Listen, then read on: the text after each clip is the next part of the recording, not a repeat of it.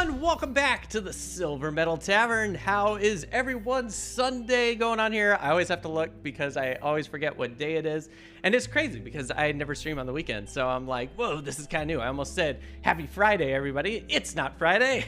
So welcome. I hope you all had a wonderful weekend. It is a gorgeous Sunday outside. It's very sunny, but it's also getting very hot, and it's 10 a.m. here. So it's a little scary how hot it's probably going to get today.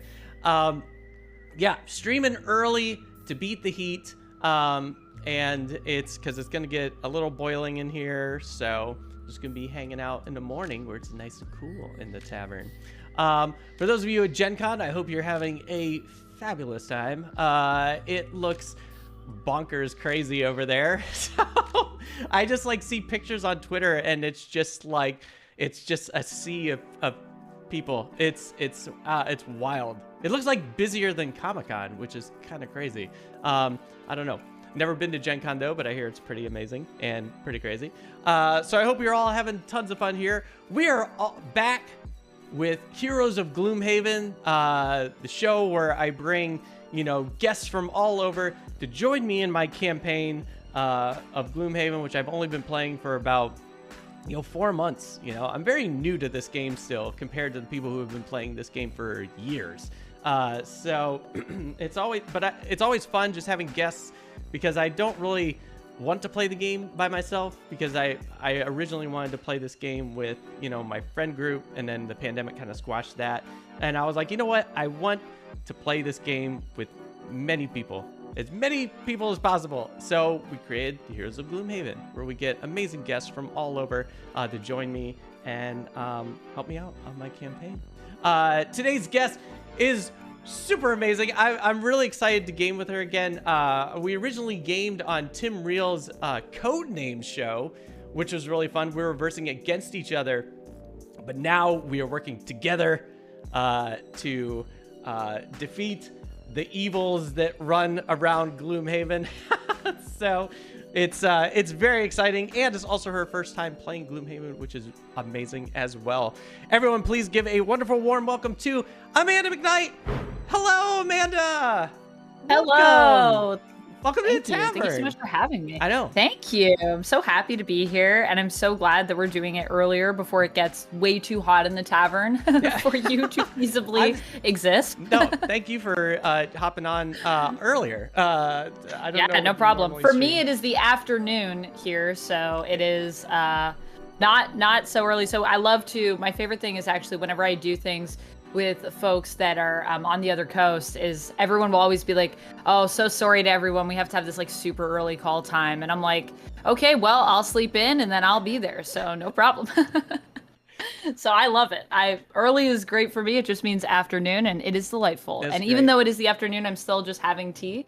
So yeah, I actually slept in because I was playing Baldur's Gate last night until like midnight or something on YouTube. So yeah, it's getting a lot of people are playing that right now, which is really cool.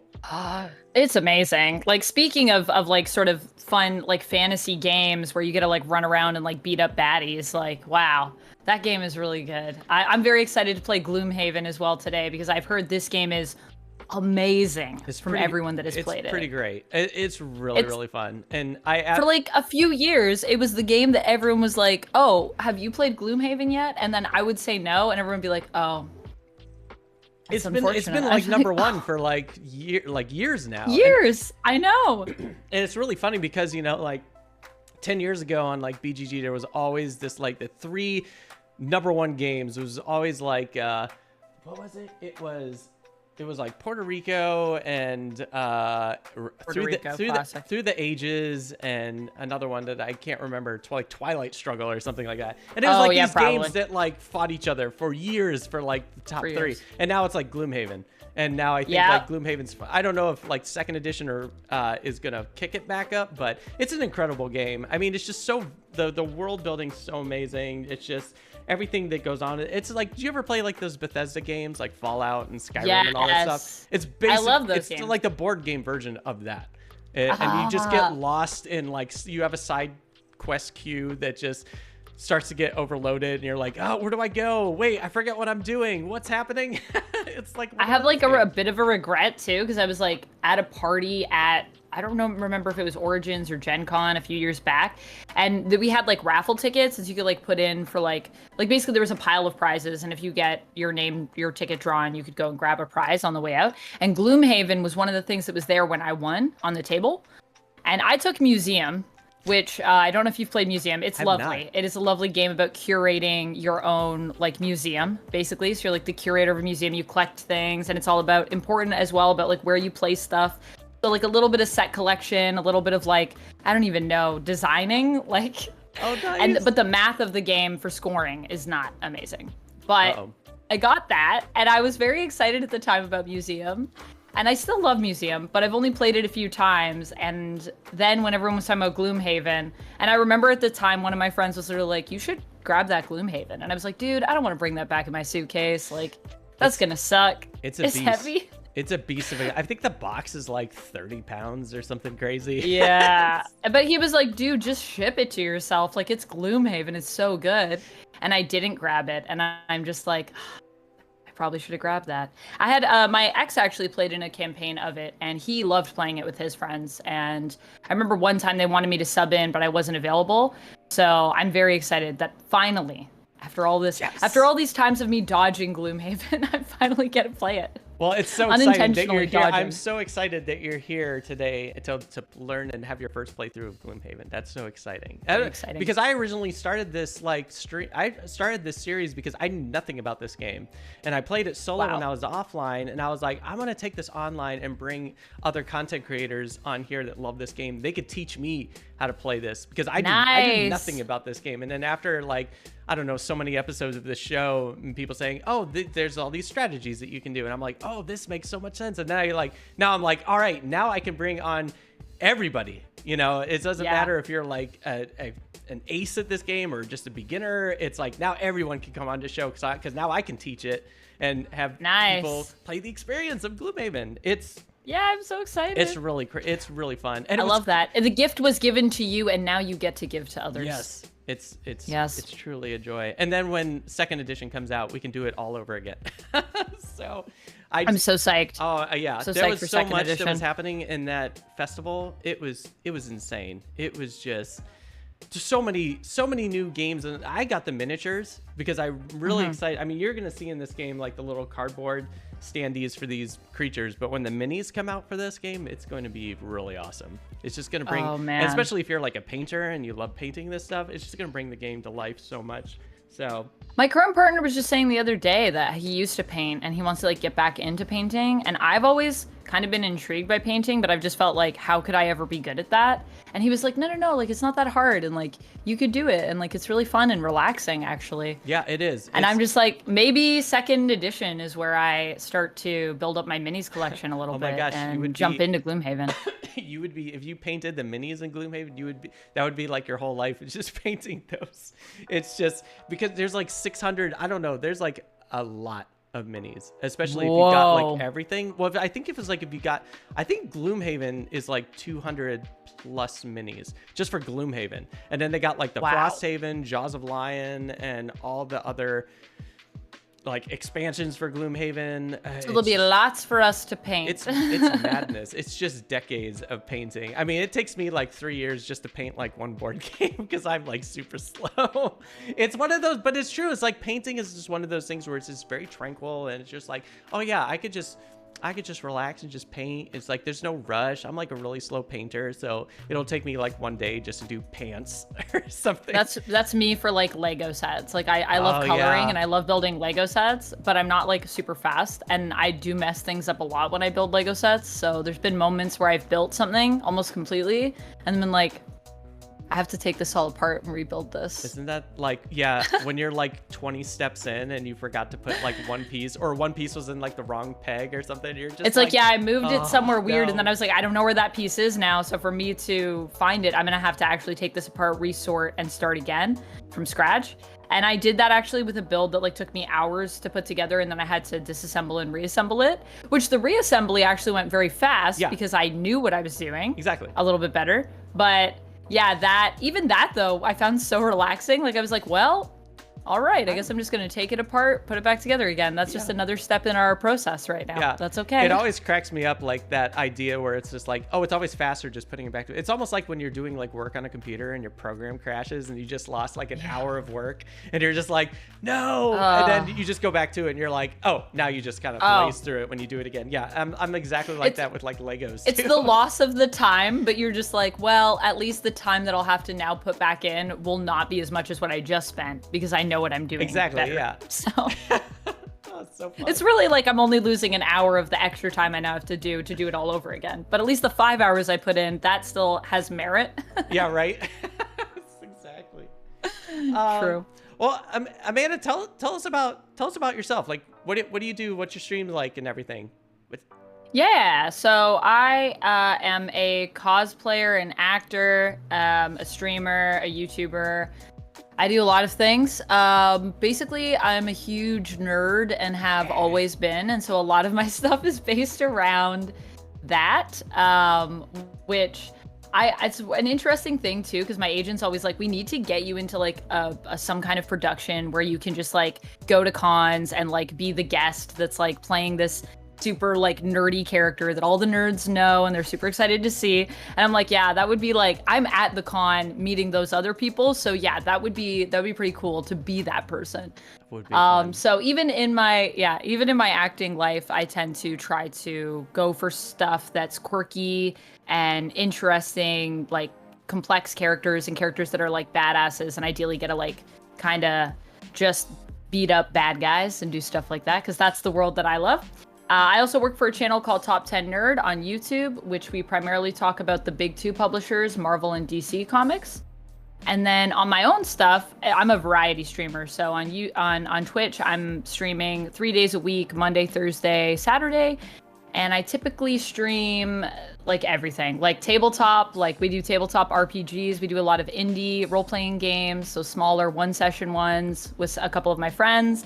I play video games, I bake sometimes, I do cosplay, I build Lego sets, sometimes I just chat, sometimes I color, sometimes I do ASMR, and I also love Magic as well. So yeah, I love watching your Magic streams are really fun. Oh, thank you. Like yeah, I've seen you in there. Lord of the Rings, that was really good. Because that was like the Lord of the Rings month was awesome. I love playing Magic, and I haven't played for like forever. It's been like years since I played it, and I was it's really cool what they're doing with these new sets, like trying to really get people like in with like Lord of the Rings, and then they're doing Doctor Who, and then they just announced they're doing like Assassin's Creed, and Fallout is gonna have a set too. That's nice. Do you notice any like kind of like quality change of the game, like hitting up these IPs, or are they still like pretty much on top of everything, just, you know, making the game feel like Magic, even though it just has different IPs involved? Well, I've played the Lord of the Rings Commander a couple times, and it definitely feels like still like Magic for sure. But it's also kind of cool because they add in specific mechanics that relate to, at least for Lord of the Rings, the theme. So there's like a ring mechanic where like you could be tempted by the ring, and like every person like picks a ring bearer sort of among them when they're tempted. And then there's stuff that you can get from that. So whoever is your person that gets tempted by the ring, every time you're tempted, they sort of get some kind of little adjustment or boost to the character, great. Which is pretty cool. Yeah, I can imagine how excited, because you sound like a huge Lord of the Rings fan, which is awesome. I am. Although I don't know, like, I will say I've definitely been doing when I did content last month, there were names that came up that I was like, I don't know how to say that name. But I read, it's a big world, and I'm not, I don't speak like Elvish or anything. I wish. That would be so cool. But when I was a kid, when I was like early teens, the movies came out in theaters, and I literally remember like skipping school to go see Lord of the Rings. That's great. Yeah, so it was a very formative time for me, I think, and I love fantasy worlds and always have. So yeah, Lord of the Rings is like up there. I think it's like one of the best fantasy worlds that we have even today. Like it's got to be in like the top 3 fantasy worlds of all literature and sort of even film. But yeah, so, and I mean, those movies are so great. Like I went back to them and was watching them a little bit during the Lord of the Rings month, and I was like, man, how are these movies still like some of the best films we've ever made? Oh yeah, it's incredible. I mean, I remember when that came out in theaters, I think I saw it like 4 times in theaters, which is like a big thing, because that movie is like, what, three hours long. Not the director's cut. And it's like Two Towers I at least saw like 3 times in theaters. And I was as well. just blown away by it. I was just like, every time I was in the theater, I was like, this is amazing. And you know, that's how you know a movie is magical, when you like need to see it multiple times. And even like, I just went to go see Oppenheimer a few days ago, and I was saying the really cool thing about that movie is that like people that have seen it once, like my friends that have said like, I've seen it once, I don't need to see it again. I was like, how? I feel like I barely got the scope of it, like, because there's so much happening. And it's the same with Lord of the Rings. Like there's so many layers that happen that when you go back, you see these like little things that are in there that you're like, oh my God, I totally missed that on my first watch. Yeah, and the pacing with those movies are really incredible too. Is like anytime like you go into a movie, especially like a 3-hour movie, and it feels like a normal 90-minute movie, you're just like, this is well made. You know, anytime like just time passes so smoothly, and you're not looking, if ever you look at your watch, not in looking a at film, your watch. Well, yeah, whenever you look at your watch in sign. film is a very bad sign. Like, how much longer is this movie?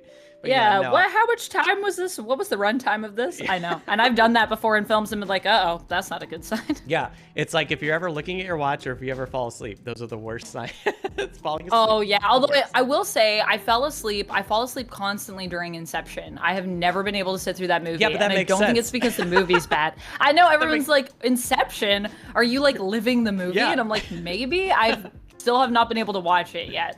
I'm like, one day I'm gonna just drink a bunch of coffee, like have all the caffeine, and then try to watch it, because it'll be impossible for me to fall asleep. I mean, it's hard to kind of digest the Nolan films, because they got a lot of mind-bending stuff going on in there. So it's kind of like, okay, you really got to pay attention. I remember we tried to... Well, go ahead. Oh, I was going to say, I think the other thing that did a disservice to me is I think the first time I watched Inception was at a drive-thru, which I don't think is a great place to watch Inception. Yeah, that's be tough. Yeah. I know my wife and I were watching Tenet, and I think like within a quarter of the movie, she looked at me, she was like, I still have no idea what's happening. And I'm like, no, this one's a crazy one. There's a lot of stuff going on. I remember I saw that with my ex, and he kind of did the same thing partway through. He was like, what's happening in this? Are you following this? And I was like, yeah, I think I'm following it, but I think as we go along, it'll make more sense. Like most Nolan movies, it's like you kind of need the full film to really understand everything. So until we get to the end of the movie, probably like there's parts of this that aren't supposed to quite make sense. So just listen to them, put them in your brain for later, and then when the reveal happens, we'll be like, oh yeah, that makes sense. This whole movie makes sense. This whole movie makes sense now. Beyond Dead's in chat says, might need to watch Inception like I tend to watch movies since having a child. I only get about 45 minutes at a time. Yeah. Oh man. Yeah. That's intense. So you have to like do the 45 minutes, bank that in your mind, and then be like, I'll come back to this later. Yeah. I guess it's like treating it like a mini series. Like a serial show. Yeah, pretty much. So I guess that's a good thing about like binge watching TV shows. It trains you to, when you watch a movie, you know where the breaks are. You know where it's like, oh, this is a good time to take a break. I can go or whatever. Now we're on episode 2. Oh, I guess the other thing I should mention is I also have my own personal YouTube channel, which I've been like going really hard on for the last few months. So if anyone wants to check that out, I talk a lot about films and shows and stuff on there, which has been really fun. Even though I was wondering, I was like, as an actor, I was saying this the other day, and I was like, this might not be good, because like I'm reviewing people, and I've heard this thing before that like actors should never be reviewers. But then I was like, well, I'm an actor, so I'm also a critical thinker when it comes to this medium. So I have opinions, and I feel like that's allowed. Yeah. Other actors say opinions, they just don't have review channels typically. Right. Wow, you have a lot going on, and you do. You're on with Ruel on Wednesdays, right? Like, do you do that? Yeah, we do Words on Wednesday, every alternating Wednesday. The summer's been a little wonky for our schedule, just because we're both super busy traveling to cons, and like Ruel's at Gen Con, and we both went to SDCC, so we had to take a little bit of time off for that. But I think our next one is going to be next week, and we're actually going to be talking about San Diego Comic-Con and Gen Con, which obviously I'm not at Gen Con, but I'm excited to hear about it from Ruel this year. I know, couldn't get to go to You Gen said Con. you've never been. I've never been. I was gonna go, but the writers strike kind of like squashed a lot of stuff. Like there's a lot of people who are out of work because of the writers strike until this thing like resolves itself. So Hollywood's kind of like in shambles right now. But I was like, yeah, if that was going on, I would definitely be going. But right now everything's a little weird here at the moment. Yeah, that's fair. But no, I would like to go one year, sometime. Maybe next year I'll probably go. But yeah, San Diego Comic-Con, you were just there, and that was like really exciting to hear. It's gonna be really exciting to hear. I mean, I know you already did a San Diego Comic-Con update on your Twitch stream. So I know there's spots for that. And I have vlogs up on my YouTube. So all the days that I was there, I did a vlog for every single day. So that's all up, which has been pretty cool. Nice. And it was really fun to go. It was my third time going, I think. Wow. Yeah. Gosh, that's awesome. Yeah. That's really cool. And do you cosplay like every time you go to cons? Like, are you always? I try to. I brought 4 cosplays to San Diego this year, and I realized the magic trick for San Diego Comic-Con, which is I just need to do more bathing suit based cosplays, because that was the most comfortable I think I've ever been at San Diego Comic-Con. Because it was really hot this year, and I was just like, yeah, and I do wear a lot of stuff. Like, I did an Adam Eve cosplay, and so for Adam Eve, like, I'm in a sort of a, it's at least my legs are free. But other than that, I'm in like a full latex suit is my outfit that I wear. So it was very sweaty, and I also was doing interviews with some people from Mortal Kombat that day. So I didn't want to have to change into the outfit because it's like a lot of work to get into it. So I just went to those interviews dressed as Adam Eve, which there you go. I was the only one cosplaying of the press, so that was an interesting thing. But everyone was really nice. Everyone was like, "Oh, I love your costume," and I was like, "Oh, thanks." And I didn't put myself on camera, so I was just holding the camera, asking questions and I was mic'd and they were mic'd. But yeah, it was pretty cool when I went up to Yuri Lowenthal, who plays Smoke. MK1, the new Mortal Kombat coming up. Oh, yeah. And he was like, I love your outfit, by the way. I was like, oh, thanks. So nice. I don't know how, like, the cosplayers, like, they show up in those huge mechs and, stuff. And oh, dude. I don't know how I would be melting in that thing in, like, 10 minutes. And they're in it for hours, I imagine. Hours, yeah. It's a lot of work. And makeup on and just, like, and people that wear high heels all day. Like, I was hanging out with some other cosplayers that, like, were in high heels, and I was like, ooh. And I was wearing, I pretty much almost all of my cosplays except for one had pretty comfortable shoes. And even the one that was uncomfortable, it was just because I hadn't broken in the shoes yet. So they were just fresh. That's why. But yeah, we were talking about that after, and she was like, man, next time I'm going to do what you do and wear platforms. Because, like, why did I do this? And I was like, yeah, I was looking at your feet and I was like, oh no, I've been there. I've been you. When I do Scarlet Witch, I wear like giant high heels, so that one hurts. Yeah. And I wore that to Gen Con last year, actually, and then I had to walk back and forth to like do my get my like COVID, like my vaccination proof, and then get my badge. So I walked like 4 times completely through, like, and Gen Con is so massive. I do not know why I wore that cosplay. So by the time I even got to the floor to like show off the cosplay, I was just like, I'm so tired. I want to get out of this. Oh no. Do you have a favorite? Was there a favorite? A favorite? That's a good question. I mean, like, all of them I love for different reasons, for sure. But I think one of my favorites in terms of the character would probably be like Madeline Pryor, the Goblin Queen from Marvel, who is Jean Grey's evil clone. I just love her. She doesn't get cosplayed enough, so I also find when I wear that cosplay, I'm usually very popular because people are just like, oh my gosh, Madeline Pryor's here. Yeah. And then some people have no idea who I am and they think I'm Raven from DC. So it could go both ways with that one. But at San Diego, everyone always knows who I am because San Diego Comic-Con is the best con if you want to be recognized as whoever you are. If you were dressed as the most niche person, people will know who you are at San Diego Comic-Con. It's very impressive. It's so cool. Yeah. Oh, that's exciting. There's lots of good ones. I love Ponyo as well. I do a Ponyo cosplay, and she's really comfortable to dress up as. And Spider-Gwen, actually, is weirdly comfortable. Oh, wow. I love wearing those, like, spider suits. Oh, they're so comfy. That's so cool. Well, if I ever make it down to Comic-Con, I'll definitely try and run into you. And just be like, yeah, we'll definitely have to hang out.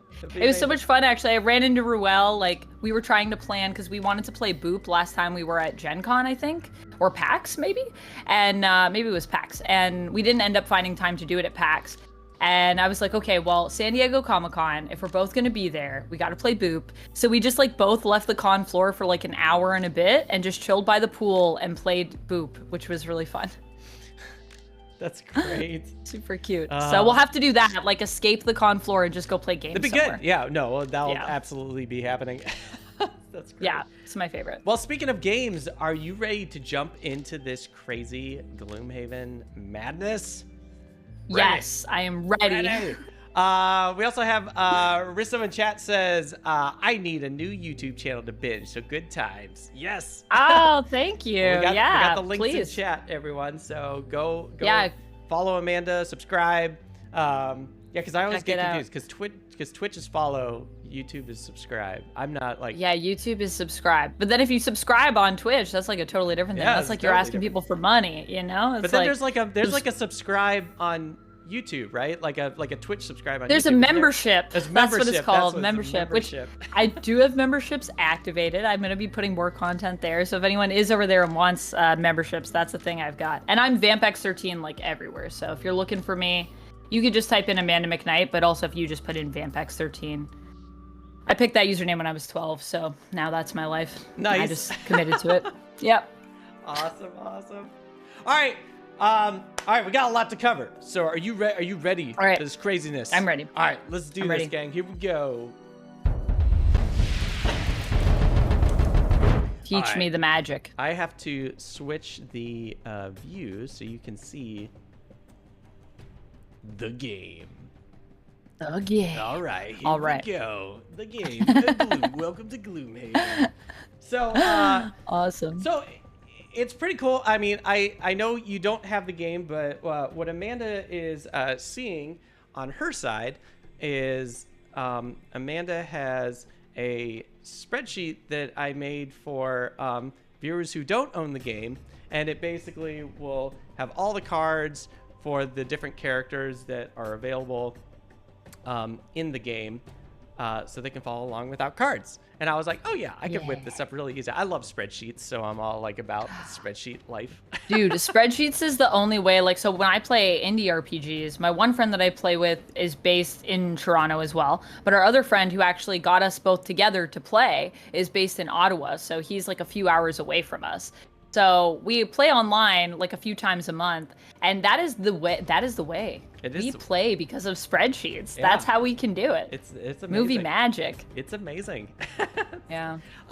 It's pretty cool. So Gloomhaven, it's kind of like it's like a dungeon crawler without dice. So, you know, we're going to be kind of running around this dungeon doing an objective.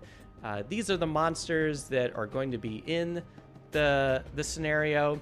And these are our characters. We have two characters. We have the Doomstalker, and then we also have the Plague Herald, which is a newer character that I just got. I've been with this character for a while, so this character is maxed out in levels and everything. This character is kind of new, so kind of still trying to like figure out what this character is about. But in Gloomhaven, it's really simple. All you do is you pick, when it's your turn, you just pick two cards. And out of those two cards, you have to do a top action, and then you have to do a bottom action. Okay. And if you don't like what the top or bottom actions are, you can do these default actions, which is just attack 2 or move 2. So if you don't like what any of these are, you can just be like, well, I'm just going to do the default actions. The number. So, and then for the different actions that are like at the top and at the bottom, is it like I have an attack, I can do attack 4 or I can do range 4, or is it telling me I have attack 4 and it's range? Yeah, it's basically like you have an attack 4 and it's range. Okay, got you. And then I get the effect that's below. Yeah. So I can do that, or I can do the standard 2. Yeah, and generally like all the top actions are pretty much attacks. And the bottom actions are pretty much something to do with like movement or something other than attack. Sometimes they do like a switch on you, but it doesn't happen that often. The number very role playing. I like it. Oh, cool. See, it's funny because I've never played like a TTRPG or like a D&D. I've never done that, and everyone's always saying, "You gotta play this. You gotta try it." And I was like, They were like, "You would absolutely love it." And I was like, "I just don't know like if I have the time for it." Even though like this game was like hours of. You should play Baldur's Gate 3 is what you should do, because then it's like just a video game. You can play online with friends. and at your own discretion. And it is very much like this. So it's like this, but automated. So you're just running around talking to people, and then like the game is your DM, and then you like go out into something, and you even roll dice for your stuff in it. Oh, it's that's crazy. awesome. That's really cool. It's wild. Yeah. All right. So when both players play their cards on their turn, and you're going to notice a number in the center, that's your initiative order. So this is going to determine who is going first. The character and monster, because monsters also have initiative order as well. Gotcha. So when all the cards have been decided and you decide what is going to be, it's called like your leading card. Your leading card is going to be like your initiative cards, because you draw 2. Out of those 2, you're going to pick which one's going to be your leading card for your initiative. And then we all go through everyone's initiative to see who's going first, second, and third, whatever. And then once that's done, out of those 2 cards, you can play them in any order of the top, action, and bottom. A lot of people kind of a lot of people get tripped up. They think, well, I played the 47 as my leading card, so I have to play this card first. No, but you don't. That's just and you still get to use it. Like I've played other games where one card denotes your initiative, but then you don't get the ability, and then the other card is like you get the ability, but you don't get the initiative. So it's also really cool that like you choose one to lead, but you also still get to keep both of them, and you don't even have to lead with that card. Exactly. It's just the leading card is your initiative. And because what's interesting about this game is we're not supposed to know the cards that we're picking, which is kind of wild. So it's a very fun secret stuff going on. So now we can table talk. We can kind of be like, we could say like, are you gonna kill this character, or are you gonna kill this monster, or whatever, or what are you gonna do on your turn? You say, well, I'm probably just gonna move to the trap and then kill this monster or something. But you can't be specific. You can't be like, I'm gonna play a move 3 and a whatever.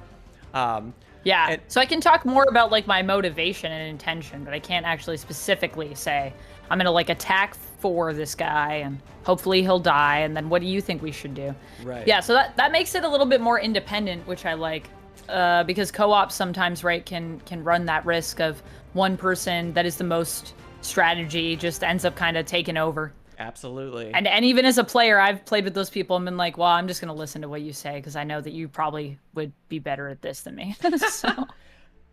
So it also means that you can't do that as a player either. I actually don't like doing that. I just kind of like people to just kind of, I'll like give it like an option, like a suggestion. I'll just be like, well, here's your options. And then I'll like, leave it up to you. And then you decide.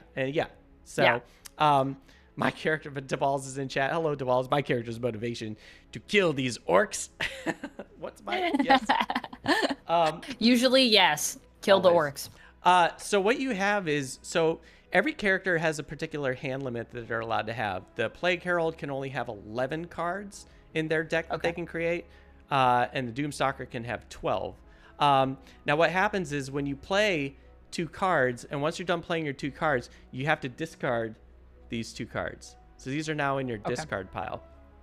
And then you just kind of keep playing until eventually your hand is going to run out of cards, or you're going to have like only 1 card left in your hand. The thing is that you're always supposed to start a round with 2 cards in your hand.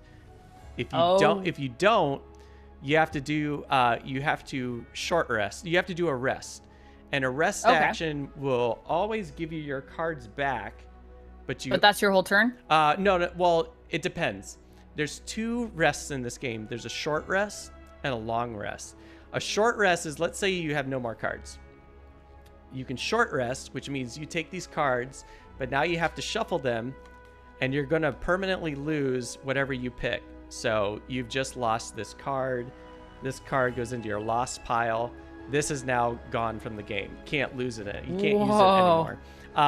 So you only have this many left. So now, the other rest, that's a short rest. The other rest is a long rest. And a long rest basically means you automatically have an initiative of 99. So you are going to be going last.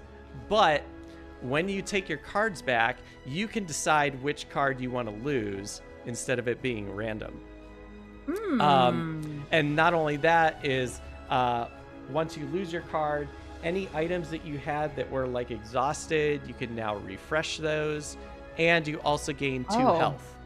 So it's the only way you can like heal and refresh is from a long rest. So those are the 2 ways to get cards back into your hand is a short They're rest. really trying to and a make that rest. long rest feel like worth it. Like they're like, It look, is. you're gonna have to take some disadvantages, but You know, the pros are so good. a lot of times it's like you long rest when there's not a lot of monsters on the board. Like let's say you clear a room. When you have and there's, time. Like, yeah, because it's like the rest. worst time Yeah. to long rest is like when there's tons of monsters on the board. Because it's like, well, I got a long rest because I have no cards and I need to heal. And it's like, well, you're probably going to get attacked a lot because you're going last. And then so, lose all of the health you just gained. Yeah. And it'll be worse for you. So maybe this isn't a good time when you're surrounded by enemies to be like, I'm just gonna rest for I'm just gonna sleep overnight here. Is that Right, cool? right.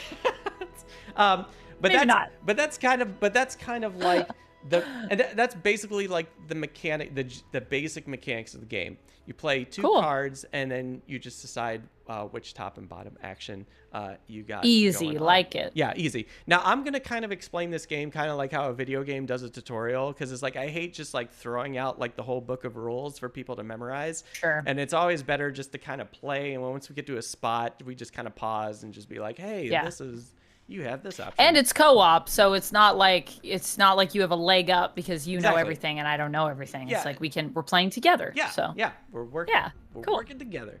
Although I am controlling the bad guys too, so I guess I am. Yeah. There is a part of me that is evil. a little part of me that's manipulating these bad guys. And in Gloomhaven, do you always play where it's like just you all like control the bad guys, or one person controls the bad guys? The board, is it like, do you have someone separate that can control the them? bad guys kind of Play with have friends. they have their own routine that they run. So Oh, so it's just like set like if this then that, and they have to follow these rules themselves. yeah, they have their own rule control sets them. to follow. Okay. Yeah, so the players basically the only thing that we do is we kind of roll their dice, which there are no dice For in this them. game. It's all like all the dice rolling is based off of these modifier cards. Oh, So okay. basically, to kind of give draw you cards. Yeah, basically, kind of like to give you an idea what an attack in Gloomhaven is like. Is let's say you're gonna attack, you're gonna do 2 damage to a monster, and then you draw from this deck, which is your rolling modifier deck, and you draw this, and this is either going to give you a benefit or a disadvantage to something. So this Okay. would give you a +1 to your attack. So now you're doing +3. So now you're doing 3 damage to that monster. And that's pretty much it. And the monsters have their own modifier deck as well. And honestly, the worst cards in the modifier decks are, it looks like a buster symbol. It basically means Okay. your attack completely missed. You don't do any damage. But Wow. if your attack had some kind of like condition on it, like a poison or a curse or a stun, that carries over, but you just don't do any damage to the attack. Ugh. Okay. So, All right. It's kind of wild. Let's see. I hate when I miss. It gets the incredibly frustrating in this game when you miss, and Especially when you're right up. up by an enemy. That always happens to me in It's games. the That happened to me so worst. much last night playing Baldur's Gate. It was like I was right up against someone, miss. I was like, how? I'm right here. So frustrating. So let's talk about characters. What character do you that seems kind of intriguing to you? Right. So it's between the Plague Herald and the Doomstalker. Yeah. Right. So Doomstalker Okay. is kind of like high damage. Is that the one that's like kind of cursed? Yes. Well, no. This is the Oh. curse. This is the curse. The character. Plague Herald's the cursed This is one. a Okay. Doom character. This character has a special ability called a Doom, and basically what a Doom does is, I'll see if I can find a card, and it's also like written on the spreadsheets too. Oh my gosh, why can't I find a Doom? Okay. I know them, I feel like, a little bit from the comics, oddly enough, because I was reading the comics for Words on Wednesday with Ruel. Oh, fun. Well, Yeah. Well, how the Doomstalker works is they can place a Doom token on a monster, and it could be any monster on the board. You don't need line of sight or anything. You just say that monster's getting doomed.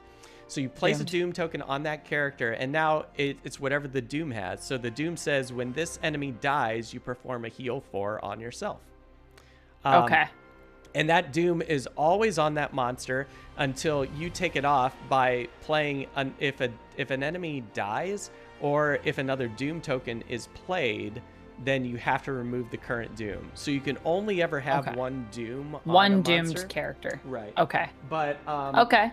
That's kind of cool. But then, and then is the Plague Herald the one with like the hole? It reminds me of Inuyasha. There's like a cursed priest. There's the Plague Herald that like it consumes the person and like takes them over. It's right? really is that funny. What the plague is? Well, the Plague Herald is kind of like Oogie Boogie from Nightmare Before Christmas, if you've ever seen that movie. Okay. Yes. It's just a character completely comprised of bugs inside. Oh, so it's that one. This, okay. This character is just filled with bugs that kind of creates a shape. It's like a hive mind. Oh man. And it just kind of runs around and. That guy's does creepy. attack. That guy was. I did see, I guess, a Plague Herald in the comics, and was trying to warn some characters about some bad stuff coming up, but was also like the creepiest guy I'd ever seen. So yeah, there's that also makes like sense. baddies that are kind of like horrors. I think that's what they're called. But there's none in this scenario, okay. so we don't have to worry about it. Good. Scary. Yeah, they're freaky, but they're also really powerful. The Plague Herald has a really great power where they do a lot of cursing and they do a lot of poisoning. And the cursing is great because you are adding these nullify damage cards to the enemy's deck. Oh. So you're just stacking their deck with these, which like is nothing. Which is really great. Now you can only put a maximum of 10 in their deck. Right. But yes, I did read that in the effects that you It's sent huge. me. Yeah, it's really awesome. There's a max of 10 for either a player character or a monster deck, right? Like the player's deck or the monster deck. And I don't think there's not going to be any monsters in this game that are going to curse us. That can curse us. Yeah. So I think we're cool. okay. So based off of those two characters, which one sounds more interesting for you? I mean, I feel like both these characters are super interesting. They're like the two most popular characters in this game, I think. Wow. So I think, I mean, I was like kind of creeped out by the bugs, I'm not gonna lie, with the Plague Herald. But I gotta say, I think you've brought me around with the cursing, because I feel like cursing people is gonna be really fun. So I think I'm gonna do Plague Herald this time. Awesome. Very cool. Very cool. That's great. So on the Twitch stream, everyone, you can tell like Amanda's banner color is green, so you know that she's the Plague Herald, and I will be blue for the Doomstalker. So cool. Let's now that we picked our characters, first off, we're traveling to the Rockslide Ridge, which is a side quest for this game. Now, unfortunately, in this game, every time we leave Gloomhaven and we travel somewhere, we have to draw this infamous road card. And basically, it's going to set like a negative effect for our game. Nothing good ever happens on roads in fantasy RPGs. No. It's like you have to go on the road. It's like, oh, something bad's about to happen to you. All right, what is it? Let's see. There's an old game. I'm shuffling the deck right now, so we'll see what happens. There's this old board game. It's called Shadows over Camelot. And in the expansion, every time you went to a new quest, you had to do this road event, and they were god awful. Yeah. They were like the worst thing that could happen to you. So we'll see. Maybe we'll get lucky. Maybe not. Let's see. Maybe not. What happens? Yeah, we could find something nice on the road. It happens. Possible. Rare, but. All right. So walking along the edge of the forest, you begin to hear strange, unfamiliar sounds coming from beyond the trees. You stop and listen closer. There's a rhythm to the sounds, and with that established, you begin to pick out different human voices in the mix. You'd venture to say that the noise vaguely sounds like chanting. Chanting is never good. So you can option A, head into the forest to investigate the chanting, or keep moving down the road. No need to get mixed up in whatever's going on. Well, you know, this is like if you've played Dead of Winter, this is like the Crossroads cards, you know? And I feel like for me, anytime I have a Crossroads in Dead of Winter, even when it sounds like this sounds terrible because it's chanting, which if I've learned anything from Fantasy Worlds, usually nothing good happens when people start chanting. That's usually bad. But I think we should go towards it because that'll be more fun. All right. Well, Amanda, you're the guest. This is your first game, so we're definitely taking option A. I'm going to let you pick. If it was me, I would say I'm just going to keep moving, but I love to see like what's going to happen. So let's see. We're taking option A. You quietly move through the forest towards the noise. Eventually, you come upon a clearing where you see a circle of cultists performing some strange ritual. One of them Typical. notices you and shouts to the others. The situation devolves into a bloody battle. You are, of course, victorious, but it saps some of your strength. You gain 5 experience each. That's great, but we each lose a check mark. And what that check mark is, this card Does that mean we're tired? No, this is, I'll show you in a second. So this means it's trash. So the card is now trash. It's removed from the campaign. And we each... So your characters have perks that modify our rolling modifier deck. And as you gain some check marks, you can add more perks to your character. Unfortunately, we all have to lose a check mark, which is it's just one. So it's like one of these squares is going to get erased. So we lost a little bit of progress. Yeah, we lost a little bit, but that, I mean, the Doomstalker is pretty much rocking it, so it's like whatever. Oh, okay. And the Plague Herald's just starting out, looks like. Plague Herald's just starting, yeah. So, but you did get the Plague Herald some experience points, so that's always great. That sounds great. I like that. Yeah, I always forget too, because Gloomhaven is a legacy game, right? So pretty much, when you play through, is there recharge packs that you can get to like play again? Yeah, I think you just kind of like play through everything. There's no like packs. I know they have like removable stickers for second edition and Frosthaven and everything, where you can peel them off and stuff if you wanted to like resell the game. But I think if you just want to replay the campaign, you just have to know that the stickers are all there and everything. Yeah, you just kind of replay everything. So and what I do is, in legacy games, you just don't rip cards. I do not rip cards, period. And I hate the idea of ripping up cards. You know, legacy games are always just trash that card, whatever. I'll burn it. We just played the Lord of the Rings exit game actually for Lord of the Rings month, and oh my goodness, my friend that I was playing with, Uptown Duck, he was, when I was like, okay, well, we rip this up now, he was like, what do you mean? He was like, that's not what we do. And I was like, yeah, it's like a legacy style, so like you just trash it. And he was like, this is such a waste of a game. And I was like, well, the whole thing is supposed to be that it's like a one-time experience, like you can never have that again. So, you know, it's not like we could replay this game. Well, yeah, or could you? And that was the thing.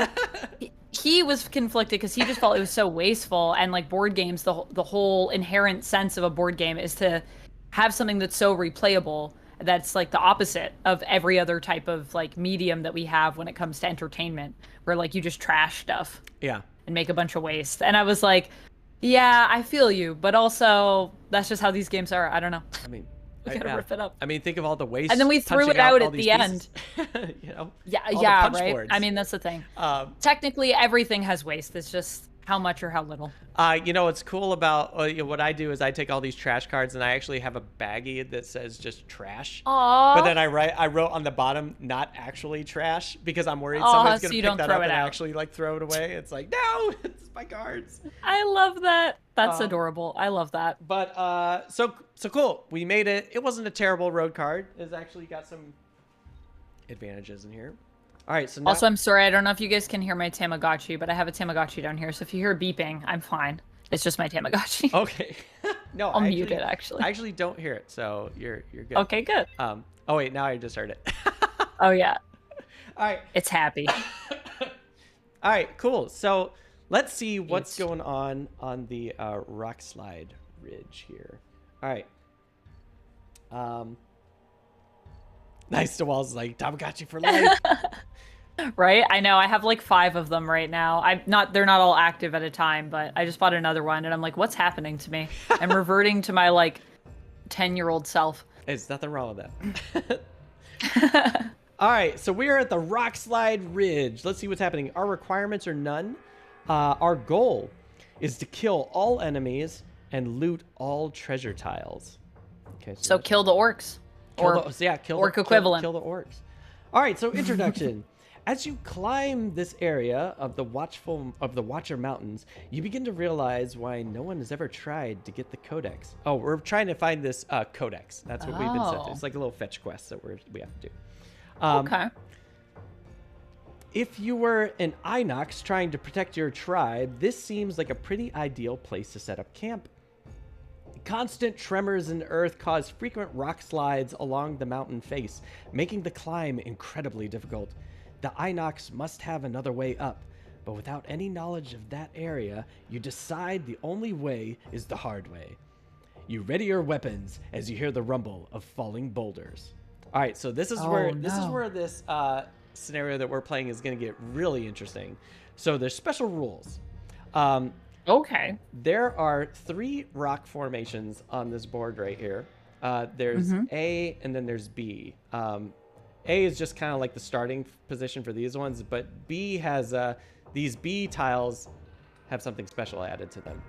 Uh-oh. So these rocks are rolling down the mountain towards the left side of the map. At the end of every round, both boulders in each row will move 1, 2, or 3 hexes to the left. Now, the players can choose the number of hexes moved, but both boulders in each row must move the same number of hexes. And each row of boulders must have a different number of hexes. So it's like these have to move 2. It's like this has it has to go 1, 2, or 3 in any order that we pick. But the rows have to move parallel to each other. These boulders are not affected by any ability or overlay tiles, and the boulders destroy any obstacle in their way. Obstacles meaning like walls and stuff. There must be characters that can create obstacles. So, but that's probably, we don't have to worry about that in this. If the boulder moves onto a hex occupied by any figure, that figure takes 6 damage. If a boulder stops in any figure's hex, the figure is forced to move 1 hex to the left. And any boulder that reaches the leftmost hex of its row is immediately respawned in A. What? Yep. And continues any movement that it had remaining. Which is crazy. So we have to like potentially fight stuff and do other things. Yeah. So as long as loot while dodging boulders. Yeah, as long as we're like not in this middle row, we're kind of safe. We should be pretty good. Should be fine.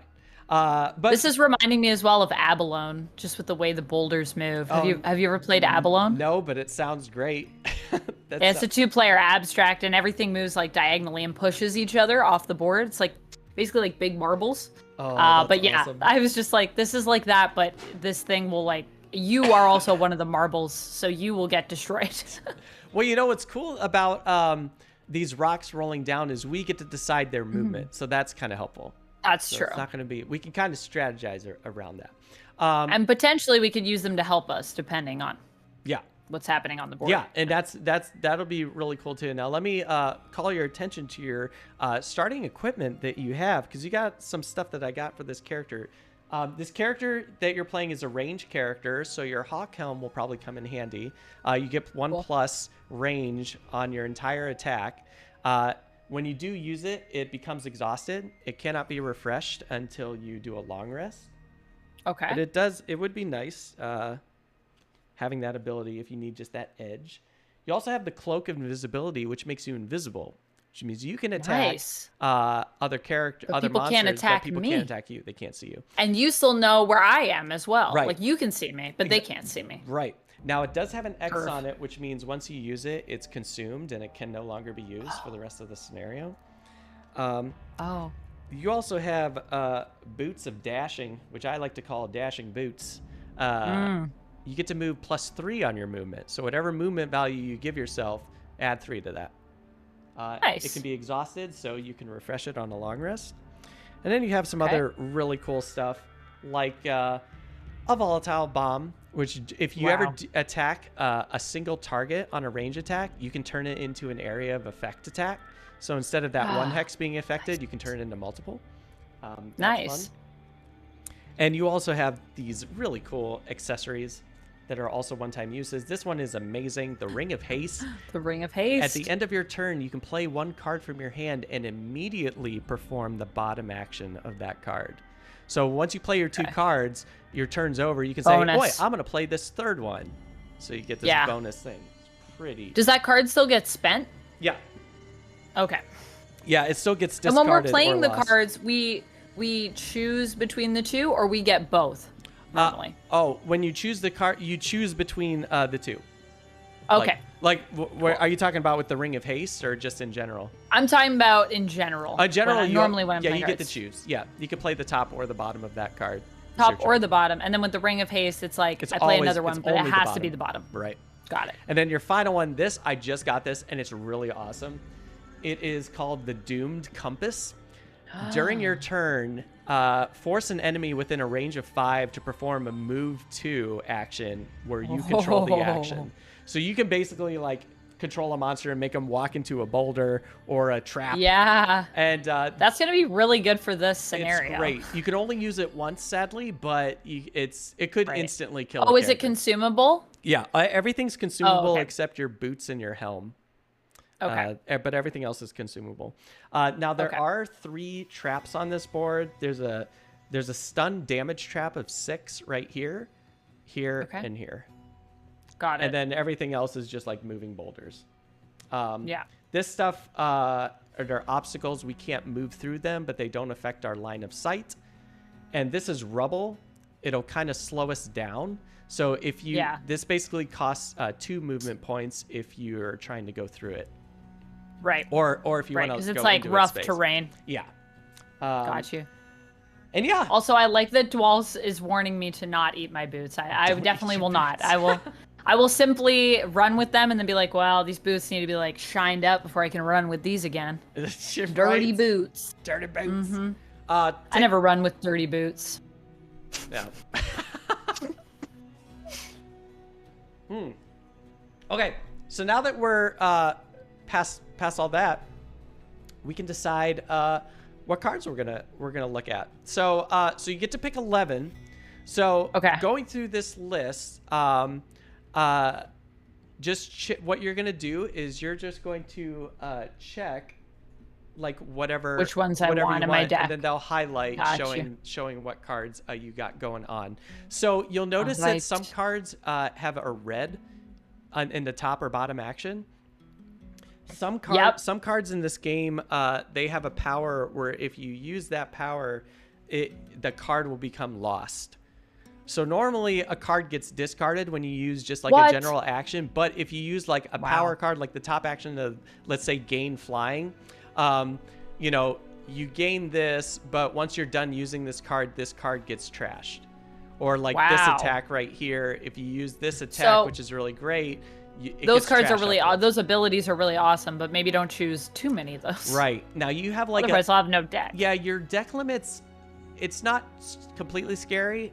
Usually, like if you have under 10 cards, the game could get scary. So you might have the option to burn a card at some point in this game without feeling like kind of threatened by that. But yeah, be careful. Like once you have 10 and under, it starts to get a little freaky. You're just like, it's gonna get a little freakier. But yeah, so I always recommend, you know, just make sure you have like some kind of move or range. You're always pretty much everything this character has is range, so all the attacks are pretty much ranged attacks. The big thing I meant like a range of initiative. I was wondering if that is like a good way to look at like sort of what I should be taking in terms of balancing the deck. I've had some guests, you know, tell me that, you know, sometimes they pick cards that have a very low initiative range just to get that extra, just to start before the monsters do. The thing with the Plague Herald, the Plague Herald's kind of slow. There's a few higher initiative cards than lower ones. The Doomstalker is incredibly fast, which is great. But you're going to be kind of on the slower side. Oh yeah. And always just like I always say, make sure you have some good movement, because you don't want to get like lag behind just doing your default movement, which is 2, because that could just really kind of screw you. So I think as long as you have like at least 3 cards that are like move 4 or higher, like moving. Yeah. Okay. Or at least pick whatever you like, but it's good to have like at least like 2 higher move cards just in case you gotta hustle. Yeah, I feel that. You got rubble that you gotta walk over too, so that's gonna slow me down. Yeah, because this section right here in the center, now that I'm looking at it, it is kind of freaky because you know, we're gonna have this like moment right here where we can't, like, this is gonna be our only safe spots. So Yeah. it's going to be kind of scary once we get into here, once we get to that door, to the final room. Yeah. The board is scary, but Is. I'm excited. We'll just don't get hit by boulders, Yeah. you know?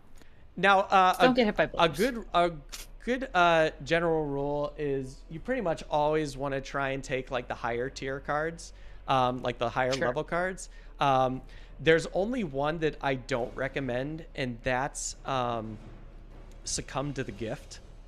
This card, I kind of accidentally picked that. I thought it was going to be great because you can bless characters, which means that is pretty cool. help them out. That's what I was just looking at. But I am immune to poison, so you can't poison me. So it kind of makes this card worthless. And not great for us. Yeah, and the option to kill an opponent is cool, but you can only use it once, and then you got to burn it. So yeah, it's not. I thought it was cool at first, but it was kind of a bad card. I mean, I'm sure for other games that would be super cool though. Like if you're playing with people that are very susceptible to poison, that's going to be really useful. Absolutely. Just not in this case. Yeah. I mean, once I get like another character that's not immune to poison, that would probably help. But yeah. Then it'll be good. This character is very good building a deck around cursing and poisoning, especially cursing, because cursing is very powerful with giving the enemy an ability to not do any damage. It's pretty. When some of them have level X, what does that mean? Does that mean they're starting cards? No, yeah, X was the starting cards with level 1, so they're about the same power as level 1 cards, but they're kind of situational. So but sometimes they might be helpful. I've had a couple that are pretty nice. I don't know if I've ever used the ones that well for the X cards for this character. I wonder. The virulent strain is really cool because when you poison people, as you can remove a poison from somebody and it causes like 3 pure damage to that character. Oh, whoa. It's pretty. So it's like, I'll heal that for you by making it worse. Yeah, and you don't lose it, which is pretty awesome. Yeah. So that's kind of like a situational. Those are like the X cards where I'm like, oh yeah, that one's kind of cool. That is pretty cool. And then I have like. If you have any questions on any of the cards, let me know. 5, 6. All right. I'll just kind of, I guess, like sift through. I'm based on kind of what you were saying. I've already kind of set up some of the ones that I want to take. Can I tell you which ones that I selected? Oh yeah, absolutely. We're allowed to talk about that? Oh yeah, absolutely. Okay. Just want to make sure that's rules approach. Oh yeah, that's rules appropriate. So we're good. Sweet. So so far I have Paralyzing Bite, Biting Gnats, Wretched Swarm, Nightmarish Affliction, Accelerated End, and Virulent Strain. Kind of, those are the ones that I kind of took just at your suggestions. Yeah, these are all like really cool. I mean, these are nice. How many are you at right now? 1, 2. So it's 1, 2, 3, 4, 5, 6. I recommend taking all the curses. So anything that allows me to curse. Yeah, I think creeping curse and gathering dooms are really great. They're very slow, but they do attack of 3. Attack of 3 is good. That's a good attack. And the fact that it curses is really nice. I think I'm also gonna maybe take Rot Maggots just because it gives me the heal 2 option. Yeah, healing. And it allows me to poison like crazy. That's the thing. We're not gonna have like I think you're the only healer. So it's kind of wild. That's wild. Professor Twitch says, "Who made this worksheet? It looks awesome." Oh, that was me. Oh yeah. Thank you. It's a really good spreadsheet. I love spreadsheets. I agree. They're fun. All right. Oh yeah. Sorry, I'm like looking over my cards here. 1, 2, 3, 4, 5, 6. 1, 2. And I'll kind of give you a rundown of what I got when I pick my cards out. So many great things. I feel like these boulders. When I create wind, what does that mean? What's that? Oh, so create wind. On the board here, when you create an element, there's only going to be 2 elements because you can only create dark and wind. I can't create anything. You create something and it goes to the strong area, and then next round it goes to waning, which means you can still use it, And then on the third round, it just goes to inert, which means it depletes. It depletes. So it kind of gets strong, and then it slowly depletes after every round. Now, if you ever create an element, this is the only weird rule. If you ever create an element, you cannot use that element on the same turn. So if you create wind and you have an ability, I gotta wait till next turn. You gotta wait till next turn, and that's why they have like. But then will it move? It'll go to waning. Okay. So I can only use it when it's waning. Yeah. So only the stuff I can use is the waning column. Right. Now there are situations. My character's not this, but I could create wind, and then you can use it. So if a monster or another ally creates an element, then you can use it, but you can't create it on your own and then use it. That's kind of weird. Oh, that's interesting. Yeah. Okay. I don't have anything. And what does the wind do? Wind is good for. Or the dark. The dark is definitely good for what is it? Accelerated end. Because with accelerated end, you're actually going to consume dark to. It says all enemies with poison suffer 1 damage, but if you consume dark, they take 2 damage instead. So that's what accelerated end does, and then wind. That's great. I'm trying to see like what card uses the wind. I think foul wind might be something during your next 6 actions where wind is strong or waning. You may consume wind to add +1 attack to the entire attack damage. It's okay. I think there's. Yeah, it doesn't sound as good as dark. Dark sounds pretty. The only fabulous. problem is it's a burn card, so you only get to use this +1 once. Yeah. Here's something that you might like, which might work well for me. Let me see if I can find it. Where is it? Spread the Plague. You might like Spread the Plague. It's the third one down. Once each of your attack actions, you may poison 1 ally within a range of 2, or deal 3 damage if someone's already poisoned. To add +1 attack to your entire attack action. And this is ongoing, so it never goes away until you decide to stop using this ability. So it kind of stays in your like play area, and you always have this turned on. The beauty about this is I cannot be poisoned, but that doesn't mean you can't target me to be poisoned. Okay. So I can still get poisoned even though I don't take the poison effect, and you still get the bonus of the +1 attack. Got you. Now flying that you just picked, flying might actually really help you a lot because I was thinking with these boulders. Yes, I think because there are obstacles moving, so I think you can actually fly over the boulders, and also you can fly over obstacles on the board. So movement's really not going to affect you at all. So actually flying is probably going to be your best thing, especially because it's ongoing. You'll permanently be flying. That actually might be one of your best cards to play very early, I think. Okay, I need to remove 1. I've selected just 1 too many, so... Let's see what you got. Well, maybe I'll get rid of Fetid Flurry.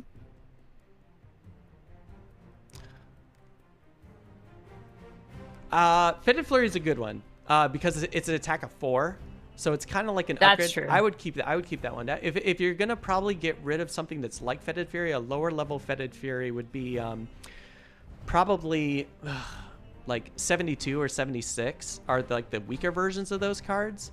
But gosh, they're so good. They're also good. They are so good. Well, maybe let's get rid of the I know, maybe right? just the Gathering Doom. Oh, I like having the loot though. I know it's a one time. There's so many good things. You know, what do you think about... Oh, no, that's move 4. That's why it's going to sound really weird, but I don't know how many enemies we're going to be poisoning. So you could probably get rid of Accelerated End. Because it's like you have to generate dark in order to use it. So it's kind of like a two round process. So, and it's I just like the ability of like maximizing poison. But I think with the cards that you have, you're probably going to be maximizing more curses than poisons. But it is a really cool card, don't get me wrong, but I think you also have Virulent Strain, which also does a cool damage to poison characters as well. So yeah, and I also have the Nightmarish Affliction, which can allow me to create dark to make things worse. So Yeah, that's a beautiful. that's a good beautiful too. card as well. I know this is the Yeah. part where it gets kind of just like, All of these are good. they're all Yeah. good. All right, so these are your 11 cards that you're picking. They look great. Let's sort these. All right, so they're sorted. Ooh. So let me just make sure. Yeah, I'm pretty sure you have that. 1, 2, 3. That's very 4, 5, fancy 6, how you 7, did 8, that. I don't even 9, know how to 10, do that 11. in a spreadsheet. It's fun stuff. Oh yeah, they're always like hiding, like, you know, it's like they're hiding in, like, when you right click on something and it's like, oh, there's your sort or something. It's always like, Whoa, that's cool. always craziness. All right, so now that you have your cards, all the gray cards at the bottom are out of the game, so you can't have those. Okay. So when you play a card in the game, there's these little check boxes where you just click on these. Click on those, okay. so it'll kind of keep track of which cards you want to bring into the combat or into the round. Yeah. And then, once you're done with that round, then you could just click on the discard to show that they're in your discarded pile. And, or if I had to like trash it, then I click lost. Right, and then if you ever have to trash anything, and that'll completely like zero it out, black it out, so people can't see it. And that's kind of how the spreadsheet works. So, cool. Yeah. So hopefully that'll be helpful. And then there we go. All right, so let's see what I am bringing into this madness. All right. Let's see here. Let me grab your cards real fast so I can just make your deck. So 16, 27. Let's see. So we got 16. Got 27. Yeah, these cards are pretty great. And you'll see they have like a symbol right here. That symbol basically means ongoing. So it's an ongoing effect. It just kind of stays on your character until you decide you want to get rid of it. Cool. Okay. Let's see. I think we said 31. There's 31. That stun is very helpful too, because it just completely shuts down an enemy for a round. I was just thinking, and especially when we have a board where we can like manipulate these boulders, like you could just stun someone and then like crush them. Yeah. Absolutely. This would be a terrible place to be stunned. Biting gnats, they have an ability. It's called muddle. When a character is muddled, they get disadvantage. Disadvantage means you have to draw 2 of these. You have to draw 2 of these rolling modifiers. Okay. And you have to pick the worst of them. So whichever's worse is the one. So that's going to be great when you. Like if there's one that neutralizes you. Yeah. Yeah. It's pretty bad. But you have the ability to muddle them, so that's fun. Yes, yeah, they get confused. 72. That would suck if you got muddled, though. Yeah. I hope no one's muddling us. I don't know if these characters do that. I guess we'll find out. I didn't memorize all the monsters, and I was just like, maybe I should have at this point. That would be pretty hardcore. I feel like you don't have to memorize all the monsters. Oh my god, there's people that know everything. They know all the monsters. Really? Like, yeah, they know like how fast they move, what abilities they have. They must really love Gloomhaven. Well, I love that. It's like this game's been out for like 6 years, and you know, some people have just sunk, I don't know, hundreds of hours into this game. Nice. Especially with Gloomhaven Digital, they probably know everything that's happening.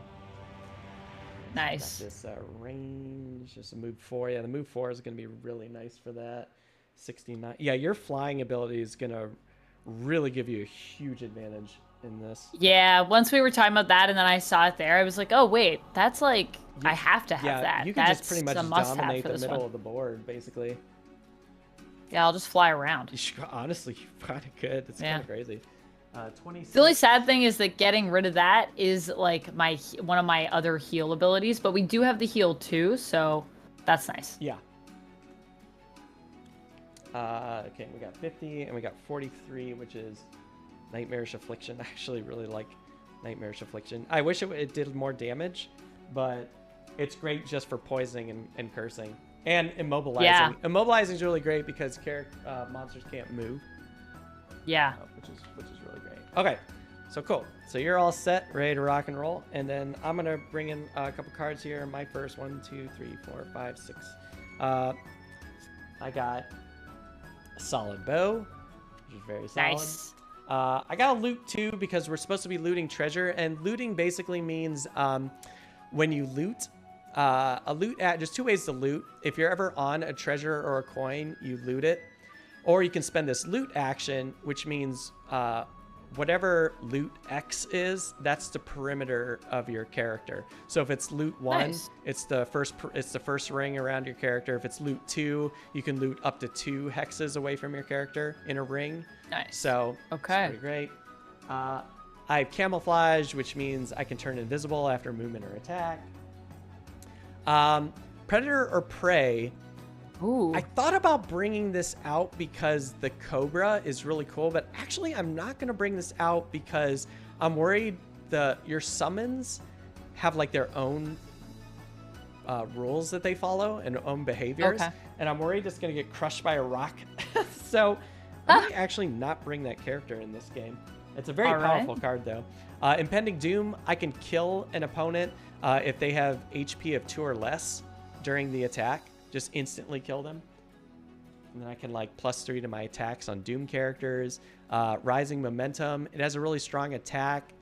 And I can transfer a Doom token to another monster when that monster dies. So if that monster has a particularly bad Doom token and there's an enemy close, it'll move to the next monster.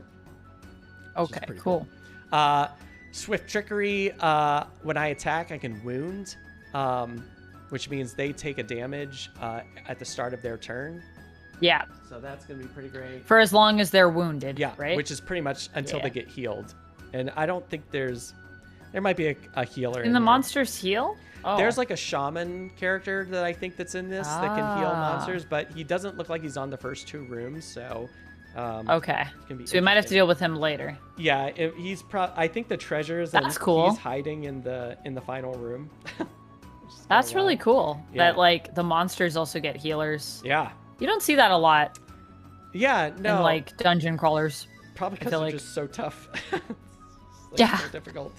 I'm going to take Fresh Kill, which is like another attack. Probably press the attack, which is even more attack. Basically, it's like if any of these monsters are doomed, I get like bonus attacks. Nice.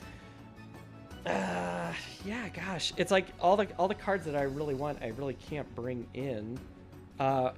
Love this card, Race to the Grave. Whenever I doom a monster, they always take 2 damage on the start of their turn. Wow. It's pretty wild. And that's also like a 5 attack card if you're using it for the top. Yeah, it's pretty strong. That one's attack 6. That's crazy. This one's multi-pronged assault, so that'd be pretty cool. And all allies get a +1 to their attacks if I doom that monster. Guys, is there anything else?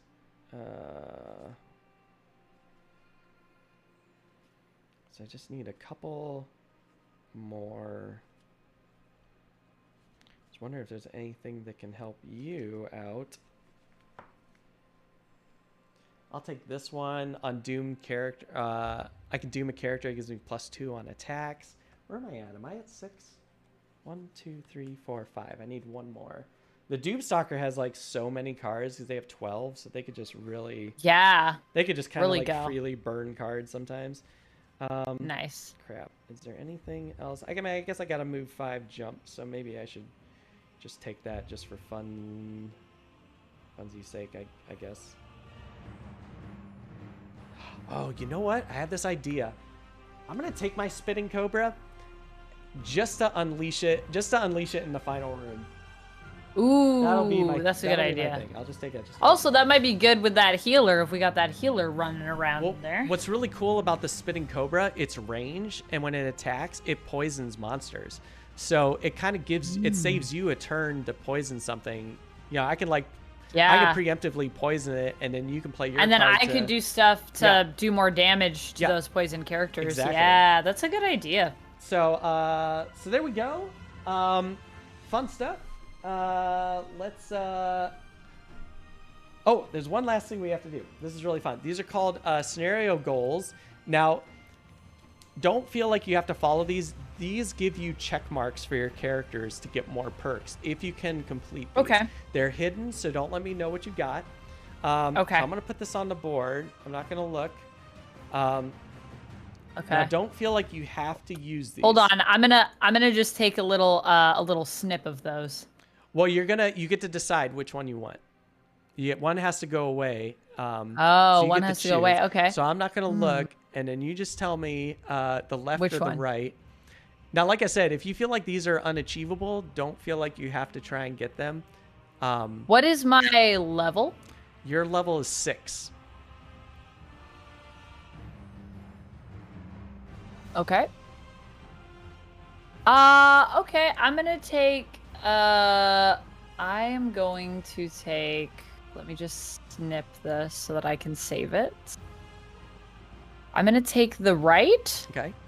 The card on the right. Is this one? I think Yeah, this that is one. Okay, great. That's the one I I'm want. gonna put that one Yep. down, and then I'll take this one off the board. Okay, cool. I'll throw this off to the side. And like I said, don't try and chase this because a lot of people, they actually die like chasing their... Yeah, just keep it in mind if it's something I can do. Yeah. I know okay. that's like somebody said like that's like a new player mistake is they get too focused on that, and it's like, well, then they lose that's the a whole common scenario. new player mistake with I feel like most games too, right? Like if you have an objective that isn't actually the like end objective, it's just like anything can get you like bonus something. You just kinda I'll get find a lot of the dazzled by times it. when I teach games, that's a lot of people get sucked into it. So I like that you said that because it's always good to remind people. I do that too when I teach. I'll usually be like, this is just a thing. If you get it, cool. But if you don't, Yep. don't worry about it. And if you focus on it too much, you might just lose the game. Yeah. So just a heads up. We lose. All right, so if you can... Yeah, in this case, we lose. Right. So if you can just kind of like not look at the screen, I'm going to show this for chat, so chat can see what I have. Okay. And some of them are just like totally dumb, like for a particular scenario. Jeez. Okay, I'm gonna take this one, chat. They both weren't great, so I might not even waste. No? I might not even waste my time with them. Okay. And now the adventure begins. So right now, this is the first room that we're gonna start at, and Cool. you can start anywhere on these markers, those little circle markers. That's our starting locations. Okay. So far in this room, we have 2 hounds and 2 Inox archers. They have numbers by them. So is that their strength? That's their, or is that just their identifier? That's their turn order. So that's their it's initiative. It's their second part. They have a first initiative number, but because both of these like monsters like followed that initiative number, this is like their second initiative. So it's like their initiative might be like 50.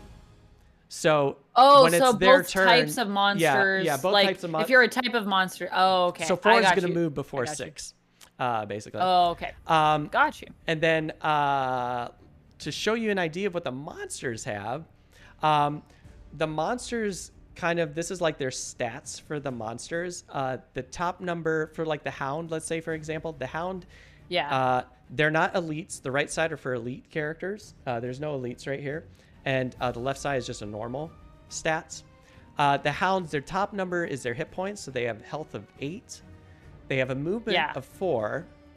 They have an attack of 3 and a range of, was the last one, which is nothing for the hounds. Okay. So don't worry about trying to memorize that. I'll be running everything, so I'll let you know like what their damage and strengths and everything are. Yeah. All right. I can just check in. Yeah. Cool. So yeah. Let's Also, this camera setup you have, by the way, is amazing. Oh, I'm thank always you. so impressed by all your cameras. This is like my favorite camera I think I've ever purchased. Is this one that just zeroes in on anything on the board. Is like one of the coolest cameras I think I've ever gotten. How many cameras do you use when you're playing? There's with 4 multiple cameras people? up right now. Oh wow, So, that's a lot. It's fun. Yeah. How do you even have those all in your computer? That's always my question with cameras. I have a bunch of like that I have like one of those Elgato capture Like a hub? cards. It's like a PCI hub, yeah, and it supports okay. 4 inputs. Nice. So I have a bunch That's really cool. I have a bunch of those. They did like a sale on one of them, and a bunch of us board game streamers just bought a ton We're of like, them. Like all we're all of like, them? yeah, we could put the word out, and then everyone was buying them. So yeah, I'm gonna need to get one of those. I want to do more board game content on my channel. Yes. So but that's always the thing where I'm like, I want to show it like everything. And it's just hard to do that unless you have a multi-camera setup, and it's hard to do that because you only have so many ports on your computers. So, right. Yeah. Yeah. No. Especially when you want to do multi-mics too. It's like and table space. The number of things you need as a streamer. Yeah, and table space. It's like you need the room. Yeah. You need mics. You need multiple cameras. So you need a bunch of hubs so that you can even make that all work. And you need lights. And the lighting is like huge too. And it's just, yeah, it's a lot. The glare. Yeah, there's a lot that goes on for like a board game streamer, like to do physical board games on the board. There's like a lot of stuff that's going on. It's like, oh my gosh, why couldn't this be? Cool. I'm always envious of like the video game streamers. I was like, oh, this is so nice.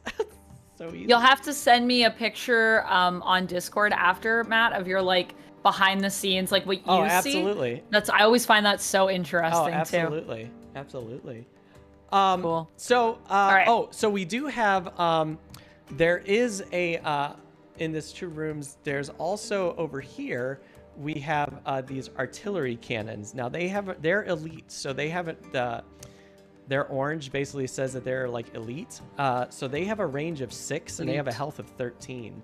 So they can shoot a fair amount of distance.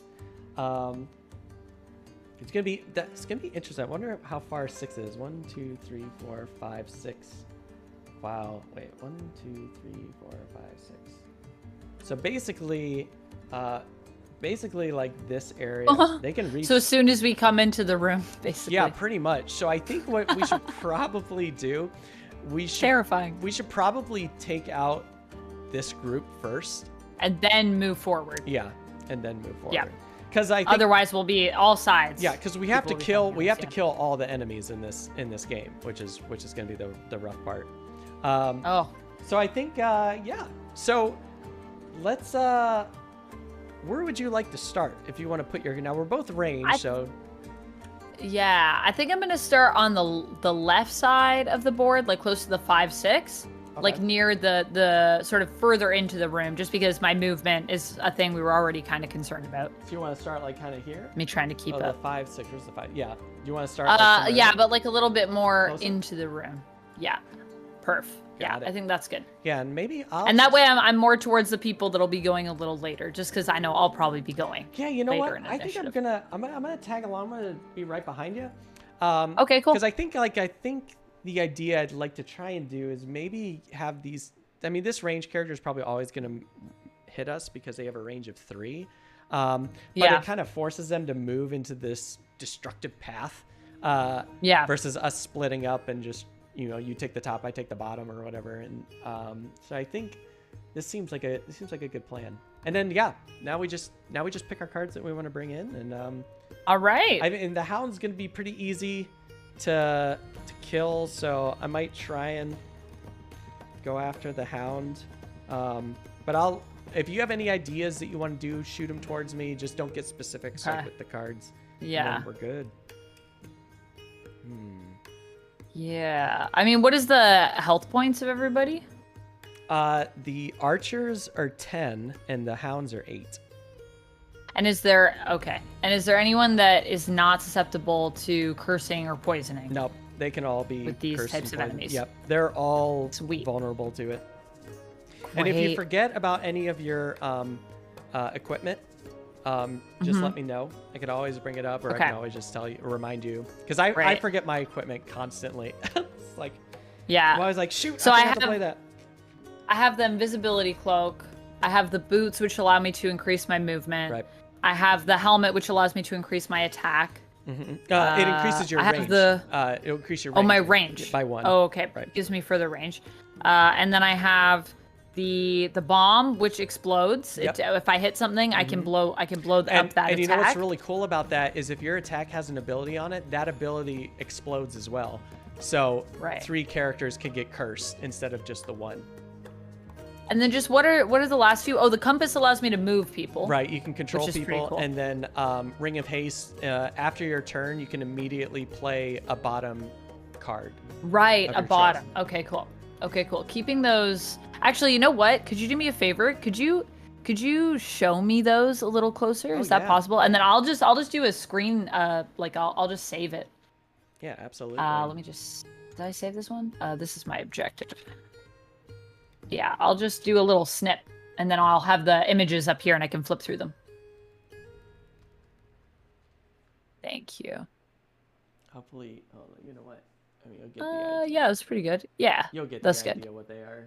I mean, I can just say, you know, that one, which does the invisibility. Oh, yeah, they okay, also have cool. little icons below them. So there you go. Oh, yeah, they do. Perf. Okay, great. Thank you. Sweet. Got him. All right. Okay. Let's get these back. Yeah, and then I'll just open those back up. Now, Very cool. a word of caution because you're a ranged character. If you are ever adjacent to a monster and you attack them with a range attack, you get what's called disadvantage, which means you have to draw 2 of these and take the weaker of the rolling modifier. So basically, never attack somebody that's adjacent to you. Always try and stay within distance. Okay. Don't attack them if they're adjacent. Yeah, and that rule also applies for the monsters as well. Like if the monsters are ever adjacent to you, they have to take disadvantage if it's a ranged attack.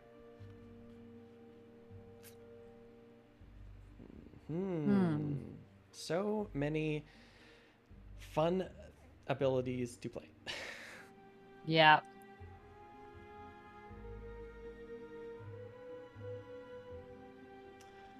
Oh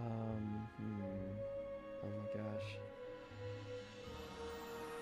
This is the hardest part of the game, is just to decide what cards you're gonna bring. Yeah, like what am I gonna do? Now, I'll put my cards here to show you that I'm ready, and then when you're ready, you just let me know which cards you're playing and which cards you're leading with. Okay. And take your I'm time. ready. No rush. Okay. Cool. And I am going to play Creeping Curse and Fetid Flurry. Okay. And I'm going to take Fetid Flurry, the 26, as my initiative. Got it. Make that my leading card. Awesome. Very cool. I'm going to also start with Rain of Arrows, which is 33. You're actually going to go faster than me, which is actually really cool. And then these are our second cards that we're playing. Oh my gosh, Professor Twitch has said that these poor archers were just out on like a walk with their dogs. And then we just showed up and we're just like attacking them. And they're like, so who's really the bad guys? I know. I'm like, yeah, I always think that with like dungeon crawlers. It's like we're like really happening? home intrusion. We're like home invading like their like domain, their place. It's like we're really kind of the bad guys in dungeon crawlers. Yeah, it's like, we really just showed up here and you guys were just chilling. Yeah. Sorry about that. Yeah.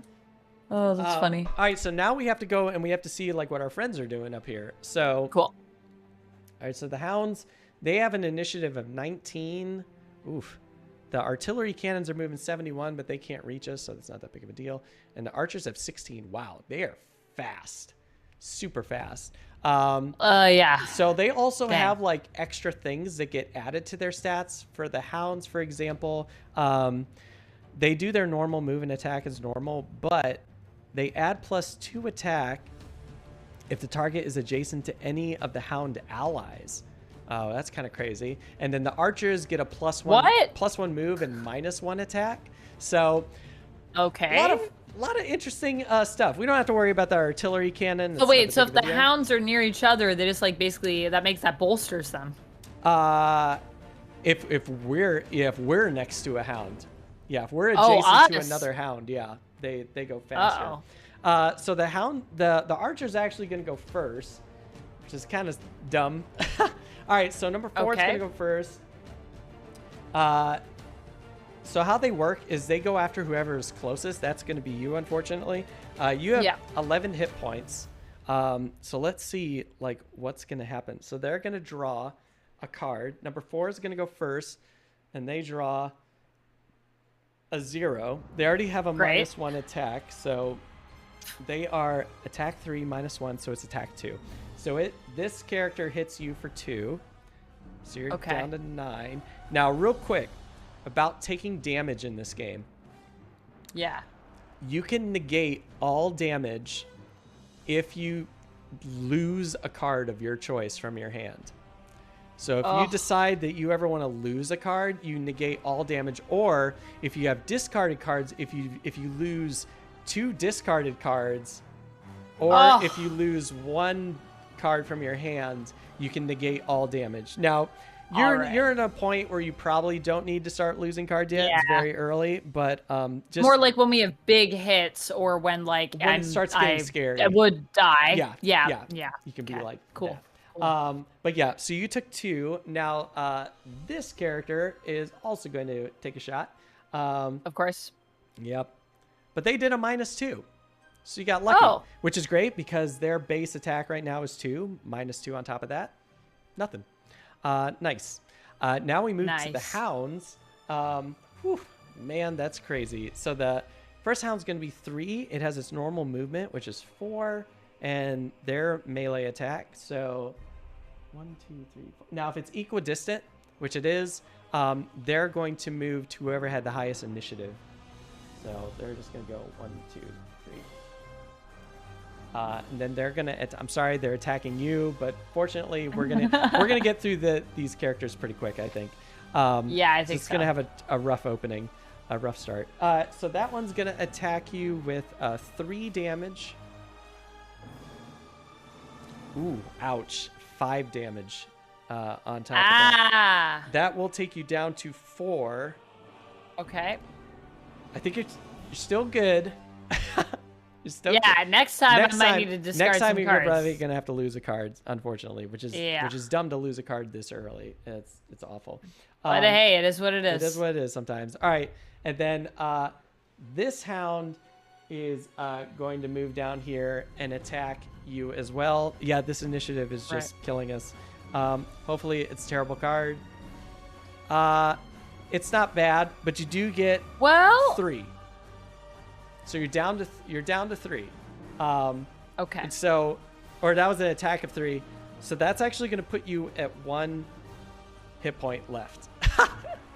I love how you almost got killed on like your first turn 1. Now here's an interesting thing. I do know that you do have like a heal, and I do. And on your turn, you can turn invisible for your cloak of invisibility, which will protect you from the next round of attacks from round 2. Because sorry, say that again. Invisibility, when you turn invisible, you're invisible until the end of your next turn. So okay. So you turn invisible on this turn, and then that would be a good idea. Oh wait, actually the order's wrong, because that means what? Invisible. Oh no, it's not the end of your next turn. Yeah, so you're good. So you'll be invisible in round 2 still, so you won't take any damage, which is good. If you at the end of its next turn, the invisible token is removed. So you're good. So I might want to turn invisible on my turn. Yeah. I think that's a good idea. Yeah, and then because otherwise I might be dead / lose all of my cards. I know. Yeah, it's kind of crazy. Yeah. That was a terrible card that they played on you. That's all right. They're just here defending their home. So I don't blame them. I understand.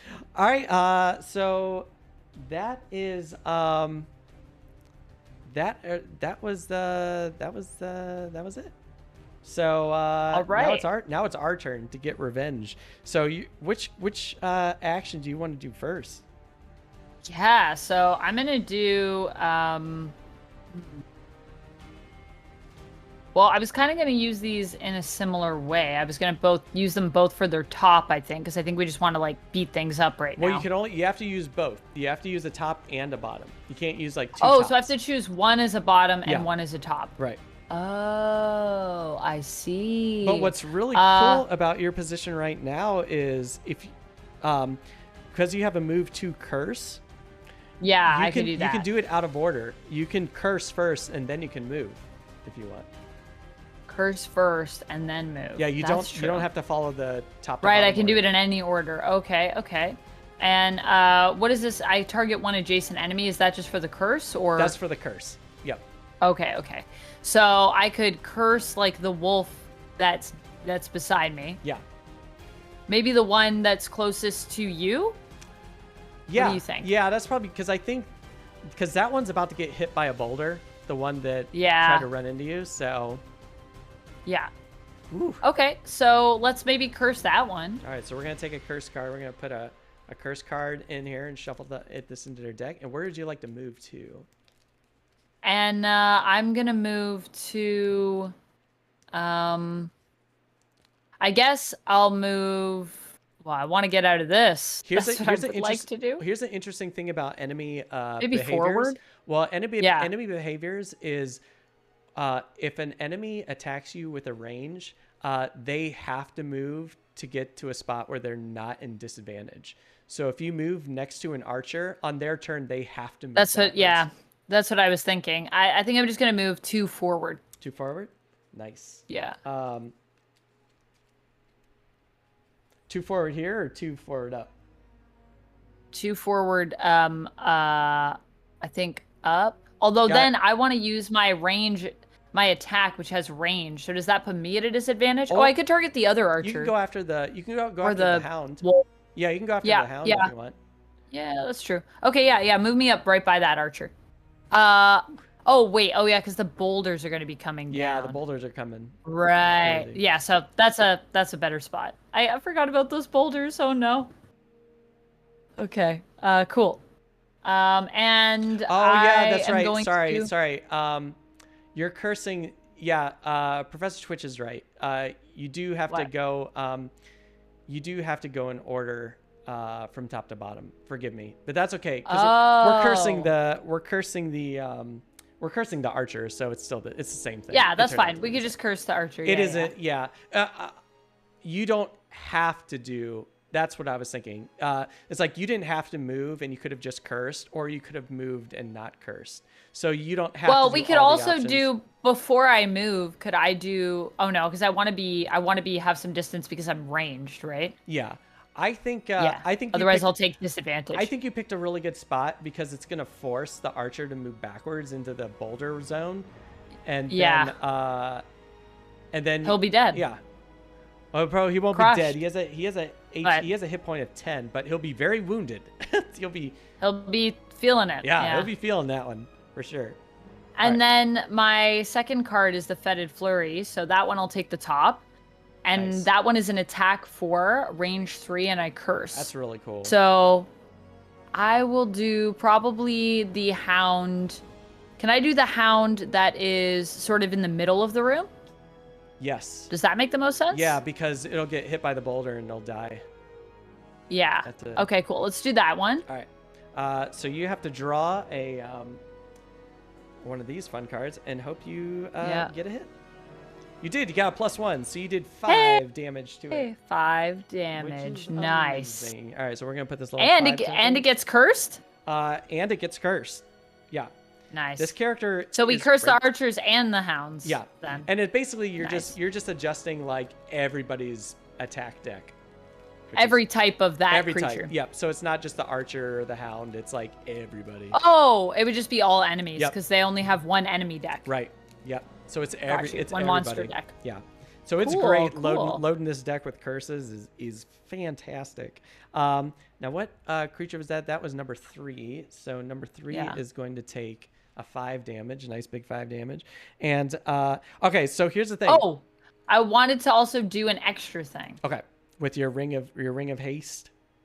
I was gonna use my ring of haste so that I can also play rot maggots to use my heal too. Yeah, that seems like a very smart choice. Because I'm feeling rough. Yeah. And then that also gives me, that's just, I could target someone else with it because I have a range of 3. Is that what that's saying to me? Okay. And you can heal me too because it is a target of 2, but I'm already full health, so it doesn't matter. Nice. All right, cool. And then, do you want to turn invisible? Because I remember you were talking about. Yes. Turn me invisible. I know we're like. So that means. Yeah, I know you were like burning a lot of stuff, but sometimes that happens. Sometimes you just blow away all your. Hey. I mean, sometimes the first room's like the hardest room. Sometimes. I'm not in a good position, right? Because you got to start in these spots. So there's less strategy when you're coming in. Yeah. Yeah.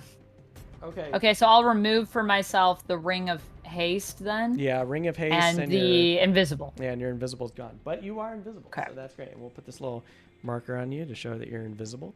And then it's my turn, and I'm gonna try and get rid of this hound to get it out of the way. The hound that's right next to us, because that +2 is pretty gnarly. So I'm going to doom this hound. What is that hound? That hound is number 5. All right, so we're dooming that hound, and we're going to play this card. I do an attack of 4, and I kill a target if it has 2 or less after the attack. So Nice. Let's see what happens here. Let's put this on here. And so let's see, that would be 6 damage. And then I'm going to drink this major power potion, which will give me plus 2 damage on top of that. So it will... Oh, wait, is that necessary? Wait, that might not be necessary, because if I do 6 attack... Yeah, if I do 6 attack, it'll be dead. Okay, we're gonna take a little gamble here and see what happens. Oh, I am standing right next to it, so I might have to drop a disadvantage. That sucks. I can't move, and I don't want to move. So, you know what? We'll just take the gamble, and we'll just see what happens. We're just gonna see what happens. So first draw, and I gotta take the second draw. Ooh, all right. So they were both +1s. I have to take the one without the immobilize on it, so which is fine. So it takes 7 damage, and the kill kicks in and just immediately destroys it. Okay. Ooh, my goodness gracious, that was wild. That was what a spicy start to this game. Yeah, that was insane. Now all enemies, when they die, they turn into coins, and if you ever end your turn on a coin, you gain that coin. We're playing a level 4 scenario, so I think the coins are worth like $4 each, 4 gold each, or whatever you want to call it. Because that creature died, I lose the doom. The doom goes away, and oh god, I almost feel like I need to just play a Ring of Haste just to start killing more stuff on the board. Is there any bottom actions that I can play that will help my friend? I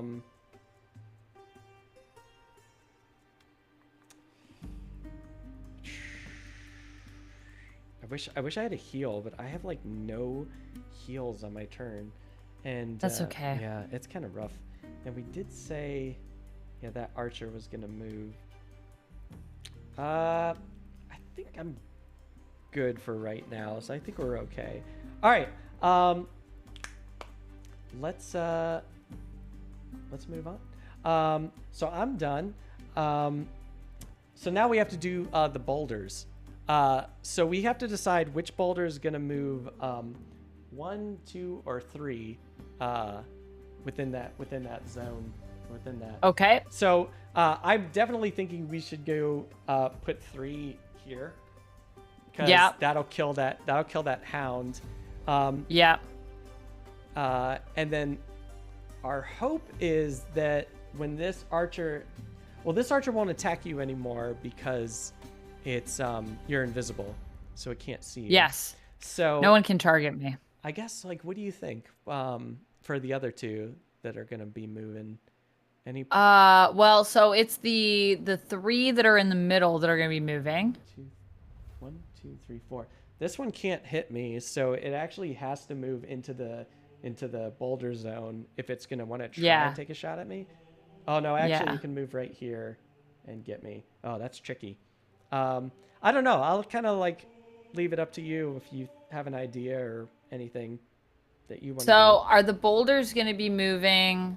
Like, this is the thing that will be hard for me to communicate to you. But the boulders are going to be moving, like, kind of this way. Like, they move, show me where they're going to be moving. They're all moving. Oh, they're just going to be moving straight down. Yeah, this is like I thought they were going to be moving on a diagonal. This is like the top of the mountain, and they're all like, this is kind of like the slope. Oh, right okay. Here. Okay, so I thought they were moving to the left. Yeah, they all just like move, in downwards. Yeah, they all move like this way. So this row will move here, this row will move there. Oh, okay. Oh, okay. Cool. Oh, yeah, left is in, like, right, because the board, this would be right and that would be left. I don't know why I was thinking this. This is why I was saying abalone, because I thought they were going to be going, like, on a diagonal. Oh, like, as though I can see the that. sides of the board were left and right. No, I can see that. So, okay, so that makes everything a lot more clear in my brain, so thank you. So that hound is basically going to be crushed. Yeah, the hound will by die. a boulder. Yeah. Great. Well, I think we should move that one, and then for the other ones, I don't know. I would say for now, maybe just we move them kind of. Well, we could move the one that's closest, that's on the far, I guess, left of the board, that's in the same column as you. We could move that one further if we wanted, because then I'd be past it, but then you still have to deal with it. So either you need to think about moving out of the way of it. I'll be fine. And you know what? Or Don't we have worry to about figure me that with out. health, because I actually have 20 health. So I got tons, Oh, I got wow. tons of health. So Okay, yeah, okay, I'm, cool. I'm pretty good on healing. Okay, well, maybe we want to move that boulder as well then all the way down, just because then it's almost like past me. Yeah, we'll put the 2 there. Unless we want to hope that the archer might move into its path, and then we could just move it 1. Yeah, it's like we don't even know what their actions are going to be next turn, so who knows. Okay, well then, yeah, this let's is just good. move it past us. Yeah, this is good. And then I would say maybe for the other one, we only move it down 1. Yeah. Because then that one will be like, it could be in a position to crush the other archer. Yeah, hopefully. Potentially. Cool. Depending on where he moves. I'm down with this. All right, so Sweet. This is going to move 1. This one's going to move 1. This one's going to move 3. 1, 2, crush. Nice. It just completely crushes Crunch. it. We'll put a little coin right here. Just to, Yeah, how much damage do the boulders do? They do 6. So they do, Wow. they do a lot Wow. of damage. 1, 2, 3. And then this one will do Got it. 1, 2. I'm actually really loving this this mechanic for this scenario. Some scenarios kind of have like these fun little mechanics. This one's probably like the one that I'm really excited about right now. It's really cool. Nice. Did you all have, Mayor of Canada says, did y'all have fun at Gen Con? We didn't go. Oh. So we had a blast. Yeah. We're the people that were left behind the for Gen Gen Con Cants. this year. Yeah. Gen can't. All awesome. right, then that's it. Now we discard our cards. So you Okay. can just discard your whatever and then and pick new cards. Okay. What do I want to play?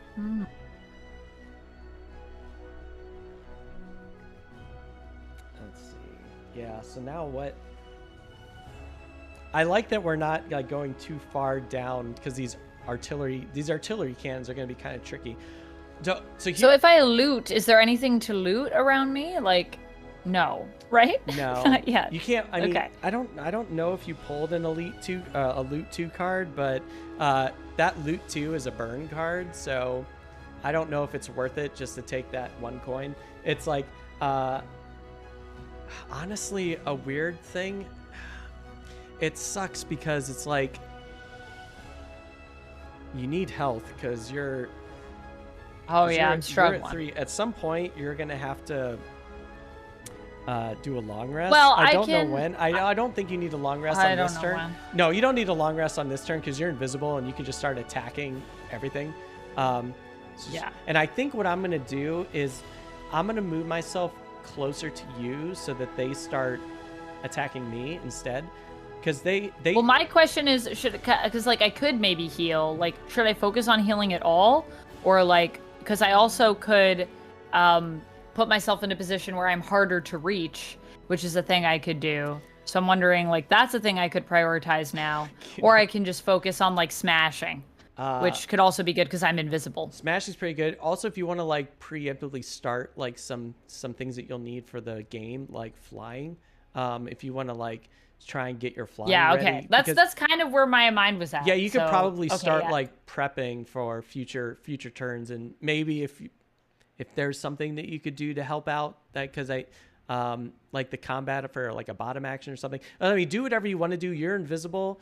You have, I believe you have 1 more heal, but you can't use it on me. I think it's only used for allies, because the one that you used for yourself, you already used with the Ring of Haste. That was, Yeah, that was Rot the Maggots. only one that I have is the 2 heals that are in my deck are the heal that I just popped, and then the Right. other one, which is all adjacent allies. That's what I remember. Yeah. So it's conditional. I wouldn't worry in that about taking damage because, like I said, I'm going to go right next to you. So they're going to be focusing on me and not you.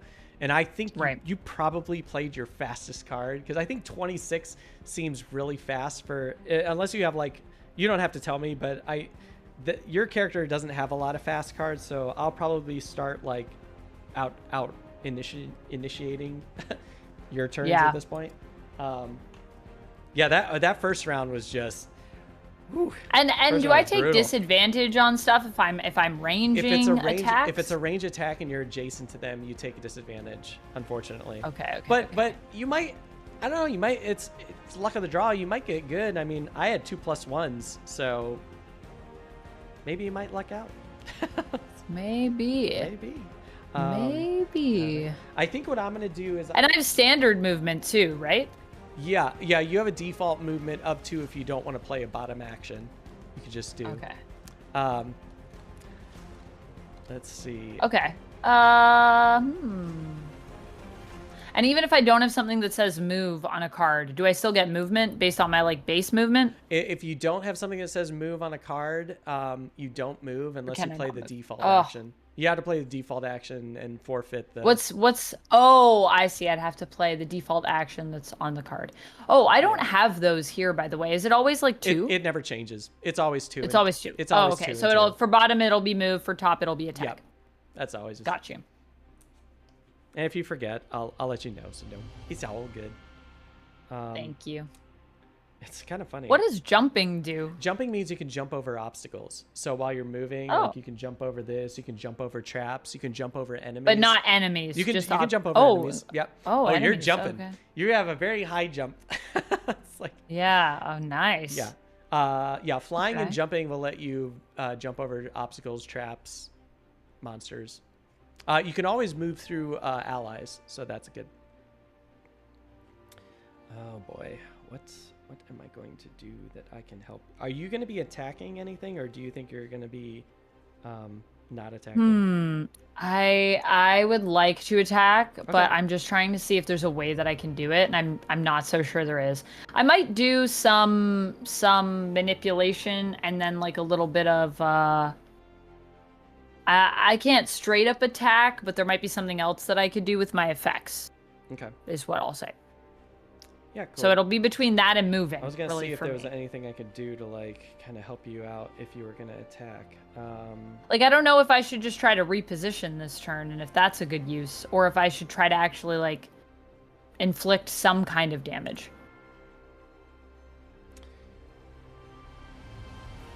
Well, I won't be able to kill anything on this turn unless we like attack this. Unless we can like attack this 6 and like manipulate it to move downward into the. Right. Yeah. Well, I mean, what's really interesting about your Doom Compass is that these artillery guns are going to be kind of gnarly, like when we fight them, because they're going to do 4 damage. They're also going to target 2 people.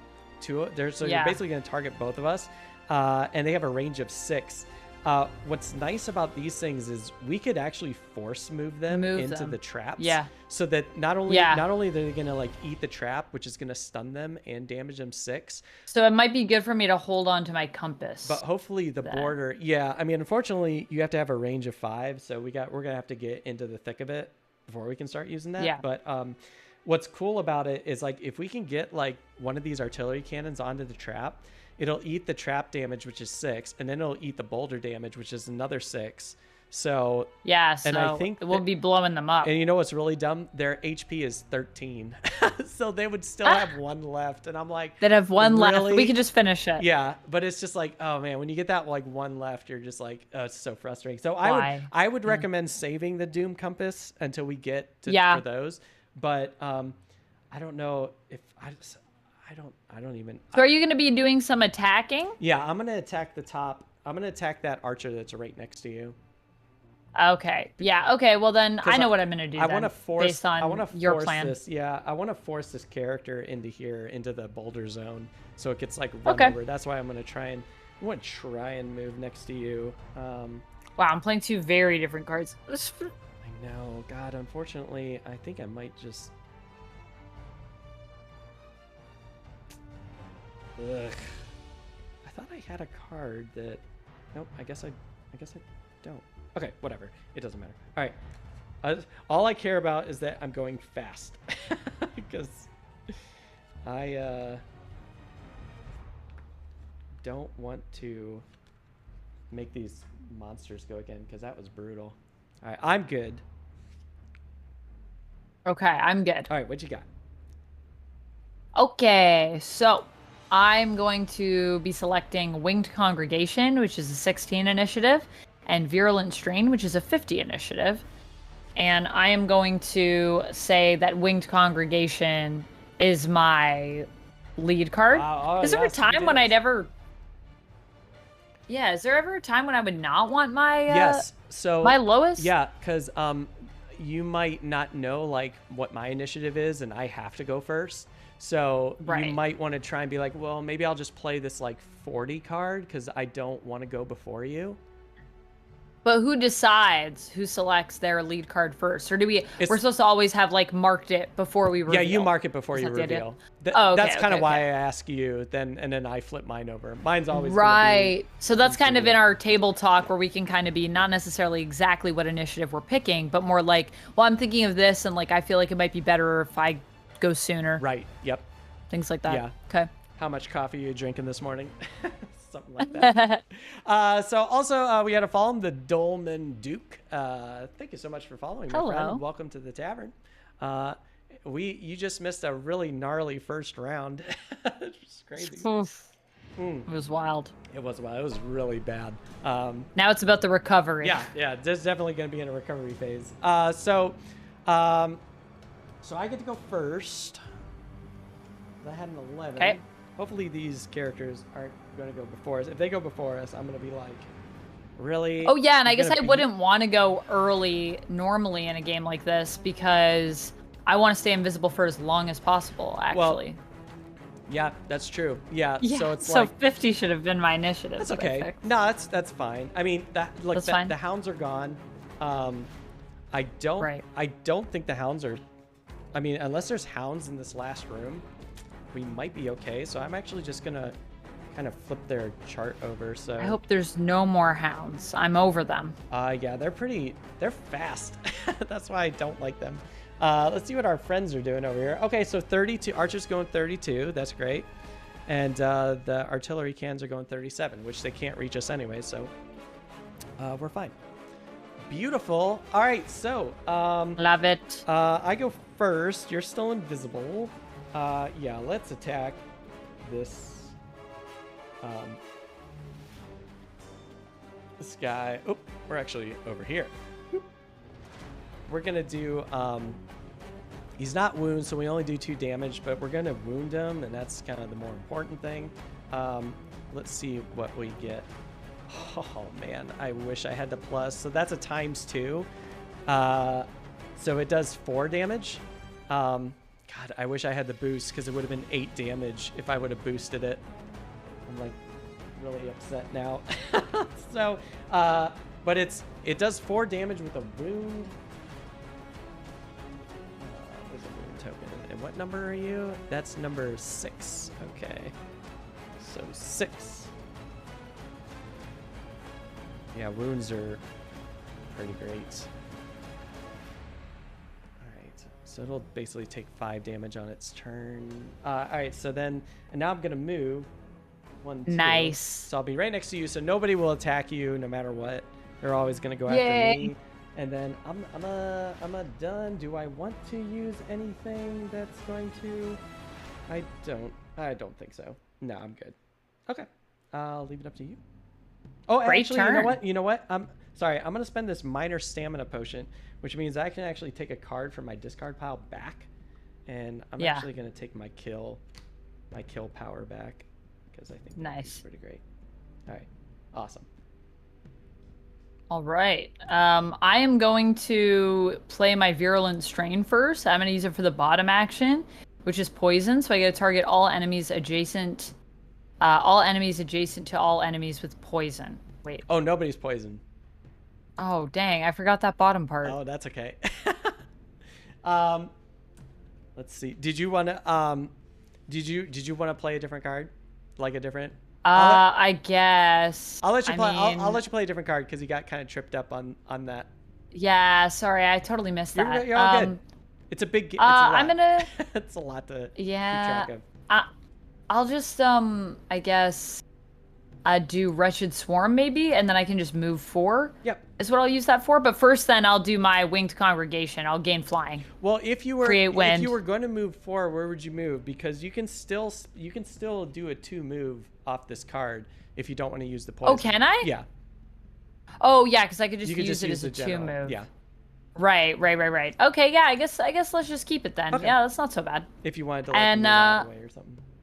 Yeah, I just wanted to move to a better place just because like I'm ranged was what I was thinking.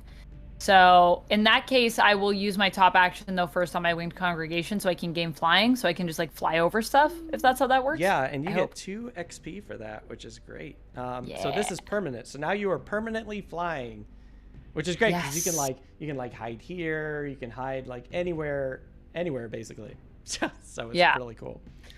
I think the only thing you can't cross is you can't cross this. This is like because that's not part of the map. Right. So yeah. So I can and I'm going to I also create wind when I do that. So I gain flying, I create wind, and then I get 2 XP. Nice. You're good. Cool. And then Sweet. did you want to take the move 2 anywhere? Yeah, so I'll use the poison for the bottom half, the virulent strain, and I'll just use the 2 move. And I guess I just wanted to be in a better position so that I can like actually ranged attack people. So I don't know if I should just like fly over you and go back, or if I should just try to fly up into this like over this mountain if you go right, area where no one can get me. Yeah, like you're not in line of sight of the cannons from here because this blocks line of sight. So any of these 2 spots would be safe. This obviously would get you closer to the door than that one. But it's your call. Which one? If I go up to that little top spot that's the furthest from the door, would that allow me to shoot with my ranged attack at that archer that's there? Yeah, you'll still have line of sight here. Okay. According to the rules. But will I be far enough away that I can use my range? Because I won't be pressed up against him then, right? Like I'll have one space between us. Oh yeah, you'll for this one or the top one or the bottom one? For the one that's closest to us right now. Oh, this one? Number 6, I think. You would be fine. Yeah, okay. Yeah, then I'll go up in the corner just so I'm at a better place for ranged attacks. Now you won't be at disadvantage because you won't be adjacent to them, so you'll be fine. That's what I want. Yeah, so line of sight is really weird in this game because there's many different rules, like rewritten rules on how line of sight worked. According to the rulebook. Oh, interesting. According to the rulebook, line of sight, you count a point on your hex tile, and if that point can connect to another point without any kind of interference from like a blackened area, you have line of sight. But the digital version is from the center of the tile. So and I think like Frosthaven has different rules on line of sight now too. So it's like there's always like I feel like the line of sight has always just been this like weird rule. It really depends on which version you're playing. Yeah, like which rule set, what errata you're going after, and I can never keep them straight. But generally, it's like if you're if it's like an obvious line of sight, you obviously have it. So, but yeah, cool. So and the wind. Sorry, what does the wind do again? It gives us +2 attack. Is that what it does? Wind. If you have an ability that when it's waning consumes wind. So wind's strong right now. So any abilities that use wind, you can't use them on this turn. But next turn, when it goes down to waning, you can use your. I don't have any abilities that use them. Sometimes it's like one of those things where it just generates and it doesn't get. Or used. I guess like the other thing is like. This could be a character. Well, there could be more cards that you could, I guess, buy. Absolutely. For the character as you continue on. Yeah, it's or it could be like you build the wind for another character to use it. Exactly. And what's kind of a downside is you could be generating wind and the monsters can use that element. What? Yeah, they can steal it from you. It's kind of crazy. So they can use it too. No. So if they have an ability that uses wind, they snatch it up. So it's kind of like no. So it might be a good one to use now so that we don't have to worry about that because we know these characters don't use wind. I don't think any of these monsters use wind, so I think we're fine. If I can remember. Okay. I don't remember any of these monsters using wind. I guess we'll find out if they do. Yeah, I'm pretty sure they don't, so we should be. I don't think any. I'll be making a moderate amount, so not too much. I don't know what the shaman does, but we'll find out. It should be pretty crazy. All right. All right. So next is that's it. All right, so you're no longer invisible, but that's okay because everyone's still going to be targeting me, so you're still safe. It was really funny because I was gonna turn invisible and that would have completely screwed you.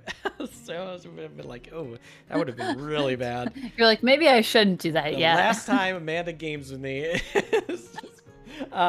All right, so immediately start, almost die, and then Matt turned invisible on me, gosh. and then I was just dead. I was really Could you scared. I imagine? was thinking, oh my gosh, are you gonna like lose cards or die on your You know first what though? round? That would honestly be pretty like par for the course for what I've heard for Gloomhaven can do. Like not in a bad way, but just in a way that the game is very brutal. It is at times, and that's part of the joy of the game. Yeah, so. this game has a weird curve where it's like the game starts off almost impossible, but then as you progress through the game, it gets easier, which is, I guess, that's a lot for like role players where you like level up your character to like god status. It's like, oh yeah, now you're just kind of killing it, you're melting everything. But yeah, at the beginning, basically how it happens. At the beginning is very brutal. At the beginning, you're like, I have to fight like a bug, and you're like, oh, it's terrifying. Yeah. And then by the end, you're like, oh, I just slayed like 2 dragons yesterday. It's right. Like, what? Yeah. All right. So the archers are just gonna go. They're the only ones that can do anything. This archer is just immediately gonna take damage because it's wounded, and we'll just kind of clear these off here. All right. So you just take damage, and I have a little stand holding this thing up, but it's actually kind of making it hard to move around, so I'm just going to take that off. Okay. Thought I could get rid of the glare. Okay, so what are you doing? You're moving and attacking +1 with a range -2. Well, this one's right next to me, so if it wants to attack me, it has to move away. And the only legal place it can move to is, unfortunately, it has to move here because it has to get out of line of sight. So it's going to miss the boulder, which is a bummer because I really wanted it to lay there so it could get crushed by the boulder. That would have been so rad. But that's okay. It's going to try and take a shot. Actually, which one is that? That might actually... They might actually be kind of stuck. 1, 2, 3, 4. All right, so 4 has to move first. So 4 is going to move here. So that will get hit by the boulder. Wow. God, I should have aimed at that one now that I'm thinking about it. It's going to take a shot at me, see what happens. Ooh, it's a -1. So what do they do? That's 3 + 1 is 4, -1. Okay, so it just says 3. Because it has a base of 3, +1 is 4, but -1 is 3. So that's kind of like, there's a lot of weird, like... modifiers. Yeah. A lot of weird stuff happening. All right. That's also very, like, D&D, though. Oh, like okay. Modifiers so on modifiers, yeah. Oh, nice. Now, I have a steel ring, so whenever something attacks me, a source of damage, I automatically get a shield of 4. So... Okay. That's gone, but I don't take any damage, which is great. And then this one's going to go right there. And that's going to try and take a shot at me. Did 0. So it does do 4. Ugh. All right, so I take 4 damage. That would have been great. I wonder if that shield's for the attack. Oh, it's for the attack. If it was for the entire round, that would have been awesome. But it was just for the attack. And then that's it. Yeah, the artillery guns can't do anything, so that's fine. And we're good to go. All right. Now we have to roll. Now we have to move our boulders. The boulders. The boulders. Okay, so definitely. I guess the question is like, do we want to restart like these boulders? I mean, we could probably just. Let's see. 1, 2, 3. God, it's so close. It's 1.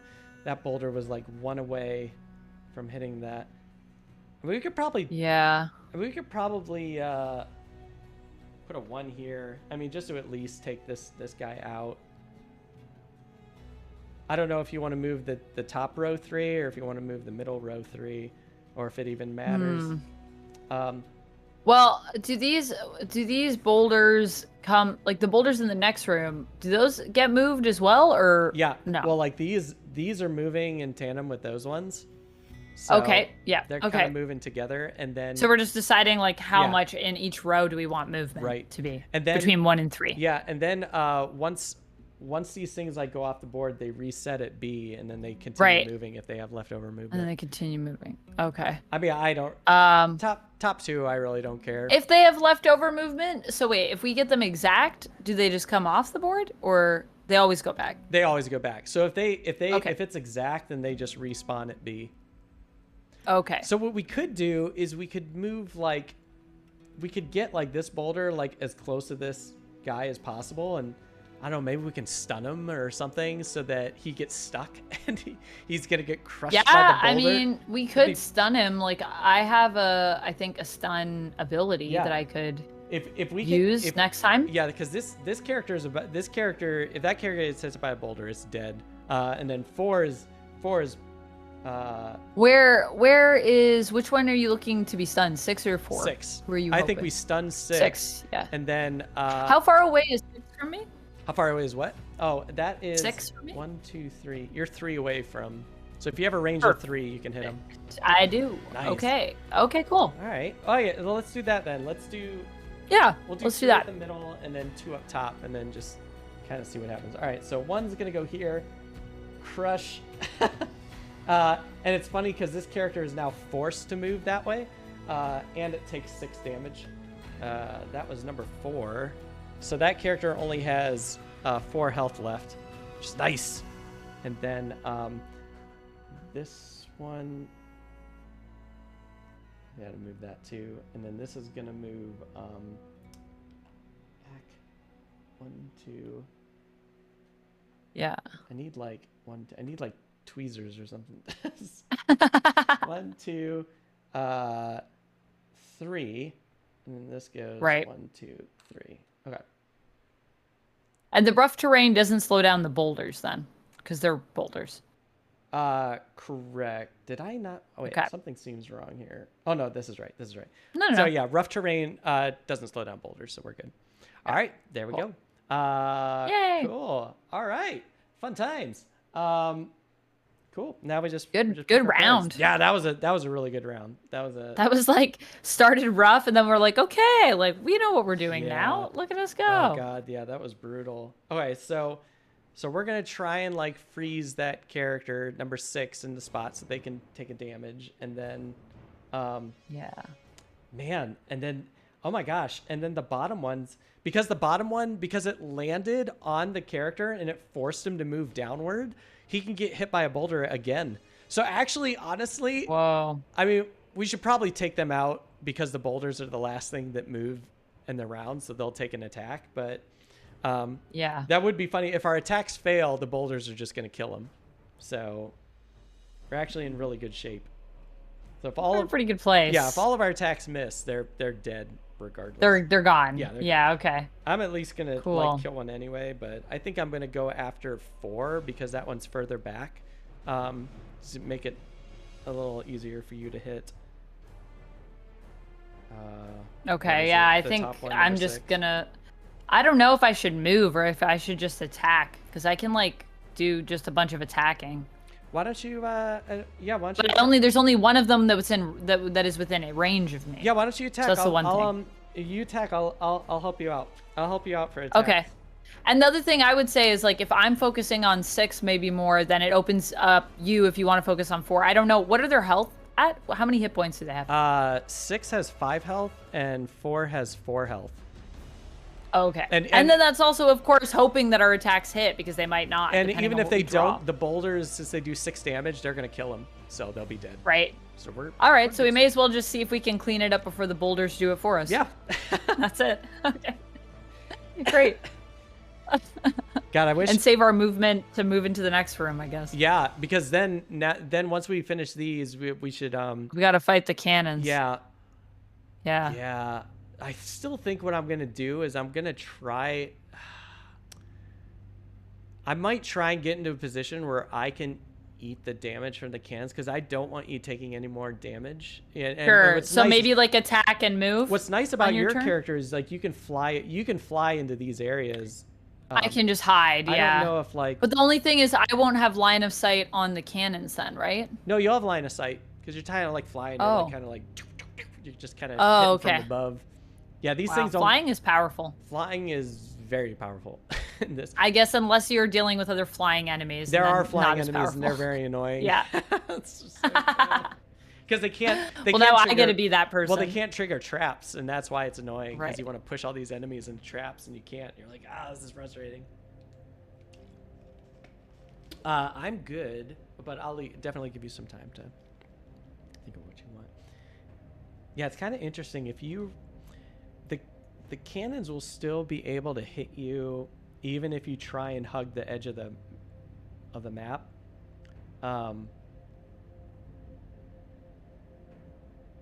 But at least you're safe from the boulders, you know?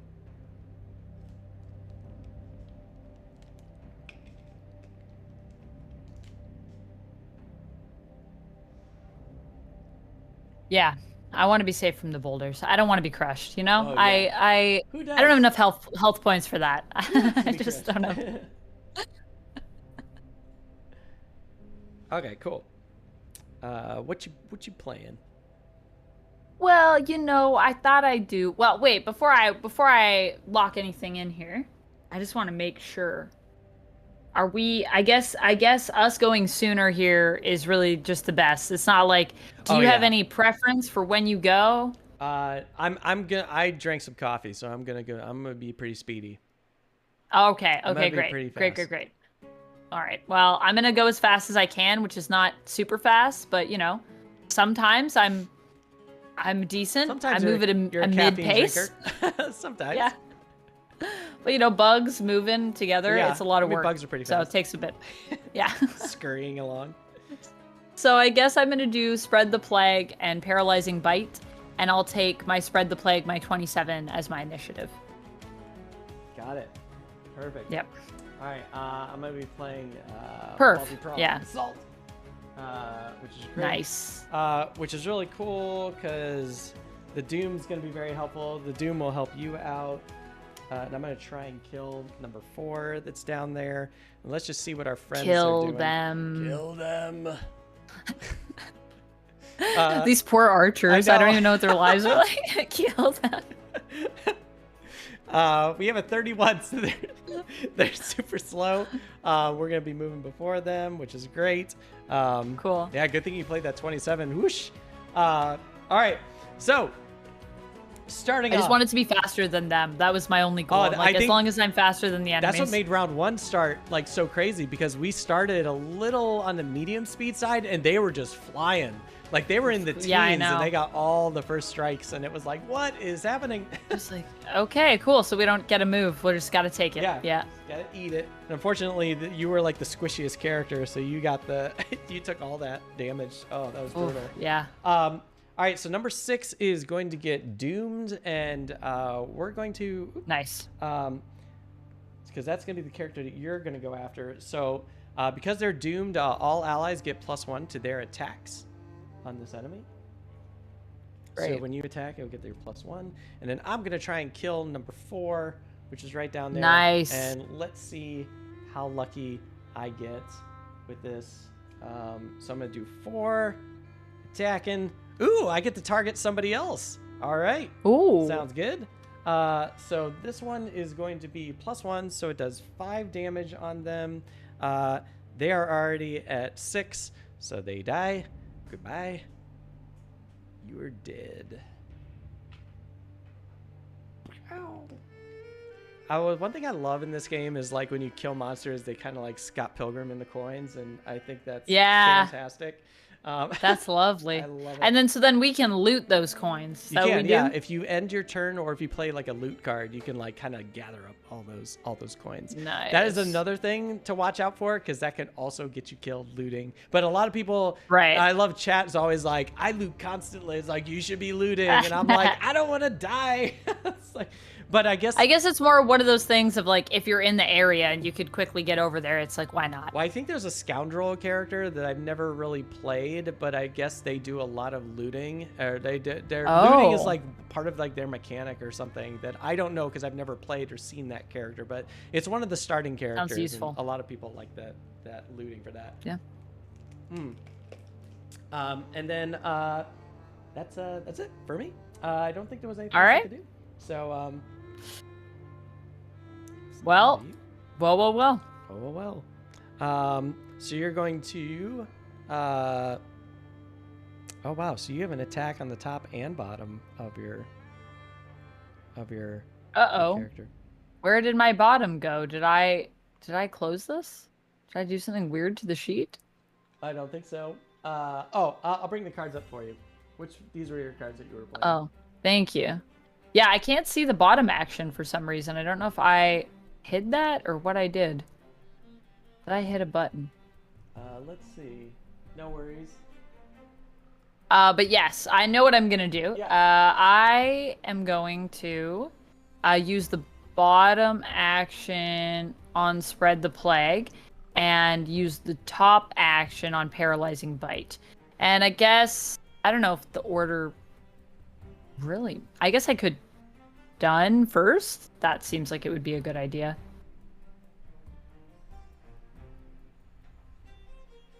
Oh yeah, now it's back. Yeah, what happened? Did I do something there? I don't think so. I think I did something. Oh. I was like, I was like, oops. Didn't mean to do that. No, you're fine. You're fine. Okay. I did something, probably. I think something just moved. That's all. What did I change? Oh, okay. But I can fix it. Don't worry. Okay, cool. So, yes, restore this. So you're playing. So you already played Wing Congregation, and you already played Virulent Strain.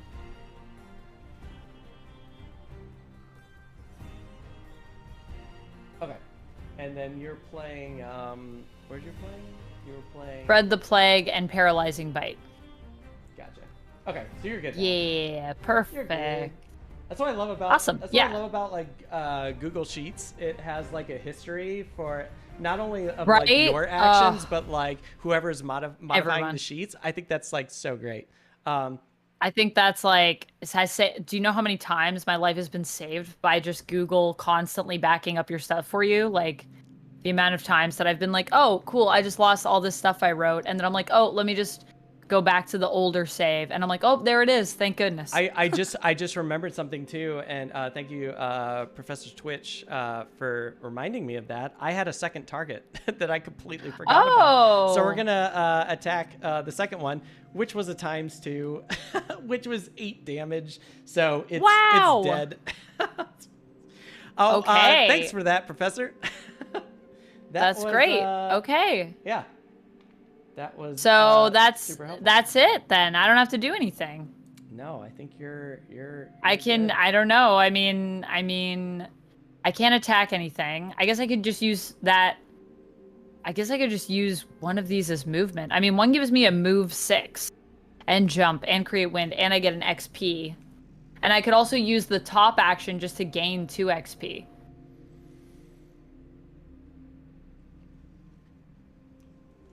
Yeah, let's see. Yeah, you could just turn that. You could just activate that one right now just to get like 2 XP. That way, it's like always on. And you can move and move and loot. Yeah, so that's once during each of my attack actions, I may poison one ally within range. Right. So you'll poison me, but I'm immune to poison. So you can poison me. I just won't turn poison, and you'll still get the. Right. You'll still get the. Or deal 3 damage to ally that already has poison to add +1 attack to the entire attack action. Yeah, it's so that just gives me +1 to attack like forever. It's pretty great, but you have to be in range of me though. That's the thing. So as long as you're within like a range of 2 for me, you'll always get that bonus, which is definitely going to be happening when we get to this final room. Right. So should I just take that then? Absolutely. We'll just take that card. Yeah, absolutely. Okay, cool. Because that's a pretty fantastic card. Okay. And then the Paralyzing Bite, I can just I can do either of these to get 1 XP. I mean, one allows me to move, so if I want to move in there and collect some coins with you before we move into the next room. Yeah, I can't move on this turn, so if you wanted to, you could move like right there. You could do your default movement 1, 2, 3. End on that coin. Well, I have a move of 6. You'll burn with that the Paralyzing Bite. You'll burn that card though. That's the only thing. So be careful. That's a will that's I? a burn card. Yeah, you probably can't see it. It is. It's highlighted blue. But yeah, sorry. yeah, It is. Yeah, it's a burn. Okay, so I could just do I could just take I could just either take the 2 if I use the bottom, which I guess I have to. Yeah, I'll use the bottom and I'll just take the 2 then. Yeah, but that's it. That's a good one. So That's good. You get a coin. Then I get a coin. And you'll be Well, out of look, the range of chat, we looted. We did some looting for yeah. Enjoy. I love McKnight like kudos to the scoundrel. Yeah, people love like that character. I've never played that character. I love it. So cool. Is there someone that makes gadgets? I feel like that was the a character that my ex played. I think the that's Tinkerer, yeah. My ex played the Tinkerer until they were like fully leveled, and then they had to pick a new character. I remember a lot that of time. being a thing. What happens is you have like character goals or like a personal quest, and once you complete that personal quest, you retire. That's how you retire a character. Right. For example, like my character is hunting cultists and bandits, and I have to kill 20 of them. So if I'm already at 10, so I'm halfway through, and once I kill my 20th one, then I can retire that character. Oh, so how does XP also work in the game? Like, how much XP have I earned, and can I see that somewhere, or like, what do I do with it? Your XP will be basically tallied to your total XP at the end of the scenario, and if you hit the number, like once you get 345, you'll be at level 7, and then okay. But my so like, are you keeping count of the XP that I've acquired through this? I don't know. I don't dial, and the left one is so that's what I've gotten. Yep. And the right one's that's your my health. Oh, okay. Yeah, And then what about the 5 XP that we got at the beginning? Does that not count, or does that just go on our sheet? That goes on your sheet. Okay, yeah. That won't get added to the ring. That was actually supposed to be added right now, but I don't have a pencil, so I was just like. So technically, I'm at 8, 9, 10, 11, 12. 312 plus the 4. Plus the 4, and then if we complete the quest, we get 12 XP bonus. So. There's a lot of numbers. There's a lot of like number crunching in this game, which gets kind of fun. But so right now I'm at 4 so far during this. Right now you're at 4 within our scenario. Adventure. In the scenario, yeah. Scenario. You're in 4 right now. Thank you. So, it's like, what's that word? Yeah, unfortunately, like this character is a little slower at gaining XP on the cards. There's some cards that do a lot of XP, which is great, but yeah, it's. Not like the Doomstalker had like a bunch that's really fast. That's kind of why I leveled this character up so quickly. That's like, just XP is cool, and we'll get there slow and steady. Right. Yep. Okay, so we have to move these boulders. So I mean, definitely let's not make the top one 3, because actually it doesn't matter because you're flying. So I'm flying, yeah, so I can do it all. Let's just move it 2 though, because actually I might be able to jump over that. So maybe that's not a big thing. My thing is like now I want to get to that strategy that we were talking about moving these artillery cannons into the trap zone. So, well, do you think we should just move into the room and then I should kind of start off with that? Or should we move further in and then do that? I think we should start with that, probably, right? Like as soon as we're in the room. You have to be You have to be a range of 5. In order for this to work, you have to be at a range of 5 for these things. So what is that? That would be like the furthest. I mean, you're flying, so 1, 2, 3, 4, 5. I mean, honestly, I'm here. Honestly, you could be like anywhere here, and above for this trick to work. Right. So it's like you control them, you move them into the stun trap, and then a boulder comes and smashes into them. So, but how would that work? What would that be like? Because that means this one has to reset. So I can just be like behind this. Oh, it's the 3. So this boulder goes 1, 2, 3, and then it'll crush that artillery gun that's in the trap. So maybe we should move this thing this round. We should move this thing like 1 or 2. Just 1. Yeah, I think just 1. Right. And then it should be set 1, and then 1, 2, 3. Right. Oh, right. If you want to, we can do that. We can move this one too. And so then this turn, what I need to do is I just need to move up into like maybe behind that ledge at the. Yeah, you're in far. You're in range anywhere here, and above. Okay, so if I go into that little pocket, which is behind, that cover that's just sticking out, like right as we enter the room on the left side of the room? Yeah. Or the top area, I guess? Like right up here? Yeah. But like just behind that, then I'll be hidden, but I can also hit it, right? When you mean behind that, you mean like right here? Yes. Yeah. Okay. There. Yeah. Yes. Do that. Yeah. Okay. Because so I just need to move three. No matter where you go in this room, you're gonna be a target for the furthest cannon. Because they shoot like 6, which so they can hit anything. They can hit anything on the board. Yeah. So I just need to move at least 3. Yeah. Oh my gosh, this is gonna be really cool to see. It's gonna be exciting. It's gonna be very exciting. Okay. Also, before we move into this room, do you mind if I take a quick little bio break and just refill my drinks? Absolutely. And then I'll be right back. Yep. Okay, cool. Sounds good. I'll be like 2 minutes. No, it's all good. Gang, we're going to do that. I'm so excited. I know, I am excited too. I think I might do that too and get a drink because I need a drink too. Gang, we're going to take a quick break. We'll be right back. So don't go anywhere. We're going to do some crazy moves here. I'm excited. All right, gang. We'll be right back. Hang tight.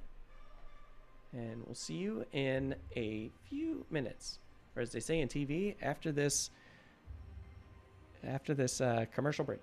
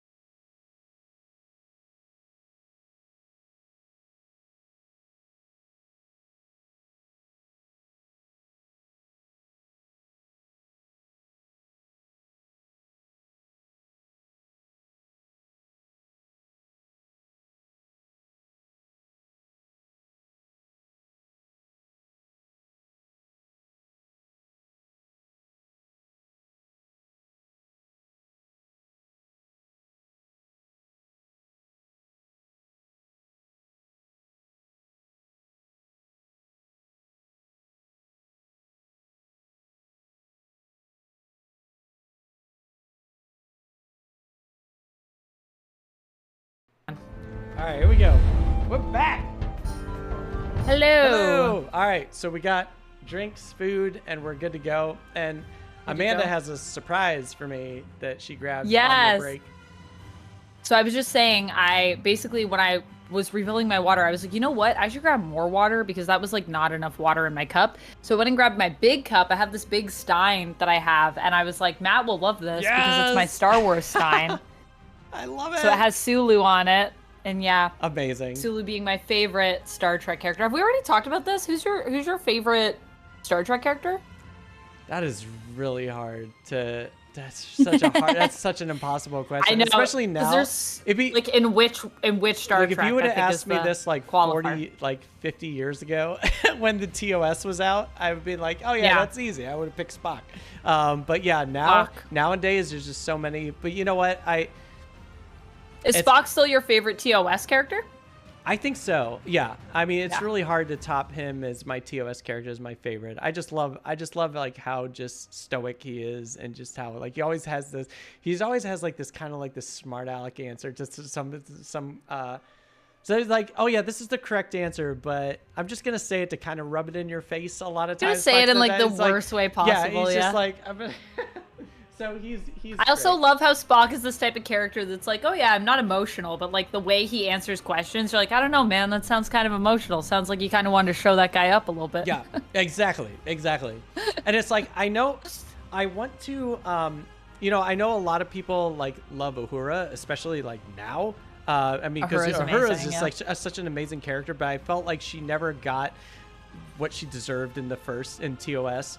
She was always the person just like repeating whatever the computer said. Just like, I just answer phone calls and repeat whatever the computer says. So, and it's like, and like there's very few like character moments for her in TOS. So, but it's like now with like Strange New Worlds, it's like she might as well be like starring this. I mean, she's very prominent. She's a very prominent character in the show. I still haven't seen Strange New Worlds, but I'm so excited to watch it. You have to watch it because we just released a very special episode, which I'm probably sure it's probably going to get spoiled on social media. So last week's episode was very special and is very, very fun. I don't want to say it because I don't want to spoil anything, because if you're on like a Star Trek adventure, I want you to experience the adventure. Experience it organically. It. Yeah. Exactly. I've been reading a lot of the comics lately, actually. I've been reading the current Star Trek series, which I think is by IDW, and they're doing like the Day of Blood and all of that stuff that's happening right now, which has been amazing. I don't know if you read the Star Trek comics, but like,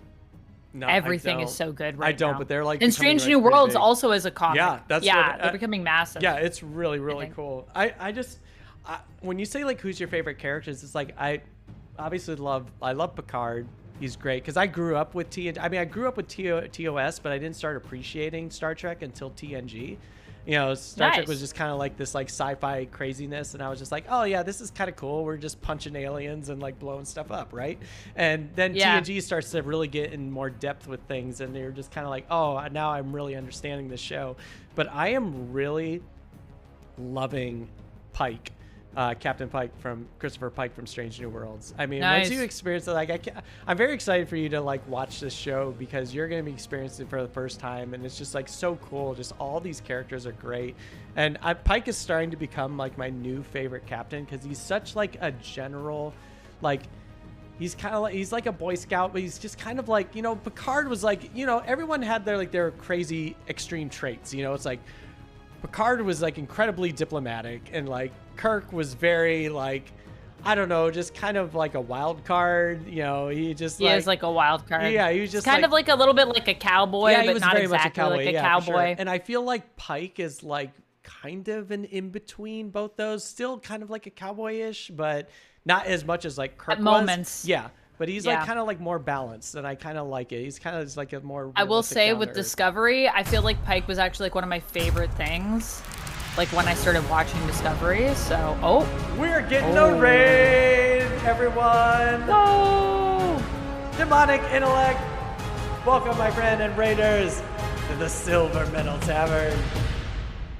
Demonic intellect, welcome, my friend. Welcome to the stream, everyone. If you love old PS2, PlayStation games, check out Demonic Intellect because he streams tons of like old school PS2, PSX games, like the hardware, the actual hardware, not That's like awesome. modded or anything like that. They're Whoa. like good. They're like good stuff. And I was just like, and he's got like imports and stuff like that too. He was playing this game called like Street Golfer, which is kind of like a golf game, but you're golfing in the middle of a city. So it's like being in Times Square golfing, which is kind of weird. crazy. I love it. It's kind of crazy. Yeah, he's really awesome. He plays like a lot of Persona and stuff like that too. I was checking out. Yeah, super cool dude. Super cool dude. So yeah, check him out. Give him a follow. Yeah. So welcome friends and welcome Raiders. We are playing the legendary Gloomhaven.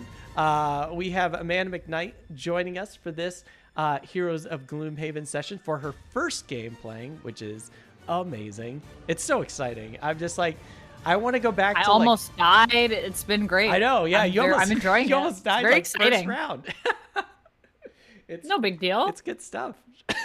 Yeah. So we're back at it. We're actually at the second phase of this. We're kind of like we're past the first room, which is nice. The first room was really brutal. Now we have a really solid plan for the second room. And the second room, actually only has like 2 monsters in it. It just has. So it should be pretty easy. It should be pretty easy, yeah, going into here. Never seen this game. This game is like the ultimate dungeon crawler that's out in the board game world right now.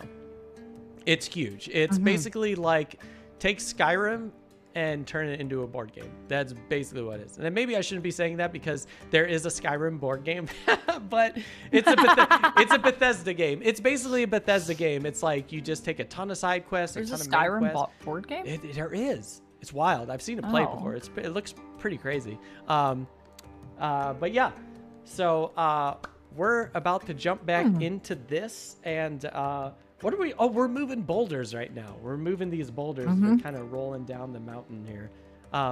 What are your?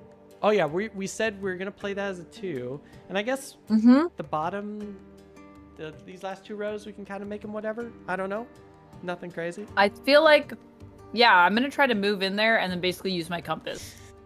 Oh, okay. Yep. So I guess we could just kind of put these like, I don't know, move the middle one 3, and because I don't think that's gonna bother me that bad. All right, so basically we're in a special scenario. We have to try and get into this room. There's treasure, and we have to kill all the enemies in this scenario.